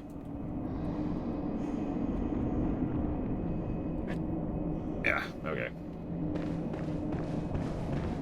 How do you attack a limb in this game? Alright, whatever. We'll figure it out. At least I've got music again. I'm kind of happy. Long sequences of silence don't work well for me. They just get me irritable and frustrated. Not cool.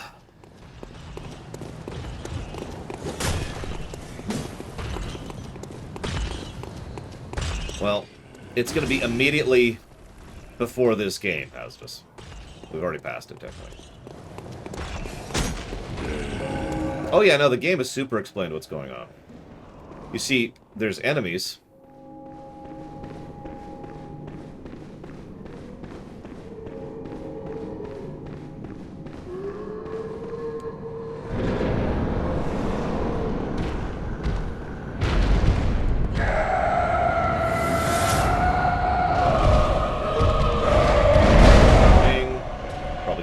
Sweep. Yep. Couldn't dodge the sweep because I ran into the wall. Couldn't dodge that sweep because I ran into the wall. Thank you, camera, for helping me with that.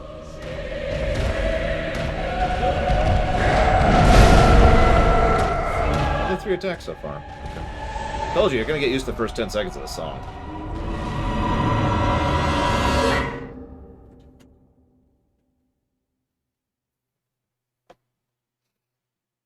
Yeah, we have to kill and hunt beasts. I am joking. I do have a theory, 3 theories on what's going on, and I'm going to share that during the room. I'm not going to share that on stream.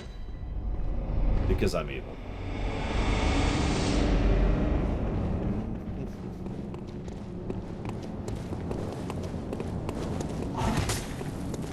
What's funny is the longer I play, the more those series are codified, as opposed to not. But if you're looking for an in-depth lore explanation on this, as terrible as this may sound, I am absolutely not the person to listen to for that. There are tens, perhaps hundreds, of other people who do substantially more and better full breakdowns of Souls-like lore games. Go to them, not me. I am not the person to ask.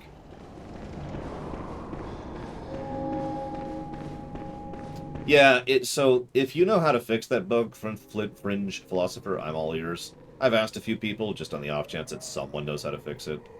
But nobody does, and all my efforts to fix it have all failed. By the way, more gross. Gotta have the gross.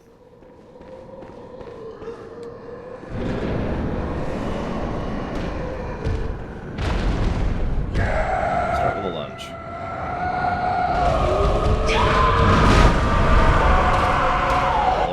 Nope, didn't follow up with a sweep. That, I call bull on that.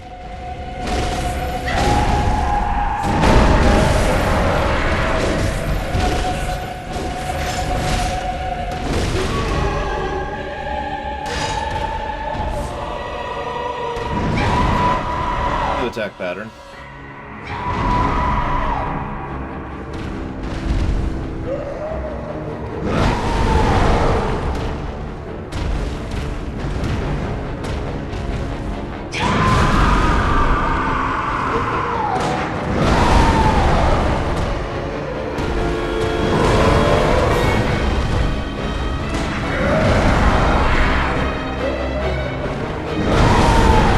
Ran into the wall.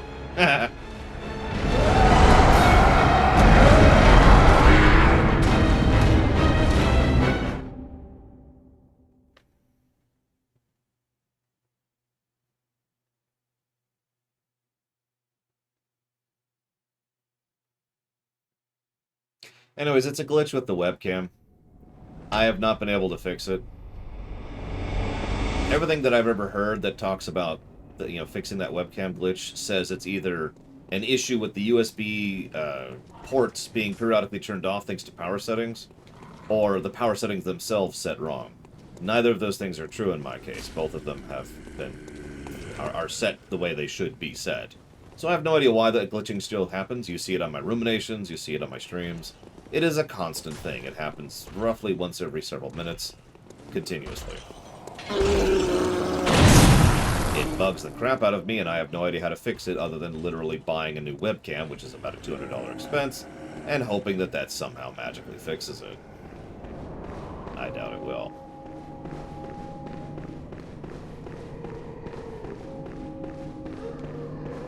And I don't see a summon spot anywhere around here. So I think you're lying to me, Dr. Winter. Okay. Start with a lunge. Not starting with a lunge. Okay. I'll work with that.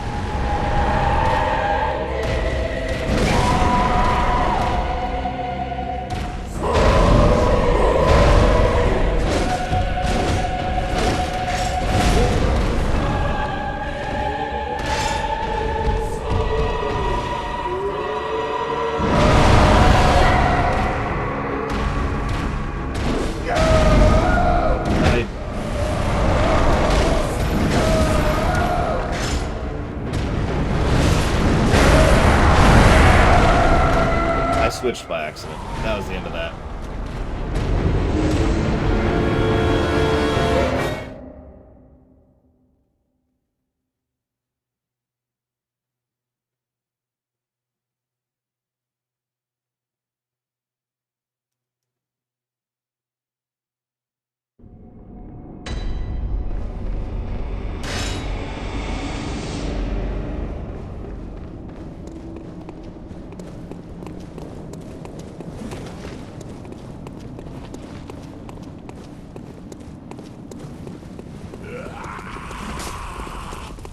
I'm not sure I disagree, Taquata.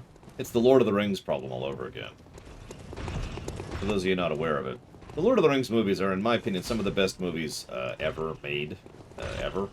However, they have one really huge flaw to them, and that's getting hit by that guy as you're going through. The flaw is that their sound design is all over the place. Scenes are either too quiet or too loud and nothing in between. It is exceptionally frustrating to listen to that. So, I've played Lord of the Rings on speakers before, on like a TV, and the strategy is to have the remote in hand to turn up and then down and then up and then down the volume to accommodate. It's a little frustrating. Yeah, no, I'm not going to do it yet, Dr. Winter. I want to learn the patterns a little bit more first.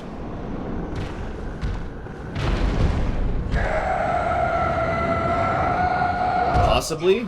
I usually don't encounter that nasty bagel, so I don't know. Slide. Oh, didn't repeat. Okay, hang on. Back. Slide again. That time she went for it.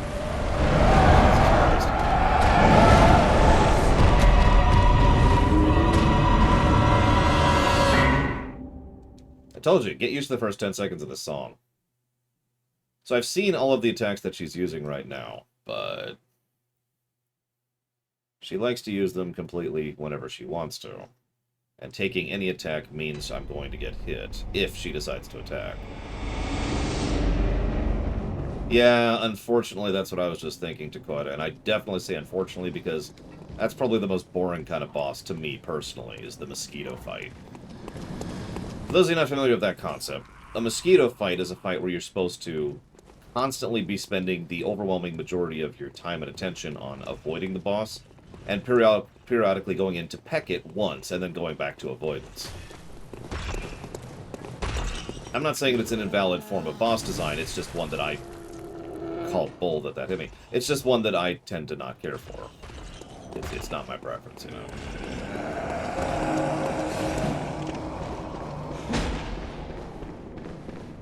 So we're going to try mosquitoing this time. Hey, Sonic Mist. Welcome to the first 10 seconds of this song. Over and over and over. So she's going to do an attack. I have no idea which one. Lunge, swing, back. Swing, get hit. Because she decided to combo. Yeah, she can just decide to chain her attacks whenever she wants to. Jesus. Okay. I don't think I have this boss.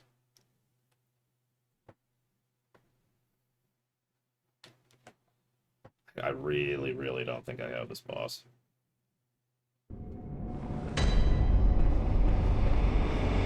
Is this the intended fourth boss, or is there another fourth boss I should be fighting instead?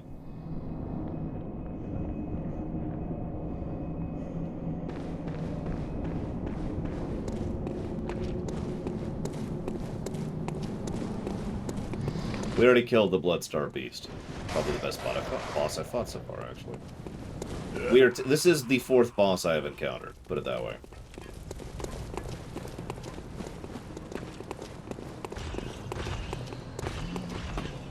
Well, we stopped trying to go through the forest. We can try to go through the forest again. There's intended boss orders, Hazardous, to some of these games. I'm trying to remember where the hell I am now. Hello, Blue Fox. Give me one moment. I can't bow right now or else I'll die.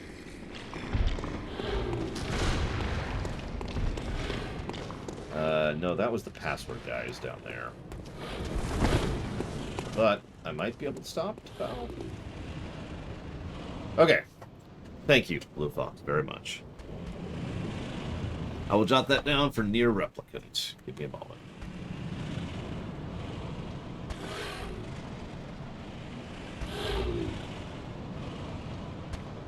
If I can use a strange parallel, one of the biggest reasons I was hesitant to even allow this game to be funded is what I like to call the stop sign effect. Now, you've probably never heard me say that before, and that's because it's never come up before. It is something I've considered several times when it comes to game design. It's just I've never discussed it, because I usually don't play games that have that. Let me explain what that means. If you go, at least here in the States, if you go up to a stoplight and you have to make a turn, you will make that turn. Guaranteed. It's an absolute. It may take a while. It may, in fact, even take longer. But you will eventually be able to successfully navigate through that area and turn left. With time, persistence, and patience. A stop sign has no such guarantee. A stop sign, you could hypothetically just be sitting there, effectively forever, waiting for an opening that may not come, depending on traffic. I can actually speak from experience that there are times in real life where I have stopped at a stop sign for literally in the half-hour range because I was waiting for an opening that never came. This game is a stop sign game. It is entirely possible I will never progress, that I may just never, I may run into another Genichiro and not be able to progress the game. There is no guarantee that I could finish this game. And generally speaking, I do try to only allow games for streams that I have at least a reasonable chance of being able to finish. Stop light games. Make sense? This is why I was going to axe this game from the list until we discovered we have the availability of cheating. That is the only reason this game still resides on the list, and eventually got funded. Because at that point, the cheats become the stoplight, to mash the analogy a little bit. Hi, Savicom. Okay.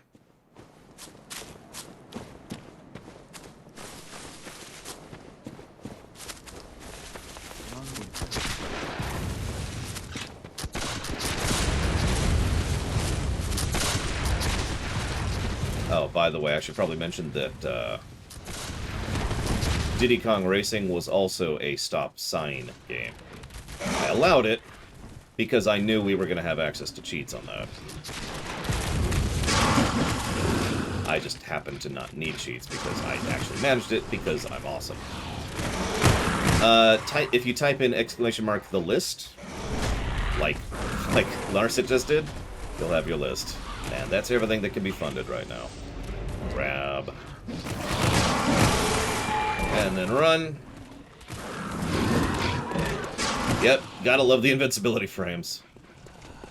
I'm gonna try and loot that guy. Bloodshot eyeball, very important. Oh, I'm body blocked. I'm completely body blocked. Out of my way, out of my way, out of my way! I can't move! Oh, I made it! I made it! Run! Run! Loot the thing. Run! God, ah, that's too slowly.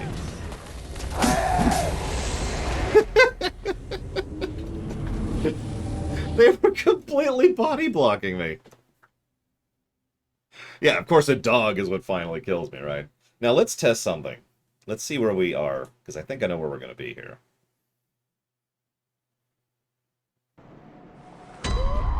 Oh! Huh, okay. Oh, yeah, nope, that makes sense. I was actually surprised by that, though. I really did think it would push me back. Alright, so, time to keep going. This is my favorite way to play Dark Souls, just running through every enemy, not fighting anything. I'm joking. I do happen to do this semi-frequently because scouting, which is what I'm doing right now, obviously. Hitman method, I talked about that earlier. Dodge, you idiot! Why aren't you running?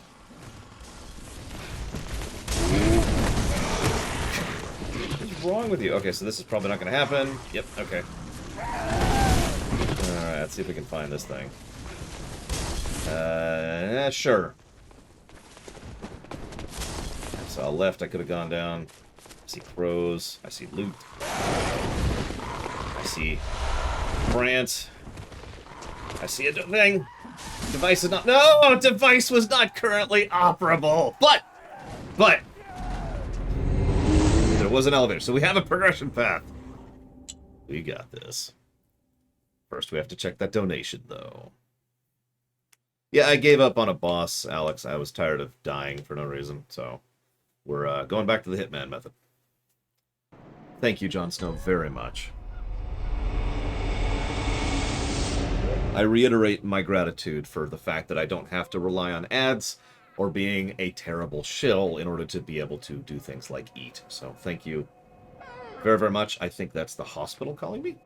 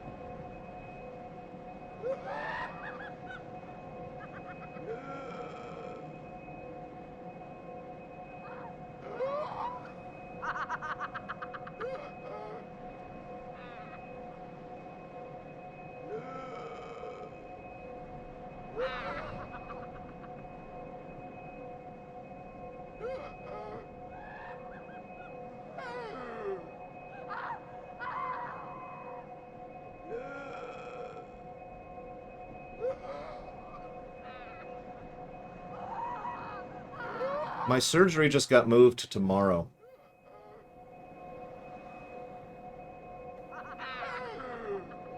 That means I need to go to a a pre-op, in about 10 minutes. Now, that is extremely coincidentally timed perfectly to fit my lunch, but that's a really good thing in this case. I've got the money, the wait is bad. Now is a better time for me to be able to do this than the middle of October, for reasons I'm not going to bore you with, and also none of your business. Real life reasons. And I think that'll be better for the stream in general. That does mean we're going to have to pause Bloodborne for a bit.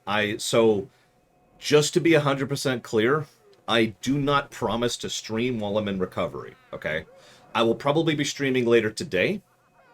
I'm probably going to... So I don't know how long this visit's going to be. I have to pay, I have to do the pre-op stuff, and they got to take a little bit of blood. But that's just going to be its own little thing. That shouldn't take too long, assuming that there's going to be no real issues. So, like I said, I will probably start streaming again today. No plans for streaming after that point, because I'm not sure exactly when I'm going to be good. Okay? Cool. Real quick, thank you, Sonic Mist, very, very, very much for that sub. Always appreciate.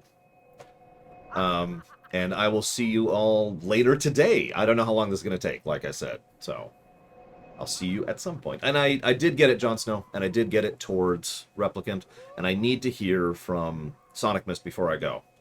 So, Sonic Mist, quick, what do you want to put it towards? Quick, Sonic Mist, quick! No, it's taking too long, no! I should do this. Let's do this. No, wrong button. Let's just put this in sleep mode. Is that it? Yeah, that looks like rest mode. There we go. Okay, put that there. Dragon Quest 8, you got it. Let me drop that down really quick. Sonic Mist 2, Dragon Quest 8. And I got... where is it? Jon Snow's. There it is. For Replicant, right there. Awesome. Thank you, all of you.